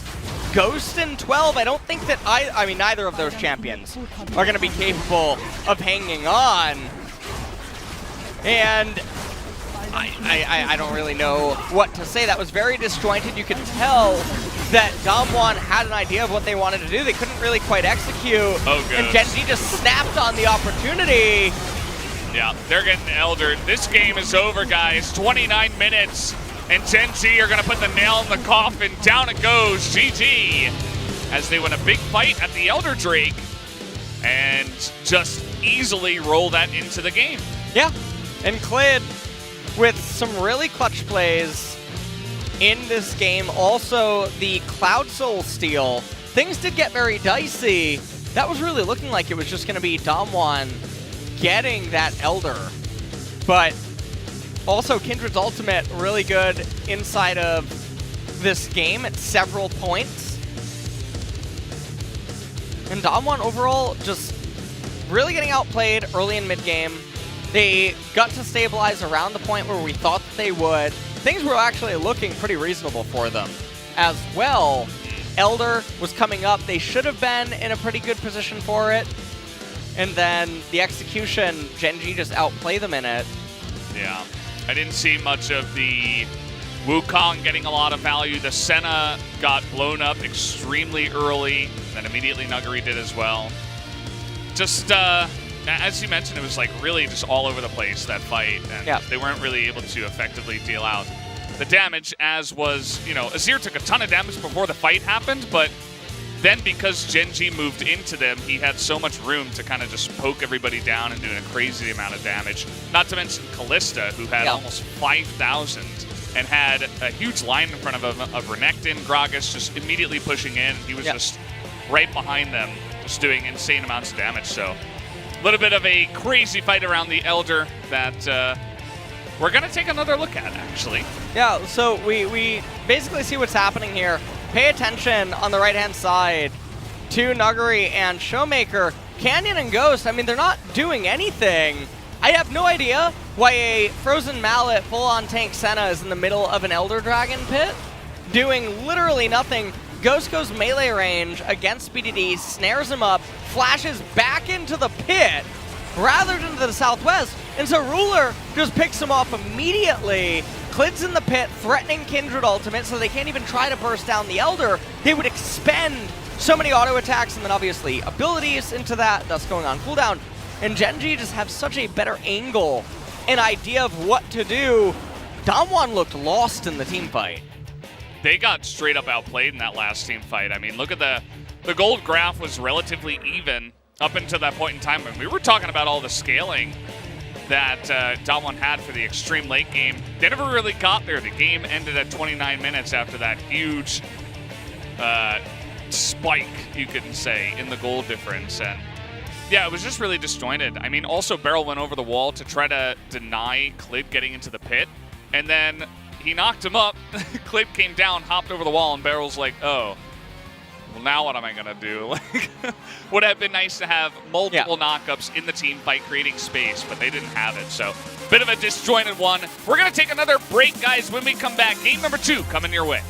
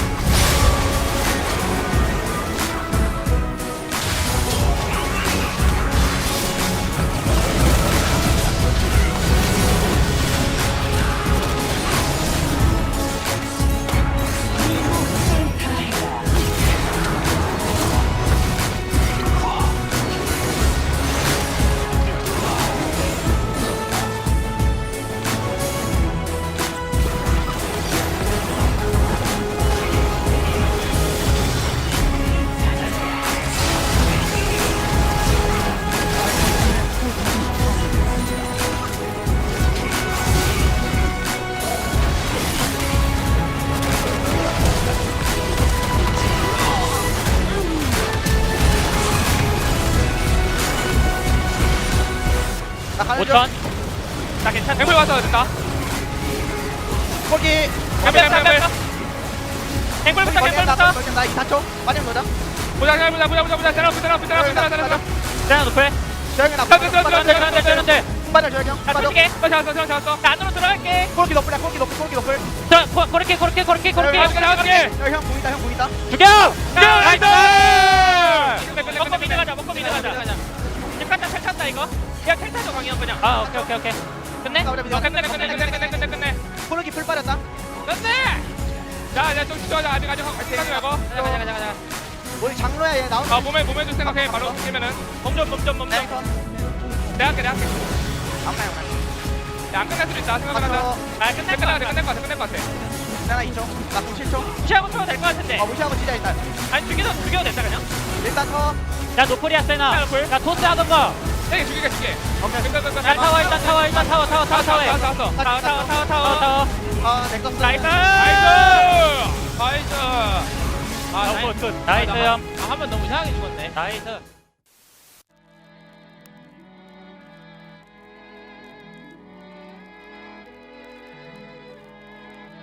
Can I do the clap yet? Do the clap. Clappy clap. Are you ready for the clap? I'm checking. That's on. You're just trying to clip. Okay, I will clip. You clip. Good. Alright. Okay. Clap. LS. Yeah. Okay. I'll do my clap. Max is clap. Do clap number 2. Oh, is it LS? Just do it again. Give us another one. Give us a second. Oh, he's so good at it though. Alright. And Nice. Go ahead.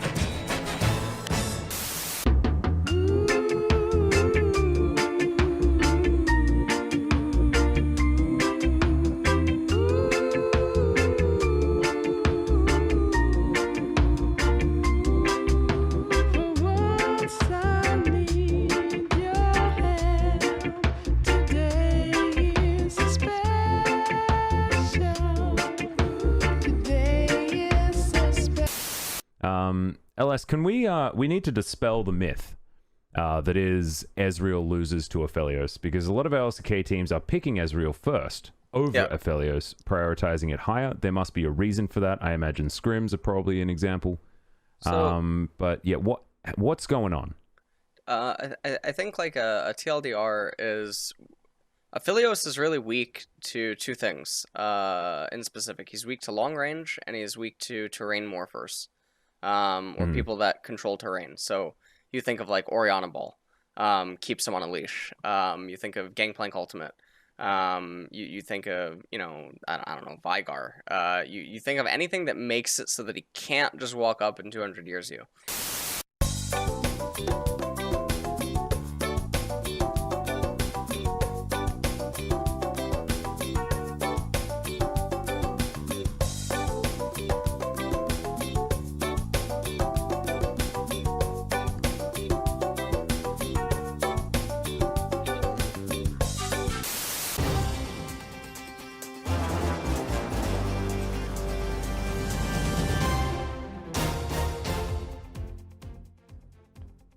Appropriate time-based greeting. I am Max Anderson, and this is LCK News. It was the first week of LCK for the Summer Split, but before we get into the results, we need to cover what has changed since the Spring Split. Starting at the top, T1 made very few changes in the off-season, most notable being that Closer changed the S in his name to a Z. Yeah, that's it. Gen.G, however, made a big move. Longtime coach Edgar has left the team, and coach Odin has stepped up to replace him as interim head coach. Edgar was with Gen.G from back in 2013, when the team was known as Samsung White and Blue, and stayed as they changed to Samsung Galaxy in 2014 to 17, KSV in 2018, and Gen.G until spring of 2020. During his time, he claimed 2 World Championship titles with Samsung White in 2014 and Samsung Galaxy in 2017. Needless to say, Odin has some pretty big shoes to fill. Things were quiet, however, on the DRX front, although they did officially rename to just DRX instead of Dragon X. So there's that. Similarly for Damwon, they made few changes to the team, but Zephyr was named officially as head coach. He was interim head coach prior to this, and Ghost has officially moved to starting marksman for the team, to absolutely no one's surprise. Here's where we get to the juicy changes though. KT Rollster. They've called back some former KT solo laners to augment their current roster. Yukal rejoins alongside Kuro in mid, as well as Smeb making his re-debut after a season away from the stage, joining Soan on the top side. I know many are nostalgically looking forward to when the former Rox Tigers solo laners take to the Rift together again. And also Acorn, who joined as a coach at the start of the year, renamed from Chunju back to Acorn, but I think we all still called him Acorn anyway.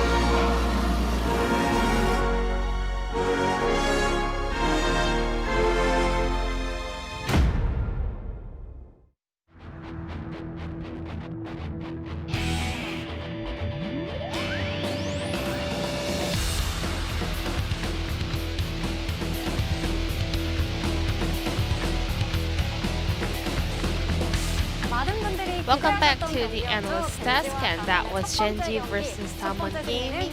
Game number one of the most hyped series of this week. It was a collision between the top contenders in LCK. We are focused on Damwon Gaming's ban and pick.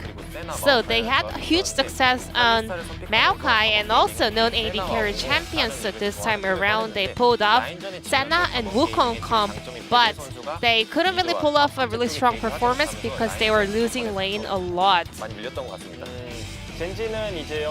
On the flip side, Genji, they are kept sticking to Azir on mid lane. And as we saw in the LCK Mat movie, BDD always puts over a lot of pressure on mid lane on this champion. And also Kalista with Gragas, Ruler and Life were also able to have a lot of priority in lanes.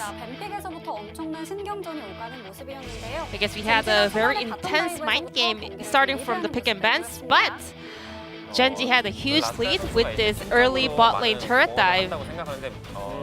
Roscoe made a huge contribution all throughout the season, but that was not really able to be read throughout the game. But this time around, a lot of people can witness that Roscoe is doing huge work for his teammates. So with that ward and clearing out the control ward, Roscoe had a lot of information of the enemy top laner and jungler. So based on this information, they were going in for a turret dive. And also one of the most important factor in this fight is that Roscoe was the only one with TP.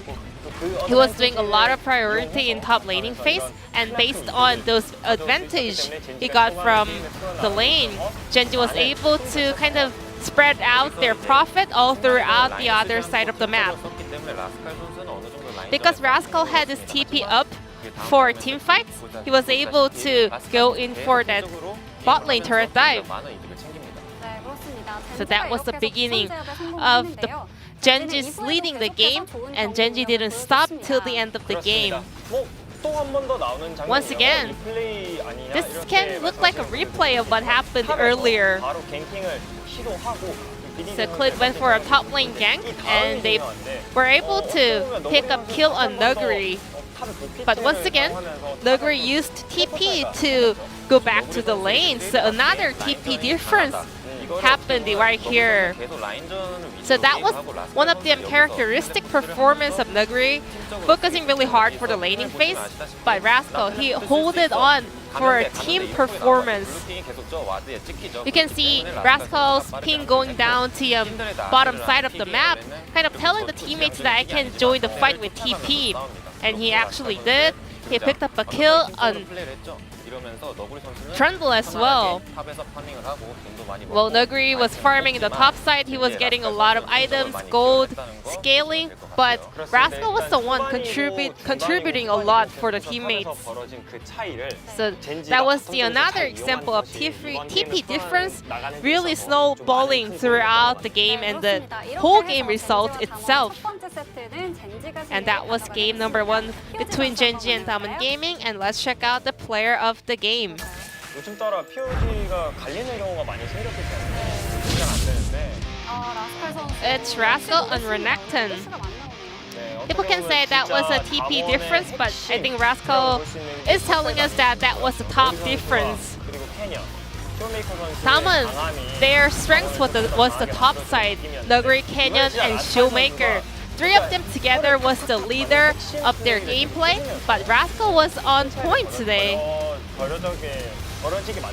Rascal was 1 step earlier than the enemy top laner, and that's how Genji accelerated their lead in this game.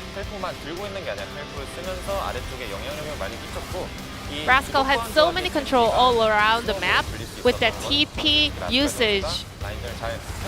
And all of those kind of TP difference came off of the laning phase ability.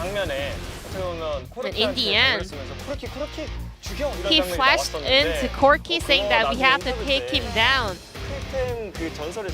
So maybe we want to ask Rascal, was that an homage to Cloud Templar, the famous line during his World Championship mic check?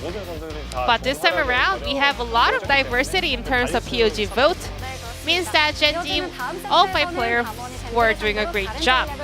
So let's move on to game number 2, Genji versus Diamond Gaming. Thank you, Ji-sun, for the wonderful translation once again. 4 out of 12. Not a very... That's the lowest... decisive... Oh no, you can win with... 3? Can you? Yeah, 3. Right? Well, there's 12 votes, 5. Yeah. You get 3. 3 is the lowest that you can win with. 2. Right? Wait. No, there would be a tie for 3. Yeah, so... And then win through the be a tiebreaker. Yeah, but you can't outright win. But technically you can. That's an achievement in itself. Yeah. 4 out of 12. I mean, those highlights weren't really Rascal highlights. I was kind of confused. Like, yeah, he was more active around the map, but I don't know. Either way, all the guys on Genji did have a pretty good game, I'd say, across the board. There wasn't really anyone who was slacking. I think that giving B to D Azir is always a mistake. I don't think that should happen again, especially on blue side. Well, we'll see what happens here in game number 2 between these two. As will Dom won tilt? That is that's the big question. They haven't been down a series yet. They haven't lost a game yet.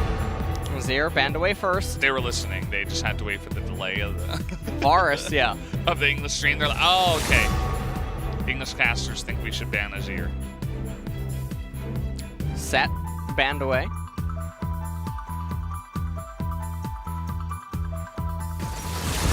And Pantheon. This means that we have options to maybe see Aphelios or Ezreal. I think Dalma might ban Ezreal. I don't know if they have faith in Ghost winning Ezreal versus anything. I'm not well, I'm not totally sure what they're thinking should be their game plan here. as they ban away the Callista. And now it's going to be potentially a pick your poison, unless Gen G ban either Ezreal or Aphelios, in which case we could see the opposite come out. Dalmon showed last time they were more scared of Ezreal than Aphelios, and both will be left available here with no Callista available. There still is Senna. Oh no. Here we go. Well, oh wow. I can't Who believe could we're have about thought? to. Yeah, this matchup is very interesting. People might not have seen it a lot. There's an interesting dynamic that goes on here. Now, this is one of the rarer matchups that we have in competitive right now. True. Ezreal versus Aphelios. You know who's great into it? Melee champions. Yes. Melee champs into Aphelios is definitely what you want to go for, so that when he has his crescendum, he's just able to kill you all at once. Oh, great. So it really makes for an excellent showing. I wrote down Brad on my sheet because we're hoping for Beryl to have a Brad the Chad performance here. He is going to be crucial for trying to shut him down in the laning stage. So I think a lot of people could be asking here, why not Yuumi with the Ezreal, since it's so bread and butter? And what I'm imagining is maybe they're going to actually try to set up Aphelios for a death, the way that we saw Dragon X actually do with the Brad and Ziggs combo that can come out. Showmaker on his Syndra. BDD. Zoe. Yeah, BDD locking in the Zoe. And Genji with the Lee Sin. That is one of the cursed picks here in LCK. As is Ezreal right now. So Yeah. if we're just being honest. Ezreal doesn't have a very high win rate here. It's like 5 and 14 or something like that. I do have it right here. Let me check. Well, Jace is taken away so that Dom1 won't have access to that. 5 and 13. Okay, 5 and 13. Pretty. I mean, it's fine. Yeah. You know, just 8 more wins and 50%. He's almost there. Yeah. It's a long season. And Nautilus is now taken off the table. Genji have to decide what their last champion ban is going to be. Now, they have counter pick available to them, so it's not the end of the world. What we're probably going to end up seeing out of Genji on the support role could just be Lulu. So that would probably be fine. Yeah. On Yumi's R4. still available if they wanted to consider it. Warren gets taken off the board. Lots of beefy boys there. Banned away. Zillion. Bring him back. There he is. I'm talking about Aphelios. Yeah. Bring him back from the dead if they ever get on top. Yeah. No problem. Make him really fast, too. Yeah. That sounds Really like fun. He needs a lot of help. He's pretty weak in the meta right now. It's part of the reason why we don't see him very often. Well, let's get some melee champions in here so that we can run into Aphelios. Rek'Sai, perfect. Ooh, And Kennen, all right, excellent. 2 champions that are going to try to run headfirst into him. And when he's being protected by Zillion, and when Zoe and Zillion are trying to just throw out lots of poke, it comes down to a war between the Ezreal and the Syndra. So that's still going to be the primary focus. Now, Bard can set up Aphelios for Slicing Maelstrom. That is definitely a combo. And I really like this Nico pick here. This is super underappreciated. Her ultimate ability against Kennen, very, very valuable. It's not too often we hear LS talking about a great draft pick. So, interesting to see that it does come out here into the Kennen. We haven't seen this matchup in a while. I remember back in the day when people were calling Nico better Kennen. Yeah. It's been a while since that time, but we are going to get another look at this matchup. Oh, and here's the other scary thing. 2 Aphelioses. True. That's How do you know which one to attack? 400 years, you know, between them. So that's too not many really, years. yeah, not really quite sure what's going on there. So December 11th, 1619. 1819. No, 400 years. Get it? Because it's, yeah. Duh. Is that a boomer joke or what? Like... Well, Ezreal, Bard, Syndra, Rek'Sai, and Kennen on the side of Damwon. And they have a lot of setup to try to get through Aphelios in the later stages, but at the same time, they did draft 2 champions that run headfirst into him. So a little bit scary there. Genji taking a very controlled approach to this draft. And Clid, it's going to be hard for him to actually find reliable kick targets. And so that is where one of the weaknesses could actually be if this game goes 2, 3, and 4 items with both teams being on even footing, is Lee Sin is mostly a sitting duck. The other thing is that Nico and Zoe, they're dealing so much magic damage. Zillion as well dealing so much magic damage. Are we going to see the Curse of the Black Cleaver strike again? Yeah, I don't think there's any... Because everyone on the side of Damwon is actually just so squishy. If you go lethality on Lee Sin here. So, gunning for the RQQ or the QRQ combo to just instantly pop someone is probably in Clid's best interest. You just know he's building a Black Cleaver. It's coming. It's coming. Not say that. You didn't say it, but you can feel it. My ears are actually, they're ringing right now. Yeah? From Guy in chat. You can hear him from can hear across the internet. He needs the extra. He needs the extra 10% CDR that Black Cleaver offers. Oh, that's true. true. He needs the 400 HP to do his combo and then run for the hills. Yes. So he needs to survive the poke damage, I think it is, before the combo comes in. That's what I think. Glad you understand. Good to see Astrobard here. That looks like a Chroma. By the way, I don't believe that is the normal Bard skin, or Chroma, I suppose, for that skin. Well, it is the best skin for Bard. Unfortunately, you know, honestly though, the hot cocos from the Snow Day Bard, that takes the cake and it eats it too. And then it makes another one. And then drinks the cocoa. And then, yeah, that's what it does. And eats the marshmallow on top of it. You were making me hungry. I'm really hungry.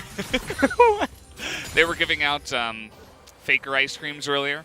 Oh yeah, here at Lol Park. Yeah, you guys know that Faker and World Cone were working together. And Faker got his face on a bunch of those cones. 3 different flavors. I really wanted to try the apple crumble flavor. I'm a big fan of like apple pie. You know, true American over here. But yeah, I'm sure it's delicious. I wanted to try it. And we'll have to see.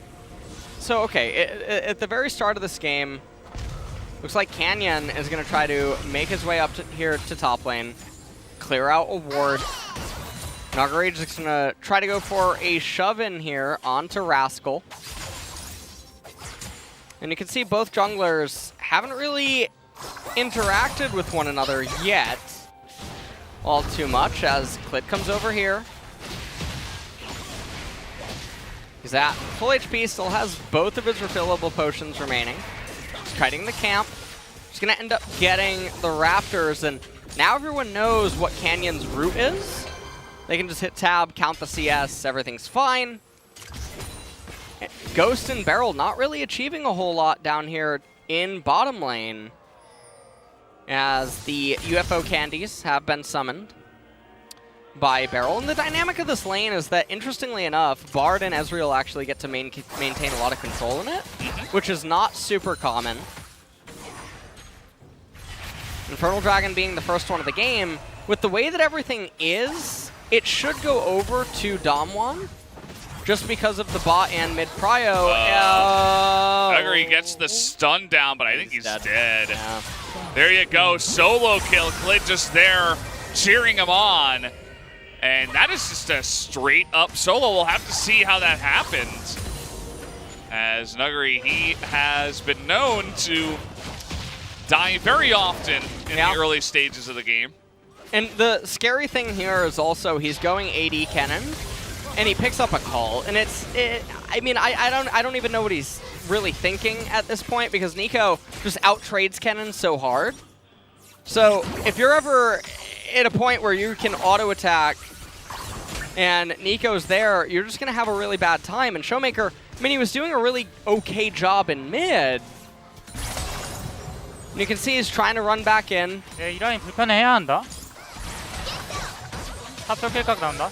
I got the solo kill. 딴 데도 웬만하면?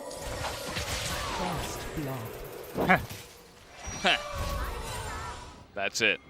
And Kinda that felt like an anime villain with that laugh. That was one of the weirdest solo kills that I've seen in the LCK.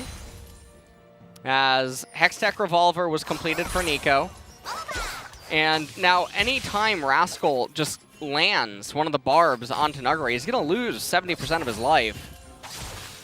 So, very scary situation. Yeah, it can definitely be pretty rough.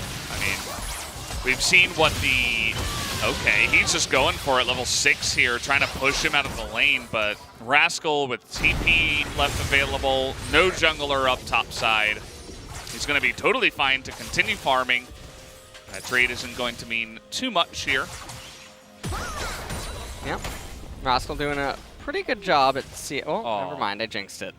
You got to do this. Alex. Yeah, you know, sometimes I don't really think about, you know, what's going on there. Yeah. Meanwhile, across the board, I mean, Showmaker is putting on a bit of a clinic here in mid lane. The Syndra and Zoe dynamic. It's always good to see it piloted correctly. Went for the heavy mana end, just relying really on Syndra's base damages in order to carry through some of the control. Darkseal and Sapphire Crystal. Rascal playing super reserved.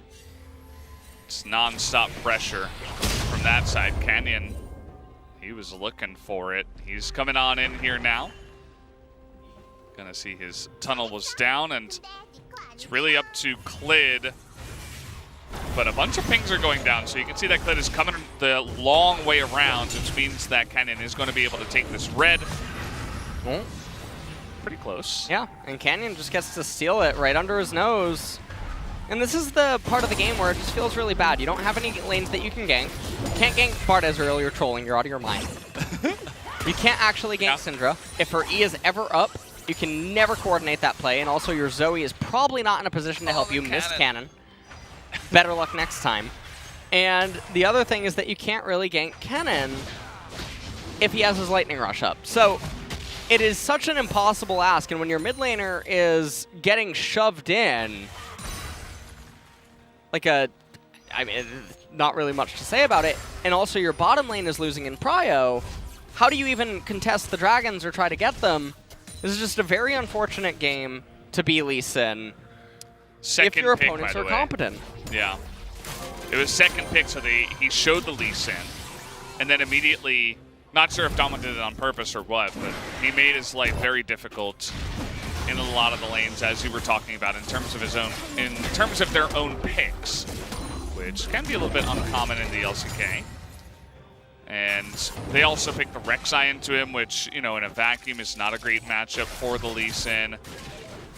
As Ruler just gonna casually take a couple of those. Okay, that was a little bit weird, but he's got Unsealed Spellbook.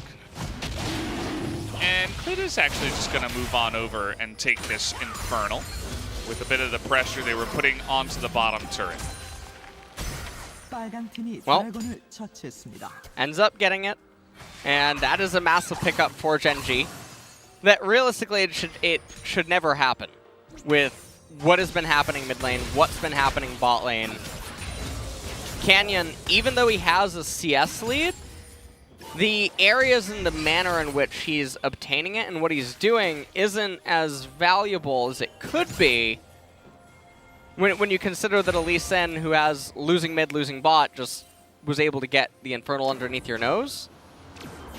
And so if you're a Gen G fan, you're feeling really good because come second Dragon, Aphelios and Zilean should be sort of online, and the pressure that Syndra's exerting over Zoe should also start to dissipate by then, so things are going pretty well for them. The only thing that is still maybe unfortunate in this game is if Cloud comes up third.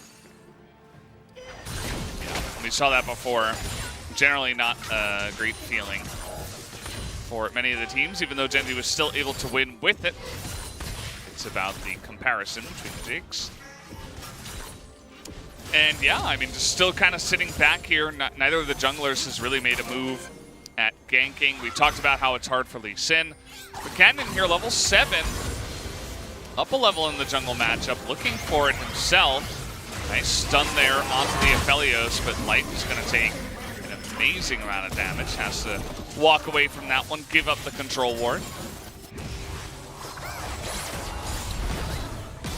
And, well, Rascal trying to just do a little bit of... Oh, the Q's man. onto him. He's going to flash away, and he's got Nimbus Cloak, but in goes the Lee Sin. They're trying to kill him, and finally they will. But Canyon at least was there last second to pick that one up. And now the flash that was picked up by BDD comes in. Life going to use that TP from his unsealed spellbook to come on up and help. Uses the TP. And at this point, Gen G, I mean, they're starting to stabilize pretty much. Beryl gonna take a magical journey. He's just messing around with his good old pal Zilean. They've been friends for a while. Oh, of course. Yeah, they really go way back. How old is Zilean? Do you know?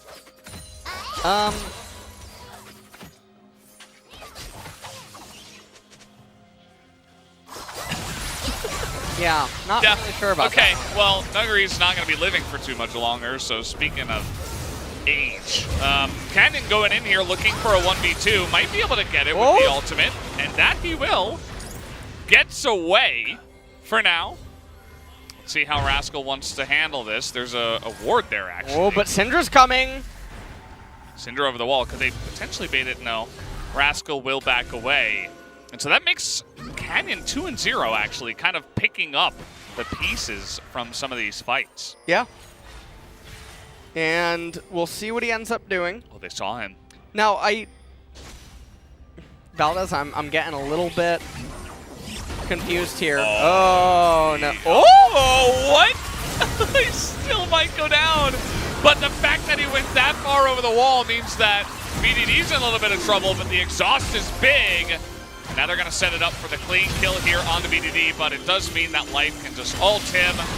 But in comes Nuggery. Zoe still alive for so long in this one, but finally goes down.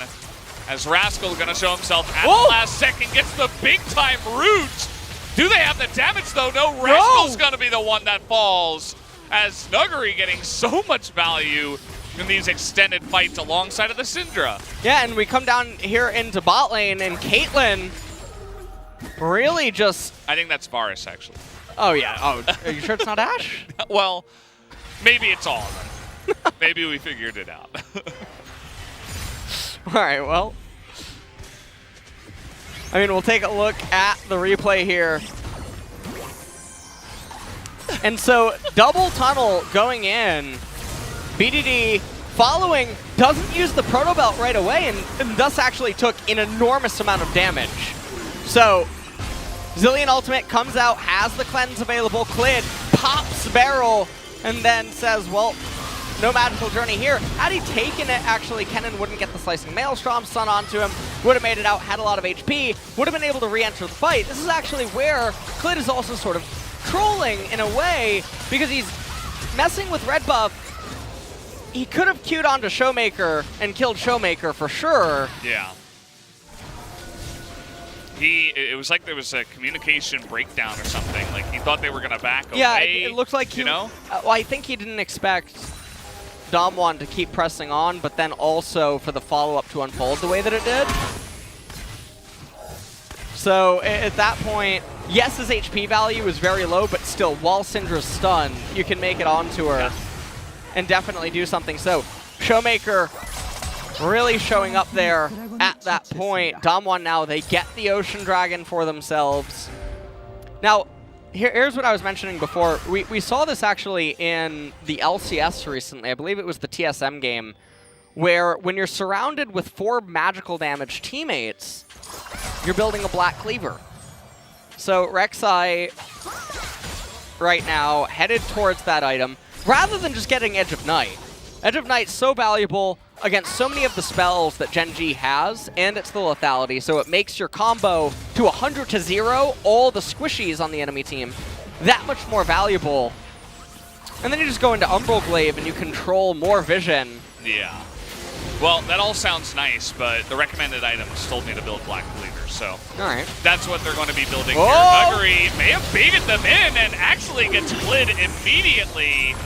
Now he's going to slow down BDD into a really awkward spot, but no damage follow-up here onto him. They're focusing down the Rascal here. Down he will go.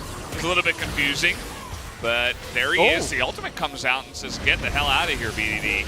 This is our zone now. And Syndra is just so scary right now. 5 stacks on the Darksteel. I wouldn't even actually mind just an outright Magi's pickup at this stage of the game by Showmaker whenever he would recall next. And Aphelios, I mean, he still has the ability to 200 years, but fortunately Ezreal and Syndra and Bard are in the game. 3 champions that can really keep him at bay and interact with him without letting him try to do the 200 years. So Caitlyn right now, just going to shove out mid lane. True shot barrage. No, actually, I think that was Varus. Sure. Yeah, I don't know. It just looked like it. All right, well, I'll believe you. It had he had the white gun. Oh, okay. Yeah, Must have been Cosmo. Ashe then. No. You're forgetting, yeah. Sorry, wrong AD carry. I'm new. Yeah, totally fine. Glib kind of just went in there and died. It was a little bit awkward. We're seeing the power of Lee Sin in the LCK. Generally, unless you're isolating one member and getting a great kick flash, you're probably not doing much in a 5v5. Yeah, and I mean, the predicament that both parties are going to find themselves in is, one, Zoe is going to eventually start throwing out bubbles. Things can get a little scary there. But for Gen G, Syndra's reach is so long and Aphelios can't interact with it. So the QE out of Syndra is going to be very scary. Nice itemization out of Nuguri. Void Staff second. Opponents were getting magic resist pretty much everywhere. They're never going to get armor. And so, interestingly enough, I'm just going to wait for some of the champions to get panned to on the side of Gen G. Yeah. For their stats. Try to take a look at that if we can. Shirley comes down, does a big chunk. Where do we go from here? The Dragons were split evenly, but it is going to be Mountain, so should be a decent amount of resistances on both sides that can be taken advantage of. The thing is that if Gen G could somehow get those Mountain Drakes, it invalidates Kennen and Rek'Sai a great deal on their hard engage. It also really harms Ezreal from being able to do stuff. And we just see Rascal just trying to wave clear down here. Find something to do. Damwon, they are up a couple thousand gold right now. Ezreal really trying hard. Oh, they're going for this. Flashes in. Rascal, good read, flashes out. And that's about that for that trade. Clid kind of awkwardly coming on over here. We got 30 seconds before this Drake that's going to be the main focus, as I feel like every Drake, every single Mountain, and not just the Mountain Soul, is really going to help out, especially Gen G because of their item selection so far. And BDD look at this. Yeah. Look at him. He's freezing right now, it seems. It's... Wow. Did he just push it? You know, BDD... Oh, did he really just push it? Oh. He only denied like He one almost wave. did. He denied like... Yeah, I can't. I actually, melee yeah, minions. I genuinely can't tell. He's getting close though, right? He was the player last Yeah. game that built Leandries instead of going straight into Ludens. True. Remember? True. So there's Maybe that. you know, Arnold is. I don't know. Arnold's listening in. It's like, hey, that LS guy may be onto something. All right, so here's some of the interesting things here that we can talk about in regards to Rek'Sai, because sometimes this never gets put into perspective. So at full stacks on Black Cleaver, Rek'Sai's getting 15 pen against Nico, 13.2 against Zoe, and 16.3 against Lee Sin. And that's at full stacks. That's the penetration. So most of the lethality items from the first time Rek'Sai would hit the champion is already giving more. So if we're talking about 100 to zeroing the opponent, now don't tell me about 10% CDR. No, you don't get to cast the extra abilities. They have 10% CDR on the. But also Rek'Sai's HP is irrelevant in that burst combo, in and of itself. So it's just one of those itemization things that is done on autopilot without really thinking about all the situation. Now, obviously, we could give the armor values of Aphelios and Zilean as well, but it's still going to be in the same ballpark, so no one's really benefiting from the amp. And Rek'Sai's only job in this fight is to tag someone and just burst them down instantaneously, because they're all squishies. Yeah. And no one's going to itemize armor. No one's itemizing armor.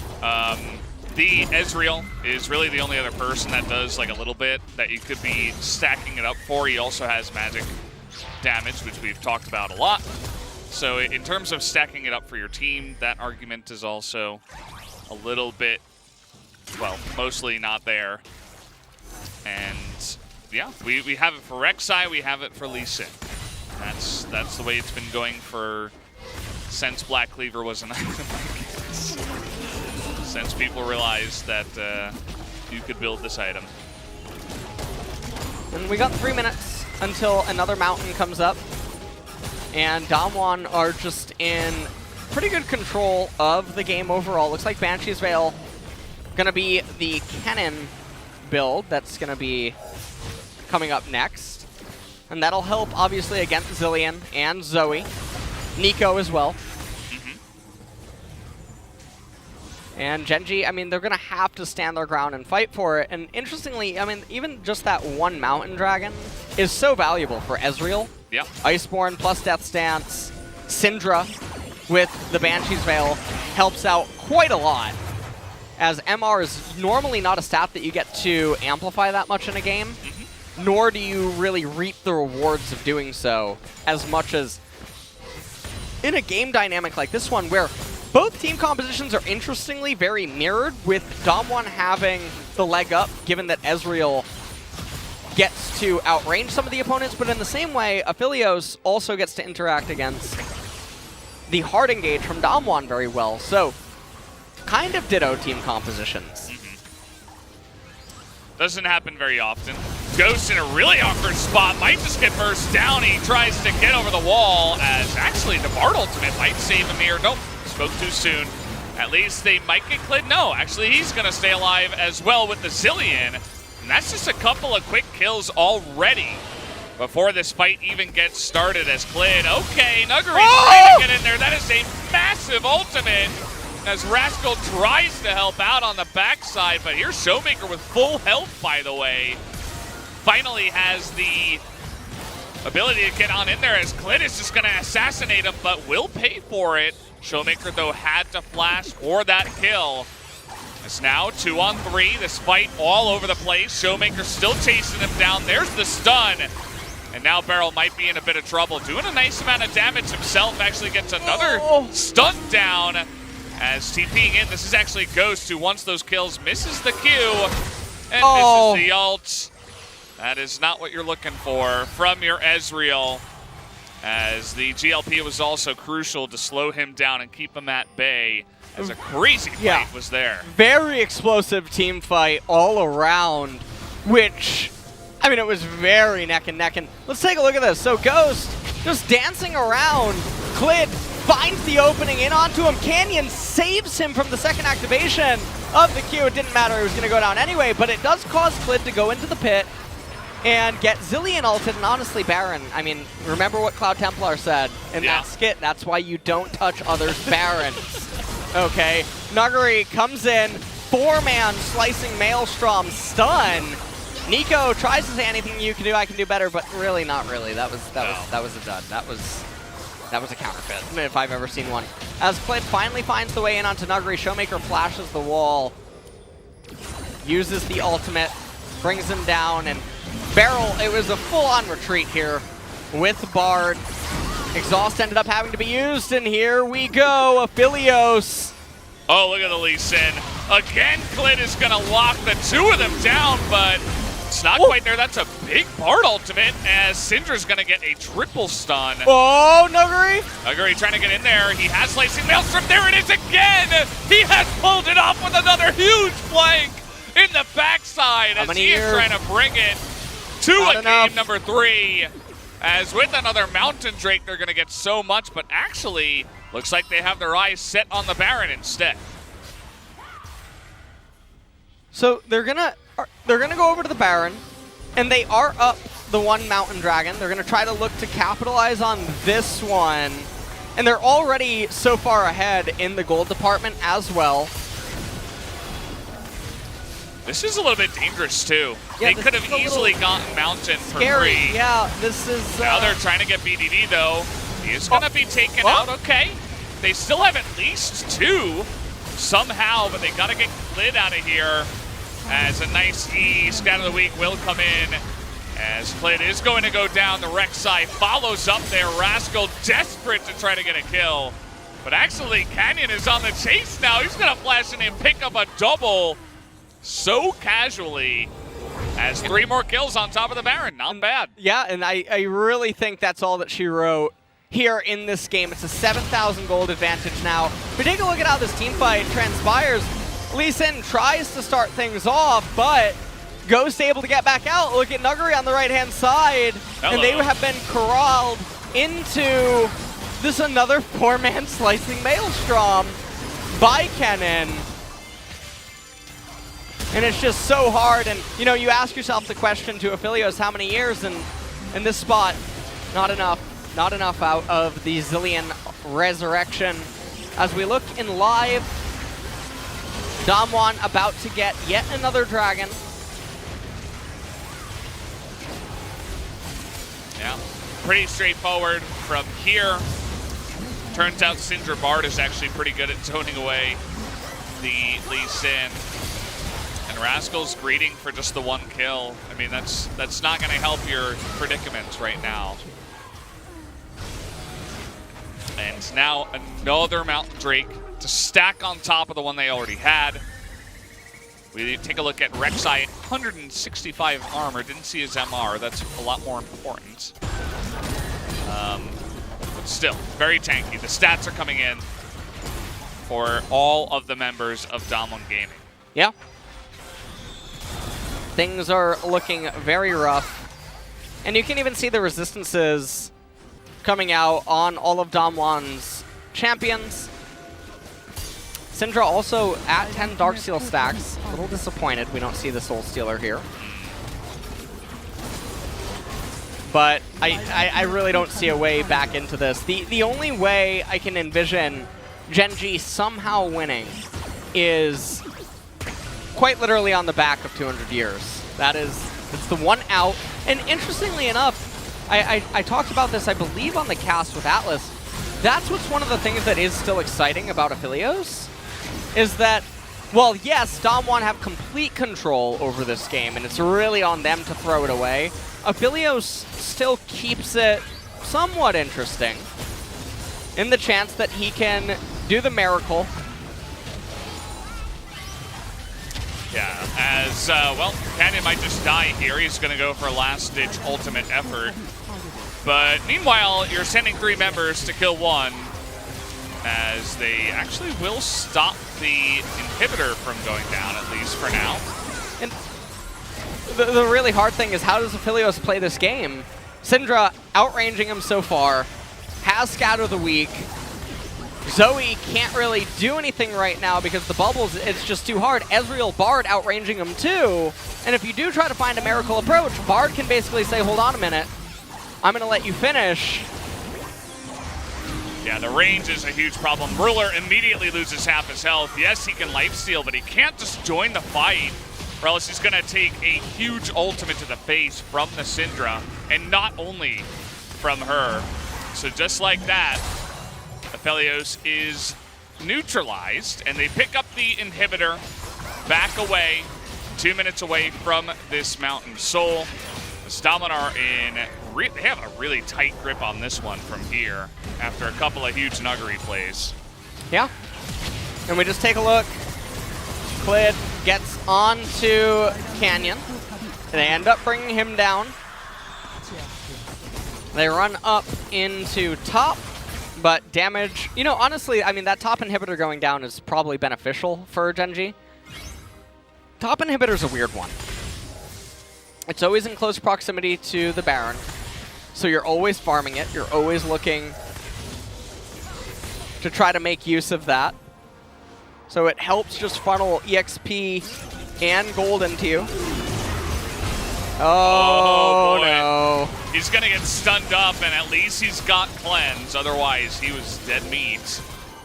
That's another fun part about the Bard into the Aphelios. You can force cleanse, you can lock him down. He's definitely a great support into that champion, as Damwon has absolutely prepared drafts for against Aphelios, it is clear. Push without Baron is not going to be as impressive. Trying to put pressure on bottom side while the top lane is being pushed, so that they can be in good position here for this Mountain Drake. Yep. And the Soul Sealer did get purchased. Yeah, finally. It's just a really, really good item. Gives you so much value. The movement speed too. Nice stat for its cost.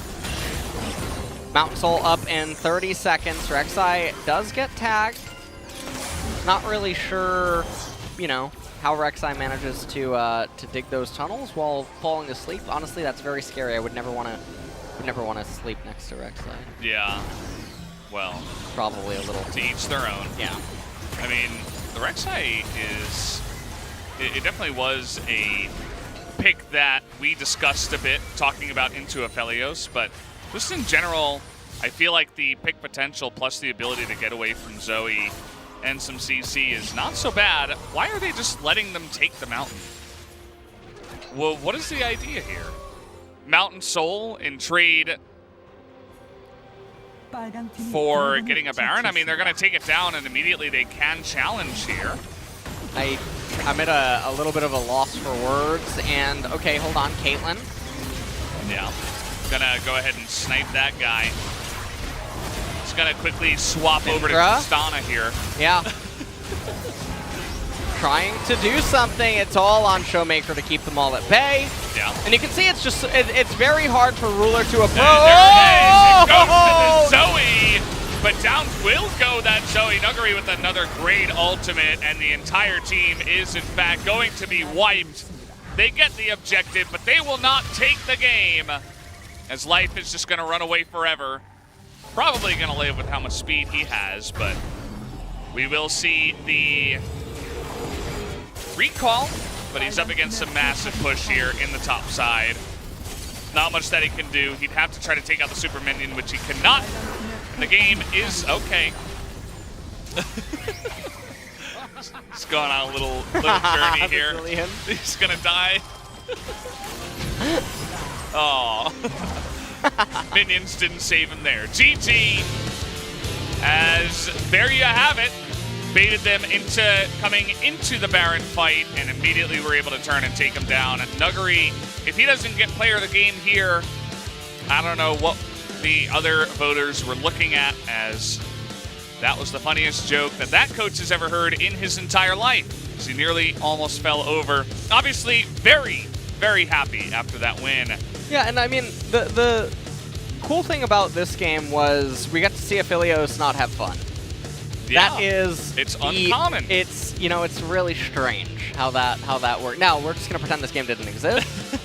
Other reasons led to the loss here. Okay, so there's nothing wrong. Now you have evidence, some more evidence. There's a lot of games actually where Aphelios players hate their lives. You can actually find a lot of instances where pro AD carries basically say like I couldn't do anything, right? Despite playing Aphelios, and it's just so bizarre that those games are never looked at. And instead we look at the games where people draft 4 melee hard engages into him, turns on Crescendum, and then, see you later. You really wonder what happened there. Yeah. It's like when it's like something you see in solo queue, 5 people clump up against AP Malphite, they get hit by it, and they're like, well. I guess maybe people are not as used to drafting compositions to counter AD carries specifically. It's not even countering him, it's just neutralizing him. Yeah. But most of the time, it's like you don't. When you do it, it's a big reward. Yeah. So he's not actually blindable. He's blindable when you draft like a donkey. So when that ends up happening, I mean, you deserve to get punished. If you draft into what he likes and he came in blind, I mean, you deserve to lose. When you draft in a way that doesn't let him play the game, you restrict the terrain he can play on. When you outrange him, you're gonna have a game on your hands, and more likely than not, you're gonna have an edge. And yet, we have a champion that's probably going to get nerfed due to public outcry, and it's really sad because he is an exciting champion to watch. So, unfortunate there. Nuguri doing tremendous damage, 22,200 dealt by him. Showmaker also with a immaculate performance as well. Oh, yeah. From lane to the game, to the mid-game, to the late game. Showmaker also did show up. If there's like 1 or 2 votes for him, I wouldn't be too sad, but absolutely this was Nuguri's game to win. Guys, we're going to take a quick break before we get to game number 3 of the series.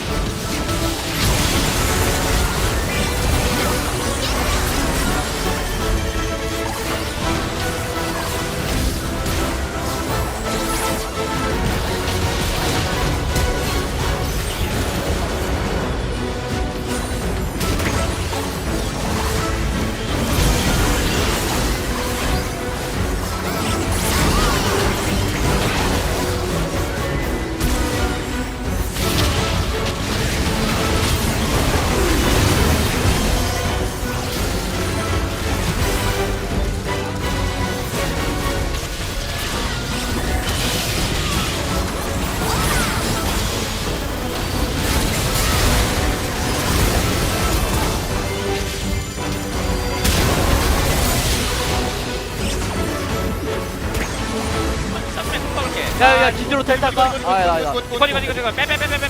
이거 빼. 이코부터. 아, 도입. 아래. 도입. 야, 쌈. 이제. 앞에 잡았어. 탑에 텔타. 이제 텔타 봐. 동작 탑에 텔타. 오케이. 끝났어. 야, 집 끊어, 집. 지금 안 끊어도 돼. 해갈게. 너무 빠르다. 아 나이스. 아 쏘리 한번 던질 뻔했다. 아 레드에서 중에 빠져. 까비 알론소. 바비 알론소. 엉구가 진짜 잘해줬다. 까비 알론소. 까비. 형 어디 갔나? 모르겠네. 나이스. 뭐야 잡자. 야 죽여. 왜 이렇게 빨라? 아 스톱 볼게. 와봐. 오케이 나 더블. 자식아. 야야 막타. 나이스. 야 너 뭐야?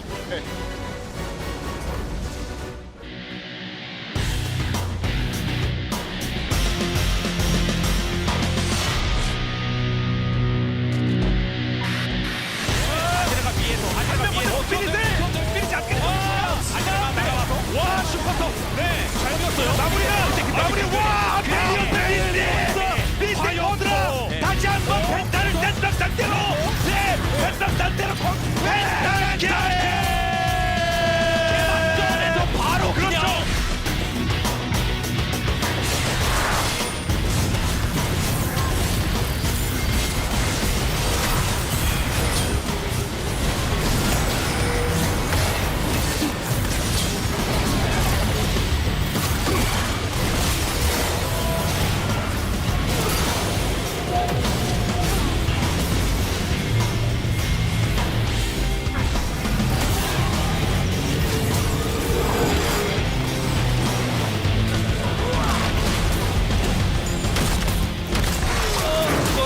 따라가서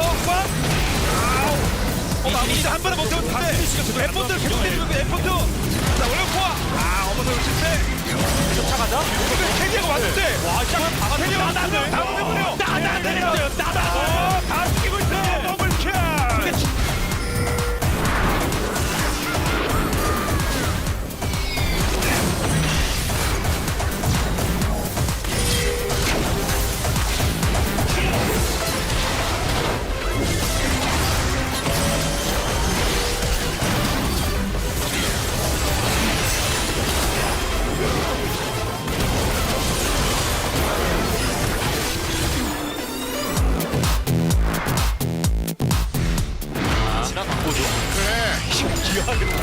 심지어 카사딘이 뭐 도움을 많이 주는 것도 아닌데 아 나와볼게 이거 아까 말씀드렸죠 위험한데? 하면 솔킬 내는 솔 아 6레벨 너무 빨리 됐다 얘 누군데? 너구리 50이 요즘 솔킬 진짜 싸우는 중. 되거든요 너구리가 기다려서 6렙은 됐는데 너무 이게 돼 이기만 해. 다시 한번 W풀 한번 반대로 내가 반대로 와. 못 내려.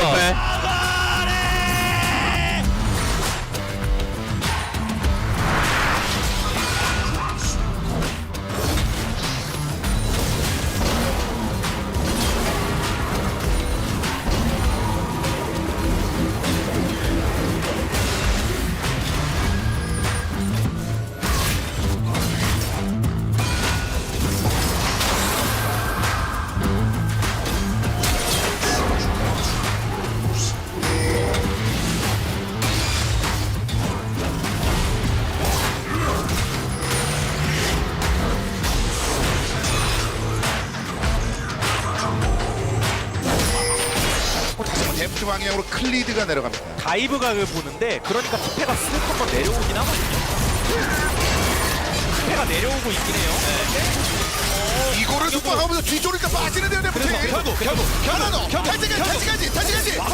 어디였어요? 데프트가 된다. 역습 다 죽어요 아니 저게 열망. 저게 왜 3대0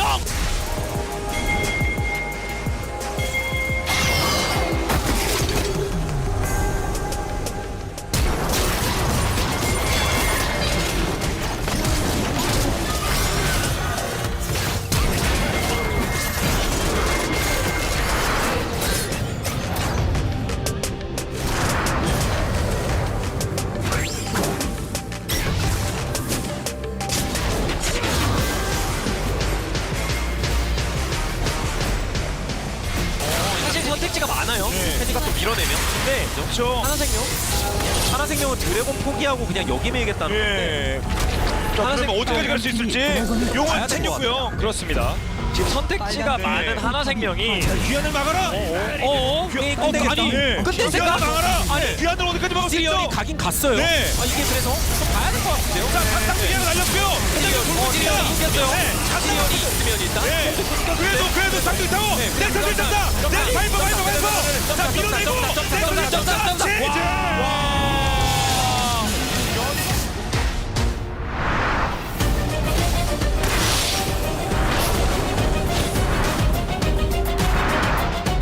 야 게임 끝내야 되겠는데 이거? 야 끝내볼래 이거? 내가 막아볼게 얘들아.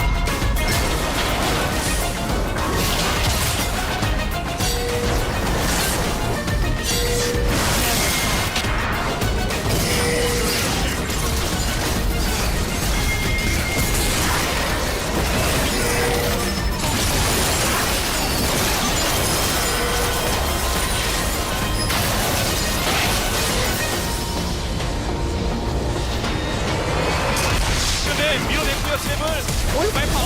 와, 얘는 다인고. 다시 돌고. 이말 잘 막았네. 아지르가 이제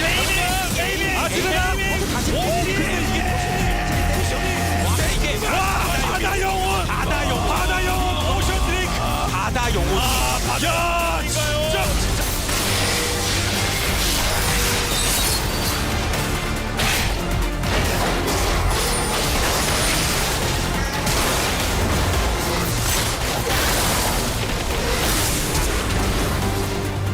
이제 잡았어. 미드 잡았어.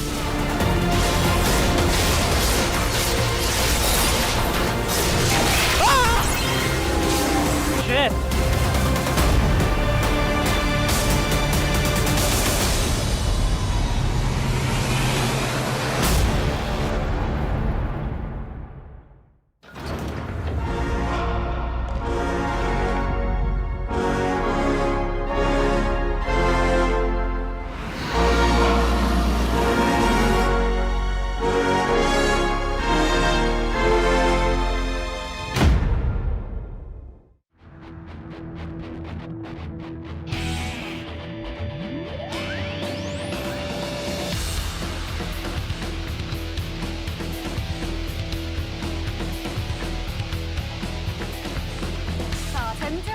Welcome back to the post-game analyst task.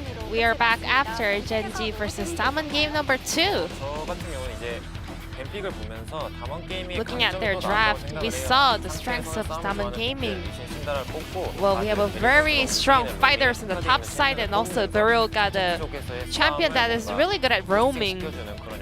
So other champions can also just boost up each other together. And Genji with Lee Sin and Zoe, they wanted to have a lot of fights around mid.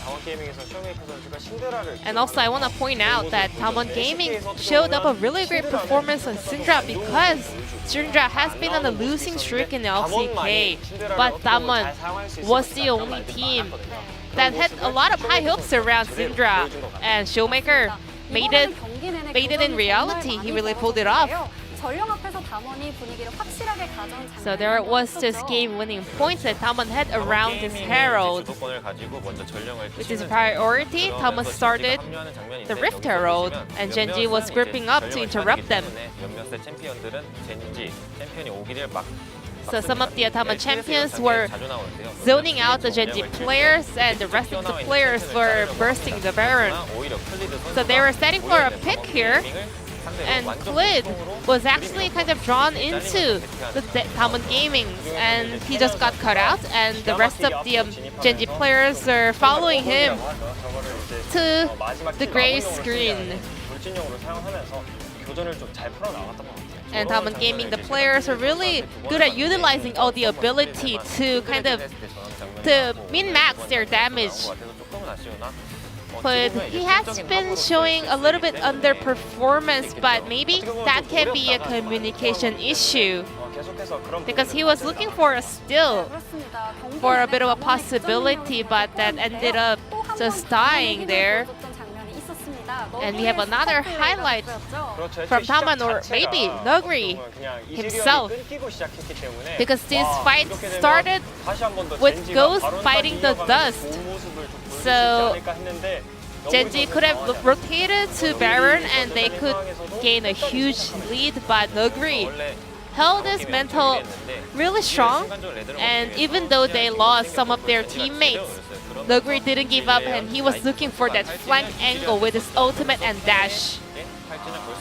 Because Life used his exhaust onto Ezreal earlier to this fight, there was no way to stop Nuguri coming in for that flank. As a result, even though that was a 3v5 fight, or maybe Nuguri single-handedly went in for that engage, well, Damwon was the team that had the win in the end of that fight. Nuguri indeed was showing an outstanding performance all throughout the game. We want to check out whether it's gonna be Kenyon or Kennen picking up the player of the game, and it was Nuguri on Kennen. His positioning as Kennen was on point. He had such a great dominance on this champion in teamfight, even when his flash was down. There were a lot of ability to kind of push him away from his engage on the side of Genji. However, Nuguri, there was nothing to stop him, to be honest. Kennen also got solo killed by Nuguri, but he's always just managed to find the window to come back and scale till the end where he can kind of dominate the team fights. That contribution on this champion was the main factor that allowed him to win this POG point, the POC point. As what is said, Kenyon and Kennen were sharing the POC vote, but most of them was going over to the side of Kennen Nuguri. So let's move on to the decider match to check out whether it's gonna be Damwon or Gaming getting this series.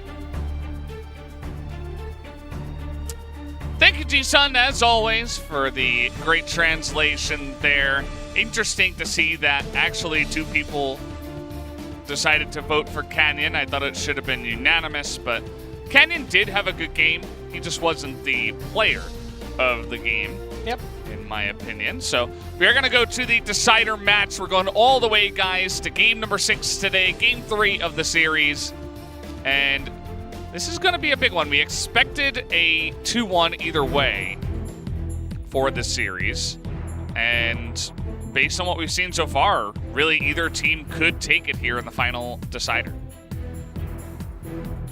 Well, Genji now going to be on the blue side here. And they're going to ban away the Syndra. We'll see if Damwon can find themselves with such a situation they just had in game number 2. Varus is gonna be banned away. Now again, I would actually really like to see Damwon leave open Aphelios again and give it over and then draft accordingly. Do you think even with the Syndra banned? Well, I mean, Syndra's not the only mage that can put him on a leash. Orianna, definitely capable of doing it. Azir, he can't really walk up either.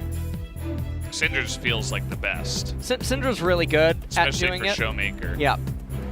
I mean, even AP Kog'Maw would be good, and I cite that, yes, it's not 10-13, but Showmaker is the player that got it going amongst high MMR players. So definitely a lesser common one. Victor even can control Aphelios, and that's not a very common pick, as Ezreal was banned by Damwon. And will they let him open? We'll take a look. 10 seconds remaining. If it's not going to be him, you could go Karma. Yeah. You could go... Turn the page and... yeah. Yes. Here they will take Aphelios. Oh. Just kidding. Oh, wait, I was reading game 1. Oh, oh. Wait, no, they picked Kalista there too. Well, now will Damwon actually just choose Aphelios? Now, If they choose it early and Gen.G just doesn't draft in a manner that supports him, even though the Callista is obviously something he enjoys, no, I really don't understand the Senna. Senna rose to prominence as an answer against the long-range AD carries and the nature that they would fight inside of. They're selecting her here, and they're going for the Frozen Heart, or not Frozen, I'm sorry, Frozen Mallet Senna build, and it just seems very out of place so early.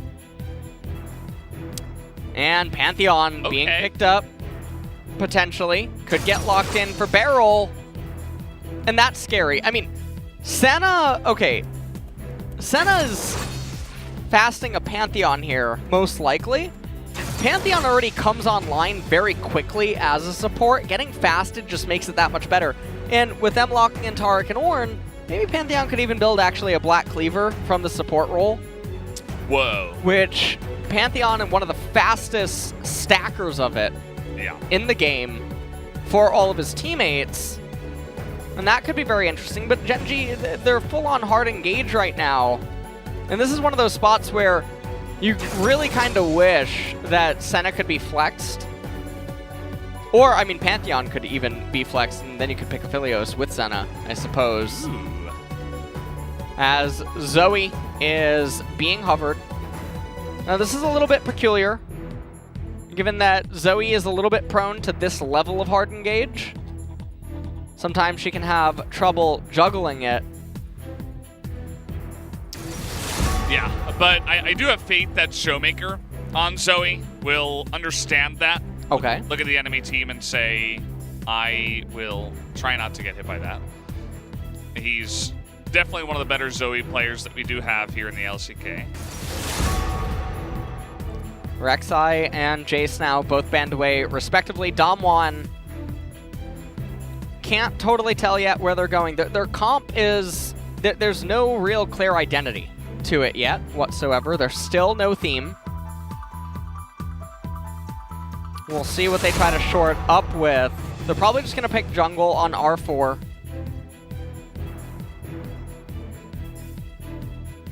If they pick something like Lee Sin, I'm going to lose my mind. I'm going to let you know Oh, there you go. They banned it away. All right, they banned it away, so Gen.G really saving us here. So now they can Now, pick how Rek'Sai. about Olaf? Valdez. Ooh. You know, a lot of CC on the enemy team. You True may want to words. run through it. Have never been spoken. Okay. Kindred would actually be the nuts here, probably, because of the Taric and the Ornn. They're actually going to take Graves, and I mean, now this gives... Okay. Okay. Kale. Oh, Kale. Ooh. Yeah. Yeah, you thought of that just now. Just actually, right now. I'm gonna expose you here. I saw you practicing that in the mirror. Oh, in the bathroom. No, what? Yeah. I was in there alone. Yeah. What are you talking about? Jarvan, just, you know, add on the engage. We are looking to dunk Zoe / Senna / pretty much anyone. Yeah. I mean, Kale can certainly help against that, which is definitely Orianna. what makes it an interesting pick. Orianna. One time. There we Lucian. go. There we go. All right. Okay. All right. Everything's, you know what? Everything's going fine here. And so now, Kindred. Now Kindred actually does look Kindred really good. is absolutely the nuts. I just feel like there was no real other option when Gen.G is committed this hard to this theme. If you try to pivot from it, it's just going to be really bad. Best he can do is Graves. Best he can do, LS. Kindred's gained some weight. Yeah. That's and what- grew a beard. Yeah, grew a beard. She's got a different kind of weapon now, too. She's upgraded. She actually, she started using Wolf as a pelt. That's what Graves' coat is, actually. Aww. That's Poor Wolf. That's some Monka W, for sure. Yeah. I mean, the Graves... Yeah, I'm not so sure about the Graves.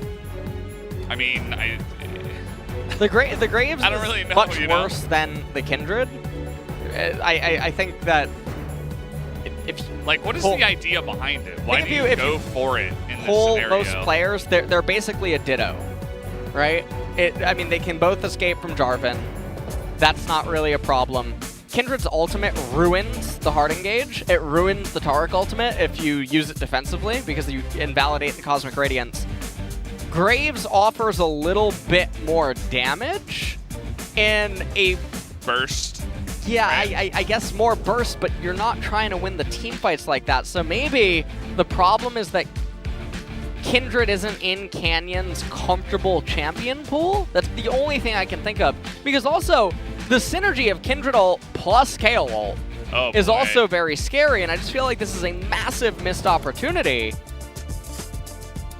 Certainly does feel that way. I could have sworn that I've seen Canyon on Kindred before, but I don't have the stats in front of me right now. Either way, guys, looks like we're ready to jump into Game 3. Let's do it right now. Damwon up against Gen G. I do like the Kayle, though. I like Kayle a lot. I feel like the Kayle is a pretty good pick. Kayle, I think, is totally fine here. Also, Pantheon ultimate into Kayle ult. That is a very scary type of play. I saw that Ashley Kong was posting on Twitter about some of the players and their streams, and she mentioned, I think it was DRX. Yeah. Oh, might have to hold that thought. A little bit of damage coming out here. No, he's fine. They were doing Nocturne Kayle bottom lane. Yeah, Def was playing Nocturne, yep. Yeah. That looks Chovy on Kayle. Stupid. Yeah. That was like, okay, any squishy does not live. Yep. Or immediately gets pushed out of the fight. Kayle's ultimate base damage is absurd, if you've ever seen it. What is it, like 300 or something? I think it's, let's take a quick peek. Yeah, let me take a quick We have a lot of time, LS. We do. It's the LCK. Yeah, the lull state is definitely in full effect here. Let me take a look. Lulls, casters, Keck W. Get True. it? LCK. Yeah. There you go. That was very good. I made up a new one. Literally can't kill, though. That's probably number one. Ghost and Barrel actually going to lose Prio early. Okay, Divine Judgment is 200 base damage plus 80% AP, 100% bonus AD. So from the get-go, it's dealing a lot. That's for an level immunity. 6? Yeah, level 6. Jesus. That is really nice. Clid is dead. Nicely done. Damwon immediately shut him down. I want to see the setup for that, because there was a ward on the blue, yes, but I don't think Jarvan would have been there yet. So I want to see how Canyon set it up. He was waiting in the bush. He expected the invade and immediately shut it down. Yeah, and so there's your burst, I guess. Nagari has ended up on the opposite side. I'm not sure why the fighting there stopped. You think on cooldown? Rascal should have stayed in? Well, I guess maybe Kayle's cooldowns were longer than I was expecting. But nonetheless, Nagari, I mean, he's going to end up being pretty happy with that, although Rascal did get a lot of Grass the Undying procs. So that is the thing. Showmaker picked up Ghost. And just trying to shove in the wave, but BDD doing a really good job with the CSing, and I don't even... How do you anticipate this? Yeah, I mean... Was I missing something on the minimap? There's a ward on blue, but like... Unless... Like, he wouldn't have been there anyway, by then, you know? Very strange. Maybe that's just a common thing that he reads that Clid does. Yeah, I really want to think that I'm blanking on something on the minimap, and I just didn't see it because I'm lost sight, as... Could be. It could definitely be it, but... It's true. Canyon off to a really good start. And if we want to talk about something, that's something Kindred couldn't have done, you know? Yeah, that's what I was saying, you know, there's your burst. There it is. There it is. So, obviously, Graves the better pick here. LS, Keck W. But I'm also curious to see if Rascal will build Ornn. oh, he's trying to. Ooh, Nicely done by Nuggery. Reads it. Can he get out? He's dodged both knockups and he's just meleeing them down. As Showmaker's coming in, he's going to get slept. There's no flash on your Jarvan. See you later. And immediately Clit is 0 and 2 in this game. Yeah. And this is very, very unfortunate right now because Jarvan doesn't really benefit from low economy in this kind of a game. Oh, nice stun. Yeah, That's very nice stun. big. And Senna still doing a really good job at fasting the Pantheon. He's going to miss out on a little bit of EXP. Senna's going to recall. And Nuggery just having a real... Clit is so angry right now. I mean, he's not showing yeah, it on his face, but like, that is so annoying. Yeah, that, After dying twice, Big Krug gets stolen by Big Pantheon. Well, Serrated Dirt completed for Panth. Not going to be the Black Cleaver. Watch him dodge Which I find really everything. surprising. Yeah. Got some fancy feet here. Honestly, we need to check his computer for a program with some of the movement there. I really like that he aimed the Q onto the Jarvan. Showmaker comes in there, managed to get that kill. 실수하면 안 돼. 우리 FK? 얘네 한타 좋아. 아 힐로 What was 위에 방에 that? 따고 싶긴 한데. 오른 살짝 봅시다. 살짝만 때려볼게요. 아, 오른 공격. 다르만 여기 검사. 나이스. Okay, 설계. 위에 방이 어때 조이는? 아 받아먹고 와야 돼. 아 줘야 될 것 같아요. Yeah, I don't know about the echo chamber, but Yeah, the Echo Chamber was definitely a little bit weird. yeah.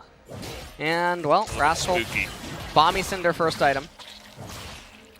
And so, Does that make you unable... happy? That makes me very sad, honestly. It's, you know, it's like, He could have had a control ward with 2 Ruby Crystals. Ruby, Chain Vest, if you're going to go for Sunfire Cape. That way, you have more HP. Also, you spend 800 gold, and you get more HP. And then you maintain total control over the wave, because Bomby makes it so that you always push. Oh, Big trade. right. He is sustaining, though, just autoing him down. And will stay alive. The stacks come in big time, but Barrel, he's coming back. Thinking about getting in there. The flash onto the root. Here's Showmaker, though, who is so fast. Coming on in and bursts him down with the Paddle Star from long range. Already has his tier 2 boots. And now he's got 4 stacks on his Dark Seal. Everything is going right in this game for Dom1 Gaming. Everything is just really on point for them right now. They outscale their opponents as well. And while Orianna did come in on B5, it doesn't change the fact that Genji's team composition overall is very reliant on a wombo combo engage that is going to be very hard to orchestrate against Dom1's team composition. And there's not a genuine answer for Kayle in the later stages of the game. I don't want to call Gen G's team comp sinful, because I don't think that it is. They definitely have a lot of modes. They have Ornn, Orianna, Taric, and friends, and okay, that is a lot of damage. Yeah, that's just the Graves burst damage, by the way. It's pretty good. Well, Kayle, level 6 now. BDD coming in here with the ball. Ghost is here as well. Yeah. No, okay, there's life. He's down a level. Yep. But that is going to be the blue buff handed over to Orianna still. So couldn't deny that. Canyon still getting to work onto the Rift Herald. But so, okay. Pantheon's still bot. All right, Pantheon's still bot. This is 2 waves now that have gone into nothingness. Dom1 might actually fight this. Ooh, able to dodge. Oh man, that one. wait, I think they're gonna win. They're gonna win Showmaker's 4v5. so fast. They're gonna win 4v5. Here and here comes Pantheon. Too. Pantheon should be joining in here. Nuggery in a weird spot. That's a nice ultimate, but life in the back line is oh, the auto finally goes down. Dom1 Gaming are going to win this fight. It did look like the Rift Herald went the way of Gen G, but they lost a member and all the XP down on the bottom side. And the Rift Herald did end up dissipating the Screencasters. The whales. Yeah. It's like, oh man. It's like the Banshees in WoW, you know? Oh boy. Well. Ghost is fine. Yeah. All right. Tip of the hat to you, mate. Says Pengu. You know what? You just actually reminded me that the Riot store is not open, and even if it was, they probably still wouldn't have Pengu. So Yeah, probably not. We're gonna get back there. They're gonna have like what is it? KDA. It's gonna be like KDA Kaisa. They're gonna have like the Rift Rivals mouse pad. Oh boy. Oh man. Yeah. Well. All right. Well. Beryl and Ghost. This is a trade from a long time ago. Yeah. As it looked like actually Beryl, when he clicks back here, Ruler was never intending to turn. It almost looks like he missed the opportunity to follow up. This is also a replay bug. He has flash in this highlight. Ruler? Beryl. Oh, okay. Yeah. I was gonna say. And flash. right here, I mean, they were winning 4v5 at this point. You can see Nuguri waiting to get in, autoing onto Ruler, casts the ultimate on Kale. Nice ultimate by Orianna, but I mean, Beryl just deals so much damage. Life goes down immediately. Pantheon has flash, but there's no real reason to push this any further. Yeah. For Dom1, yeah.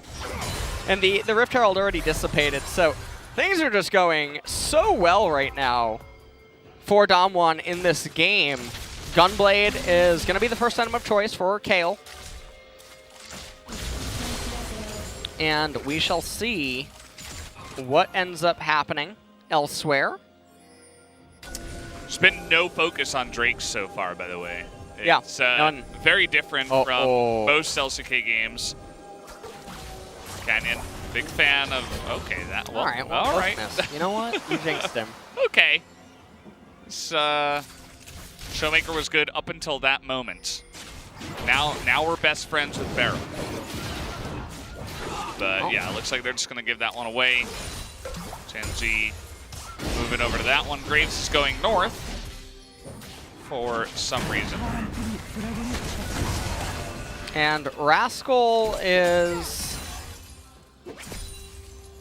Well, I mean, he's running around, he's doing things, but he's getting zoned out of top, and now he's going to miss a lot of minions. And Canyon, I really don't know what he's doing at this point. He's like desperately trying to zone he's Rascal gonna miss away. The cannon.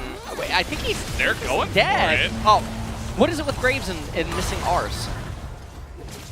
Have you noticed that? Yeah. I think Pioshik missed. Oh, they're going in. Oh, man. Beryl, oh, you gotta wait for that one. He's going in once again, though. Cosmic Radiance is coming down with a TP now. And here comes Pantheon. Well, that was a little bit of an awkward angle. Didn't really matter in the end, as they are going to pick up life once again. That very unfortunate Taric is now 0-3 to the 3-0-1 Pantheon. We know who's the real Chad in the lane. Yeah. It's not Taric. And it seems like Beryl is going for Yumu's first item on Pantheon. So still very surprised it's not Black Cleaver, given that Kale is a lot of hybrid damage. Kale auto attacks a lot in the fight. Senna. Oh, Senna's going to build Black Cleaver first, and then Pantheon's lethality gets more of a team player over here, these guys. I was surprised because Senna elected for the Glacial, and I thought that she would just be the one to go lethality, and then Pantheon would go for the Black Cleaver. But they're going to actually do the invert here. Not a big deal.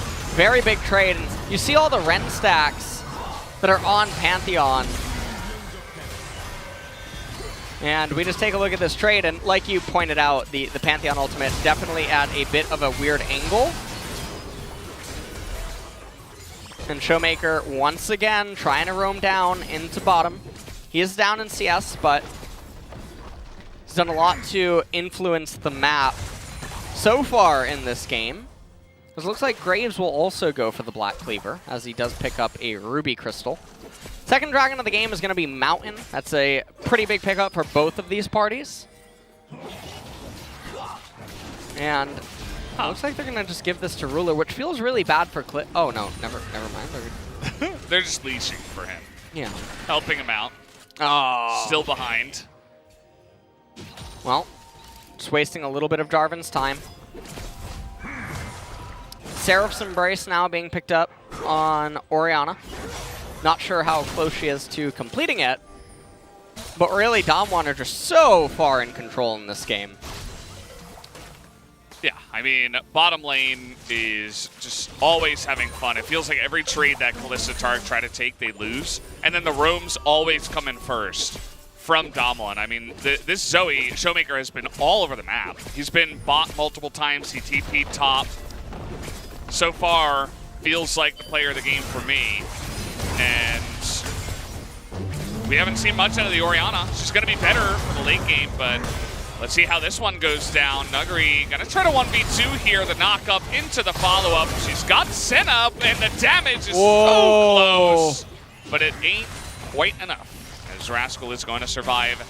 That time around, Nuguri's relentless pushing is eventually going to get punished. Yep. Ghost trying to go in there. If that could have been a 1-for-1 trade, kill and assist both ways, that definitely would have been a victory for Damwon. But nice gank by Clid ends up helping alleviate some of the pressure that was very needed at this point, because the Kayle is very close to just going completely out of control. Now, what I'd really like to see Orianna do is sit on the Seraphs, just go power right into the death cap, and then you have such a tremendous amount of AP from both of the items, and then the death cap passive comes in. It's really valuable. And then also you get Death Crown from the ornament upgrade. So much AP. It's such an unholy amount of AP, actually, the more I think about it. So 1,500 gold advantage for Damwon. They should be the ones to get the Mountain Dragon. Now, with all the turret plates down, I think the only reason Nuguri's still staying in top lane is he wants the first turret gold, because otherwise he should already just have been moved to Dragon. And that turret's on its last leg. He doesn't have teleport available. Rascal does. Losing this Dragon would definitely be a whoopsie, so Nuguri's got one thing on his mind. It's pushing the lane. Okay. That's all he really cares about. He's heard of these things called dragons. Okay. He's not really concerned. Remember the beginning of Skyrim when the dragon falls on the town? Who am I kidding? You don't play other games that are not League of Legends. He wouldn't care. He doesn't really care about that dragon that's coming down. But yeah, this is going to be pretty interesting that he just gives that one over. Yeah, it's really strange. I mean, I really wish that Ornn was highlighted when that went over to Genji. I mean, his ornaments aren't complete yet. He's got the Build-A-Bear going on. And when you're Ornn versus Kayle, one of the interesting things that you can do in the later stages is you go third item Warmogs, which is not a traditional third item for Ornn unless you're trolling normally. But against Kayle, what you end up doing is you get Warmogs, and then as Kayle's split pushing, you run up to the wave in front of the turret, just slightly outside of the range. You take 80-90% of your life, and then you run back underneath the turret. Warmogs heals you back up to full. You do that infinitely, and Kayle can never actually touch the turret. So it really stops her dead in her tracks, because she'll never have the damage to rip right through you. Yeah, and it's it's a little example of playing to the way that the game usually plays out. But either way, we do have a kill here on a Ghost, most likely. He's used both summoners and his stopwatch, with a bunch of TPs now coming in. A lot of damage from the poke coming in here from the Zoe. He's going to find another one in the Taric. But with Fate's Call, we'll be able to call himself back there. Kennen going to take this opportunity to say, hey, you guys are pretty zoned. Let's go ahead and take out the mid tier 1, as they should be able to.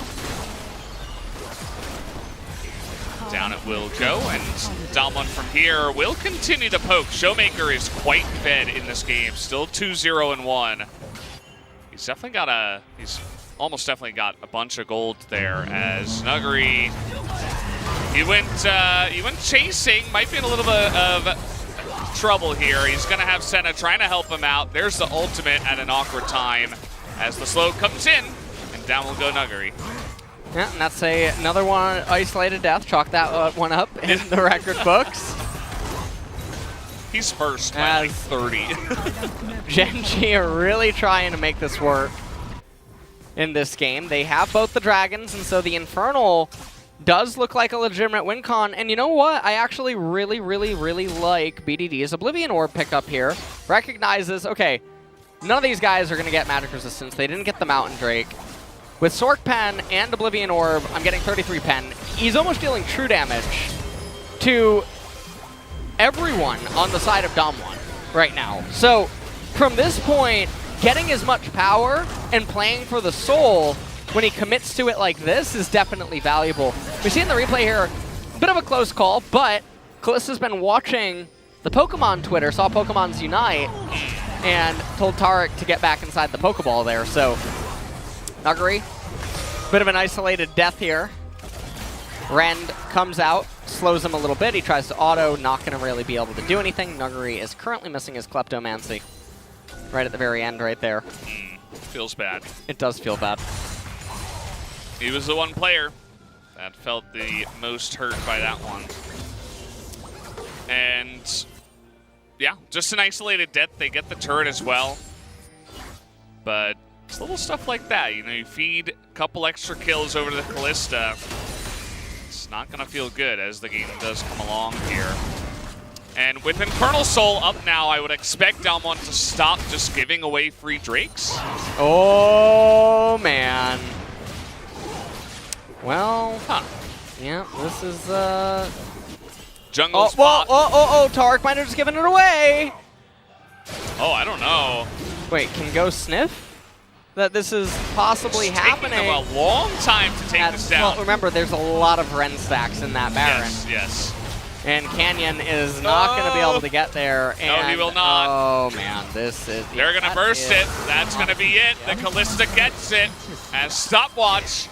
Pretty good item is going to help him out here as now Showmaker in an awkward spot, but they're going to try to force this fight in, but the double knockup is going to be huge to take out the one of them and probably two here as Showmaker will go down. Make that 3, and how about another one just on top as Nuggery says, well, maybe I can help.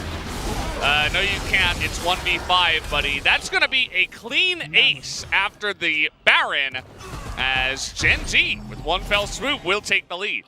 And I mean, I have no idea what just ended up happening there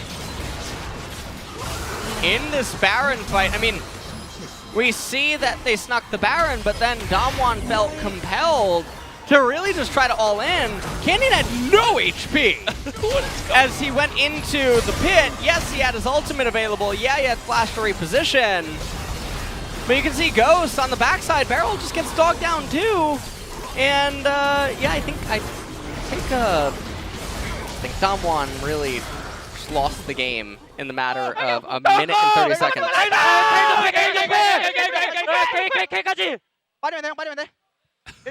TP.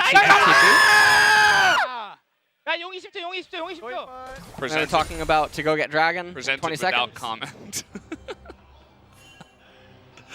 We were talking about Banshees a little bit earlier. Well, another one has joined the club. This is definitely a very strange situation. As, while Damwon had a lot going for them, it all just dissipated in the last 3 minutes. Yeah. I mean, and you take a look at the Baron power play too. 5,500 gold. It literally swung them in the lead. They were behind. Yeah. They were down like 2,000 gold. Yep. It's like a swing of 7.5. It's massive. It's definitely huge. And it's not only that, it's the Infernal Drake, so you're getting all the stats from that. It's just, it was one fell swoop of just pure death for Damwon. And amazingness for Gen.G. I mean, they lapped that up. They were like, yeah, sure, man. Okay. We'll take all of that.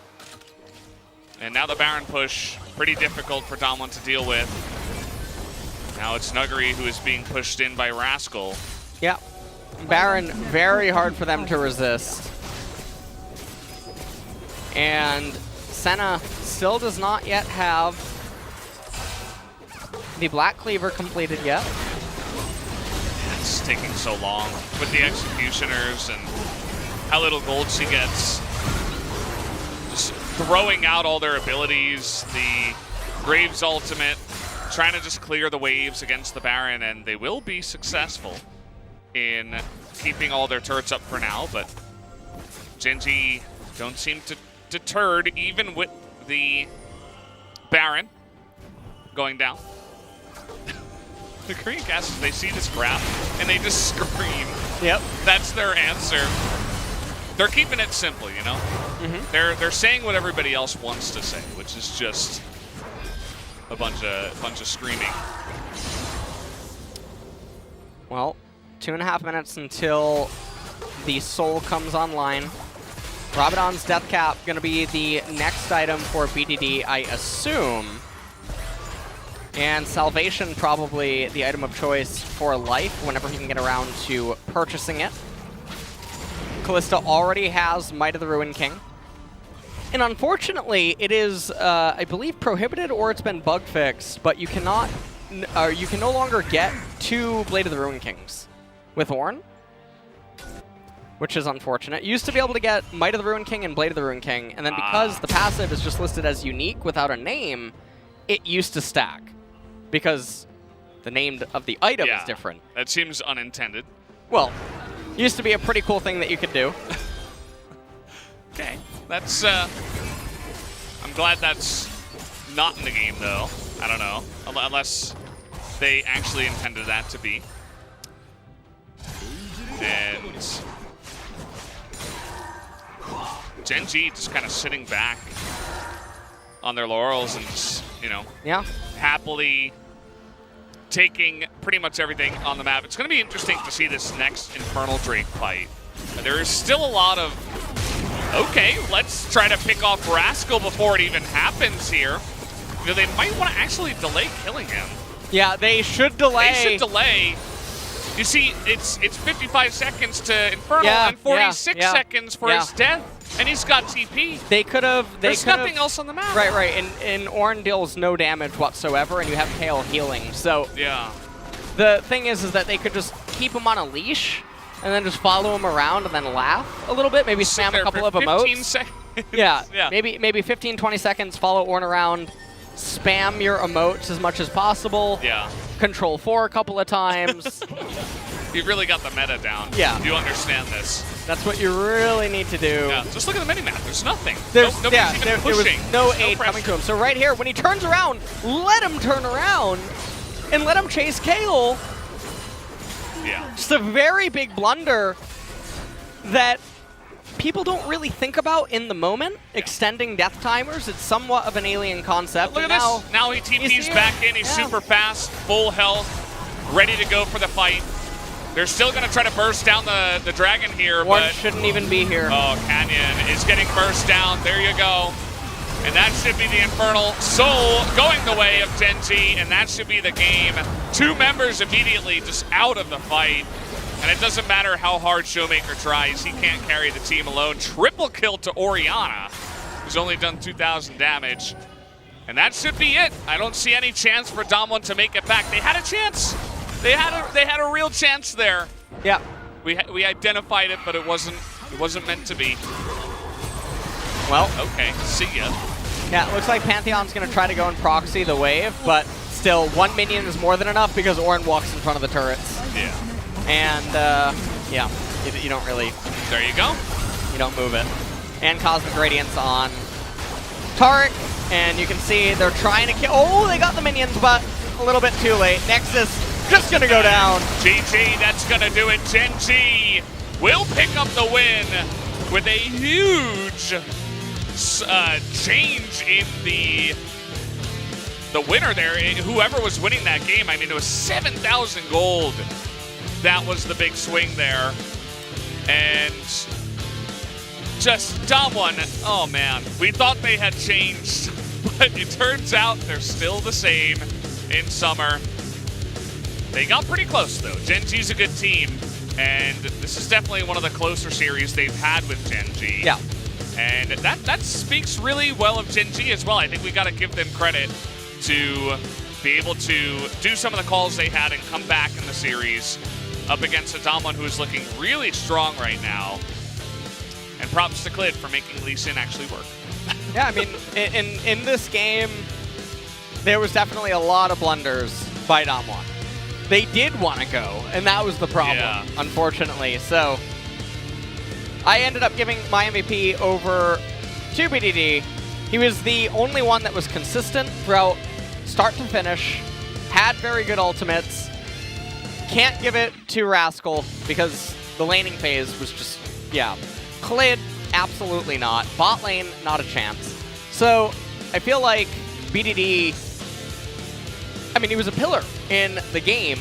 Yes, Showmaker was running around, but he maintained the constant CS pressure. He did his job on Orianna in later stages of the game. A lot of good ultimates, too. Yeah, a lot of good shockwaves. They kind of went unnoticed because they didn't do huge amounts of damage, but it was really like the CC in the early game that helped a lot of the fights. So I do agree with you. All the other members of the team kind of, you could swam argue through the swamp to make their way to the win. We have no idea, and I don't like to include conjecture into player of the game votes, but I guess ultimately whoever's idea it was to do the Baron is technically player of the game. Yeah, but we don't have access to the comms. So whoever said that just gets it. Doesn't even matter. It could actually undo Clid's, Yeah, maybe. Clid's early game. That could was redeem himself, yeah. Although, I mean, that was a really good early game from Canyon, too. You got to hand it to him, the reads that he had. And as a team, Damwon really shut down that early game. It's just a shame that they, I don't know, for some reason, like Canyon being down on the bottom side with the that was Baron up with also, he was Kalista. trying to chase an Ornn. He had one item, and Ornn it was very strange. This is still, I don't know. Unless there was like a ward that it's just that such expired. a gamble, and Canyon is a gambler. You must remember this, all right? You want to talk, And maybe they put a ward over the Dragon Pit I'm wondering that if I just expired. Missed it. Yeah. Right after the replay. It's a really nice Kale skin, by the way. It is. Really, really nice Kale skin. Yeah. I definitely like it. Looks like a Valkyrie or something from Gauntlet. You ever played that series? But they started the game off. I know what you're talking about. Fantastically. And this was very unfortunate as well. I was surprised Nuguri didn't just finish off the turret, by the way. And then he would have had more options here. Very unfortunate. Ended up getting knocked up. Had the flash, could have outplayed it, but he would still go 1-for-1, and I guess just didn't want to blow his flash. So that's all there. Another isolated death right here in the button. You have to wonder, what is he even looking for? Because the giant minion wave just underneath the turret. Yeah. So he's trying to stop the back of Rascal or something? He's trying to stop Ornn, but even if Ornn's in that brush, I think Ornn can get to the tier 1 turret in time. Yeah. This is the mega play where everything just falls apart. Look at Canyon. Have vision. They have vision of the fate's call. They have it. And then he jumps in. But the most obvious play. the really weird thing is that Kalista was holding Tarek, and then Canyon goes in, and Tarek goes right into him. Exactly. Like it's scripted or something. Is this WWE? So dramatic. I'm looking for Vince McMahon as I look back, and I can't really... We didn't know. 할 수 있어, 세빈아. And this was the fight. Ornn should not be here. Ornn should absolutely not be here for this fight, which changes all the posturing.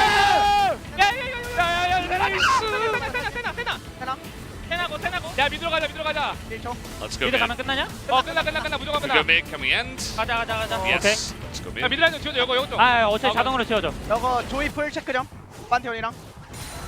이거 판테가 뒤에 궁 쓸 수 있겠다. 나 궁 있다 그리고. They're talking about 내가 몸으로 일단 담아줄게. ult and flash 진짜 빡세게 checks 생각해줘. for Zoe and Pantheon. 야, 두 마리 살았어. 풀 뺄게. 너풀. 타워. 맞아줘. Say two of the minions 나 survived. 탈이 궁 써. Tarek, use your ult. 야, 타워. Life waited for the real best time to use the ult. 타워. 넥서스.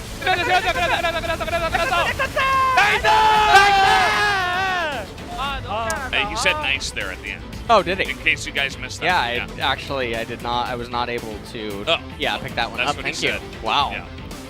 Nobody really stood out here on the side of Gen G in terms of damage. It was a team effort. It was a macro play they identified Dom 1 being out of position.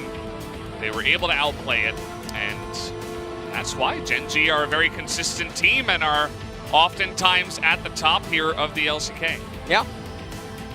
And overall, a very long day today. We went the distance. Yeah, it's like almost 11:30.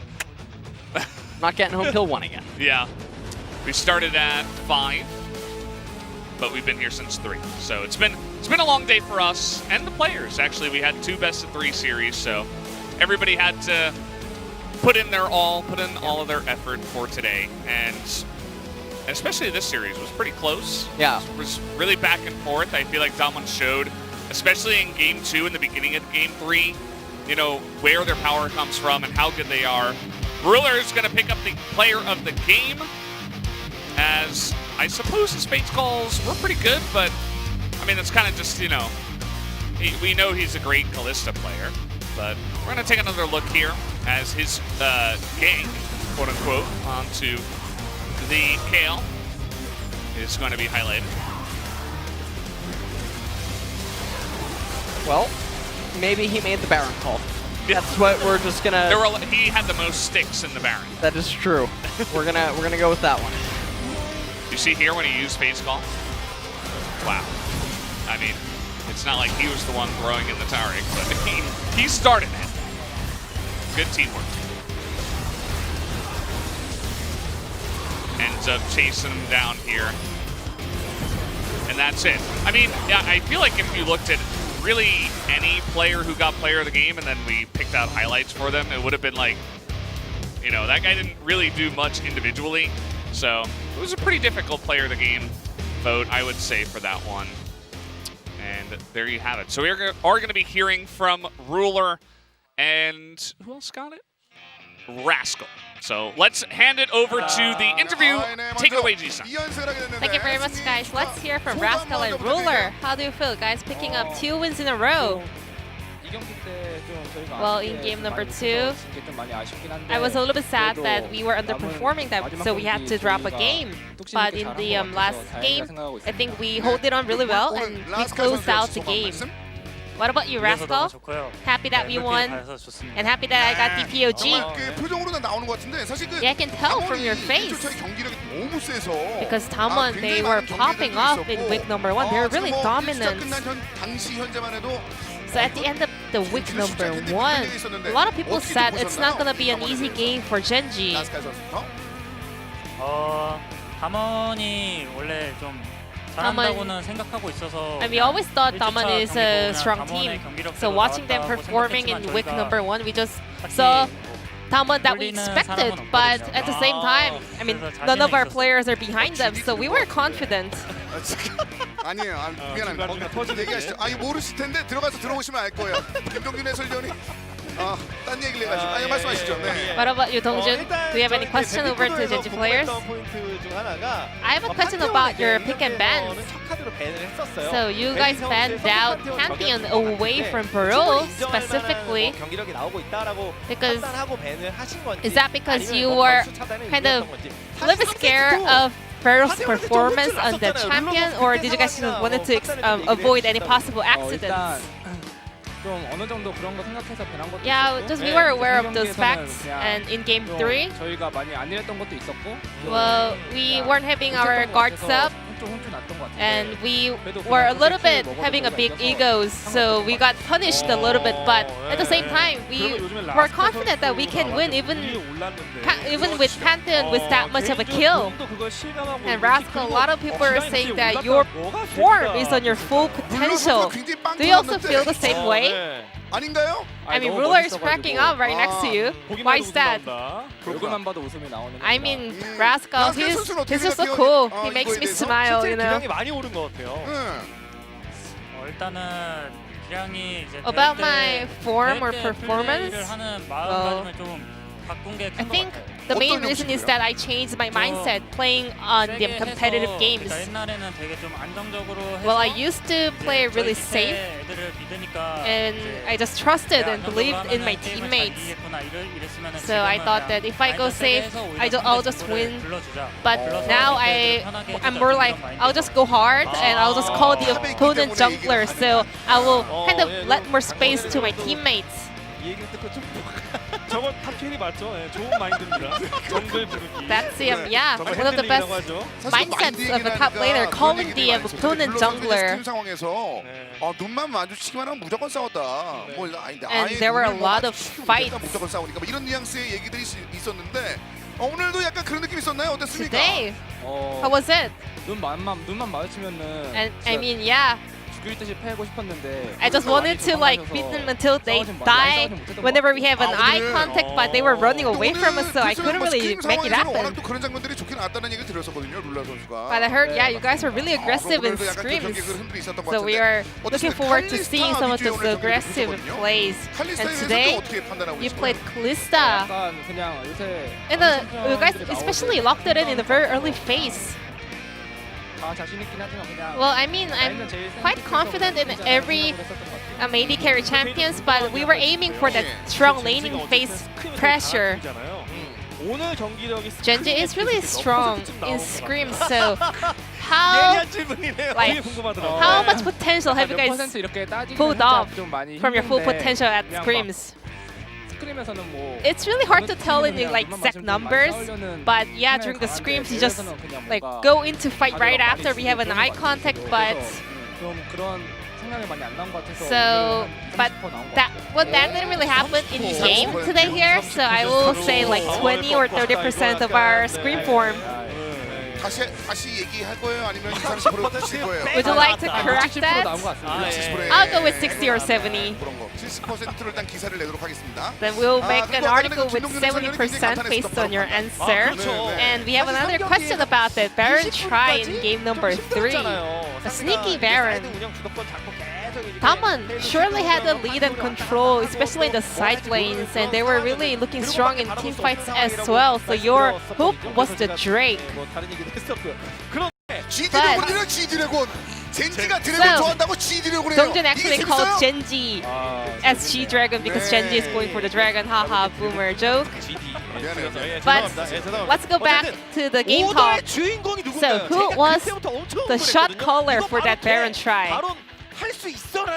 Who gave you guys the call that we can do this Baron? 일단 자기 입으로 말하기 민망해하는 것 같아서. Maybe Ruler is a little bit shy to expose by himself, but I wanna reveal it right here. It was Ruler.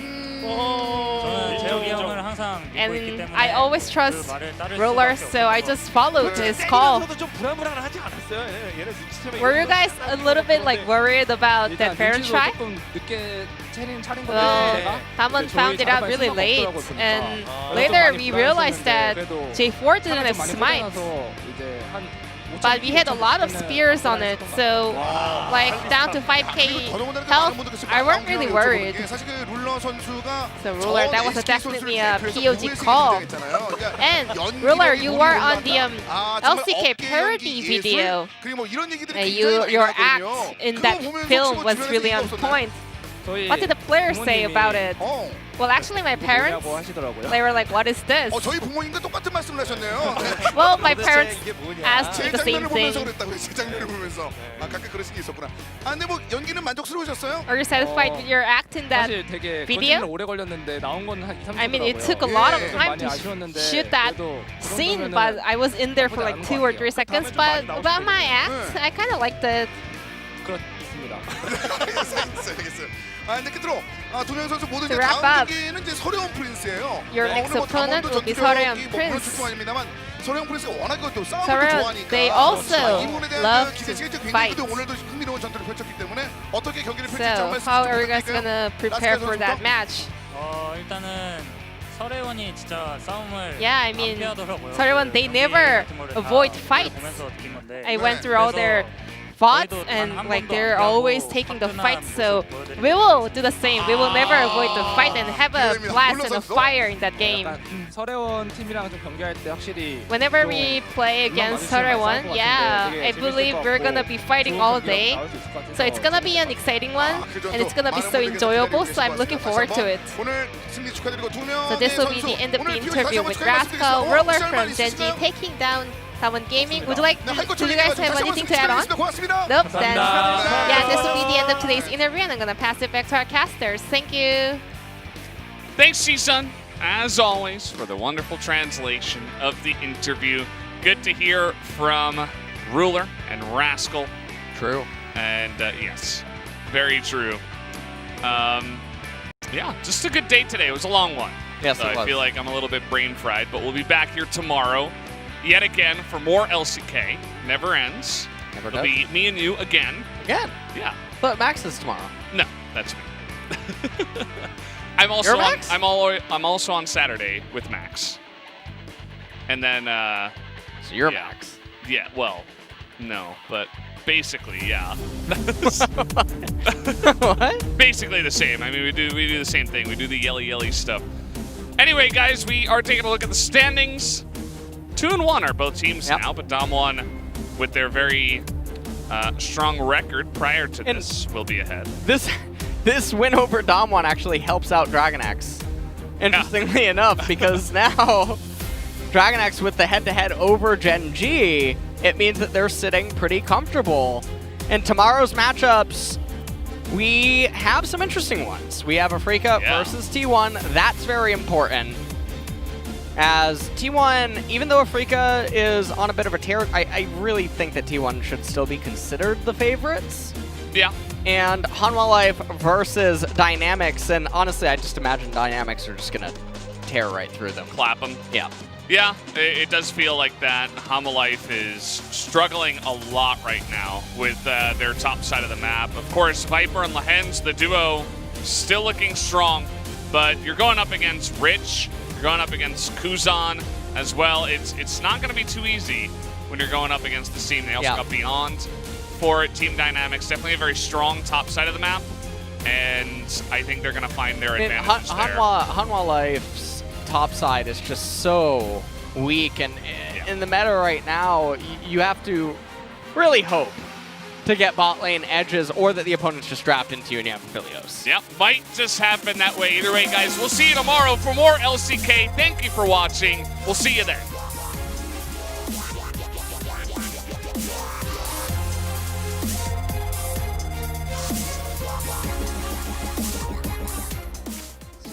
And I am ready to take it on. You told me to be myself and never feel alone. You're all that I want, you're all that I need. If I was ever in the dark, I'd see. You've always believed and have faith in me. You'll always be my hero, and love you for everything you've done. You'll always be my hero, faith in you like the rising sun. I feel so strong, I feel the freedom to be who I can be. You'll always be my hero, give me everything I need.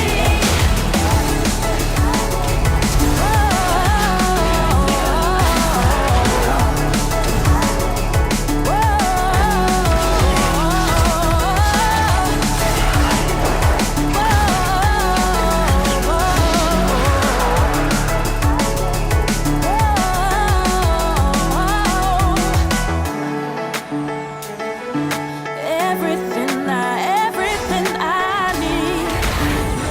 You have faith in me. You're all that I want, you're all that I need. If I was ever in the dark, I'd see. You've always believed and have faith in me. You'll always be my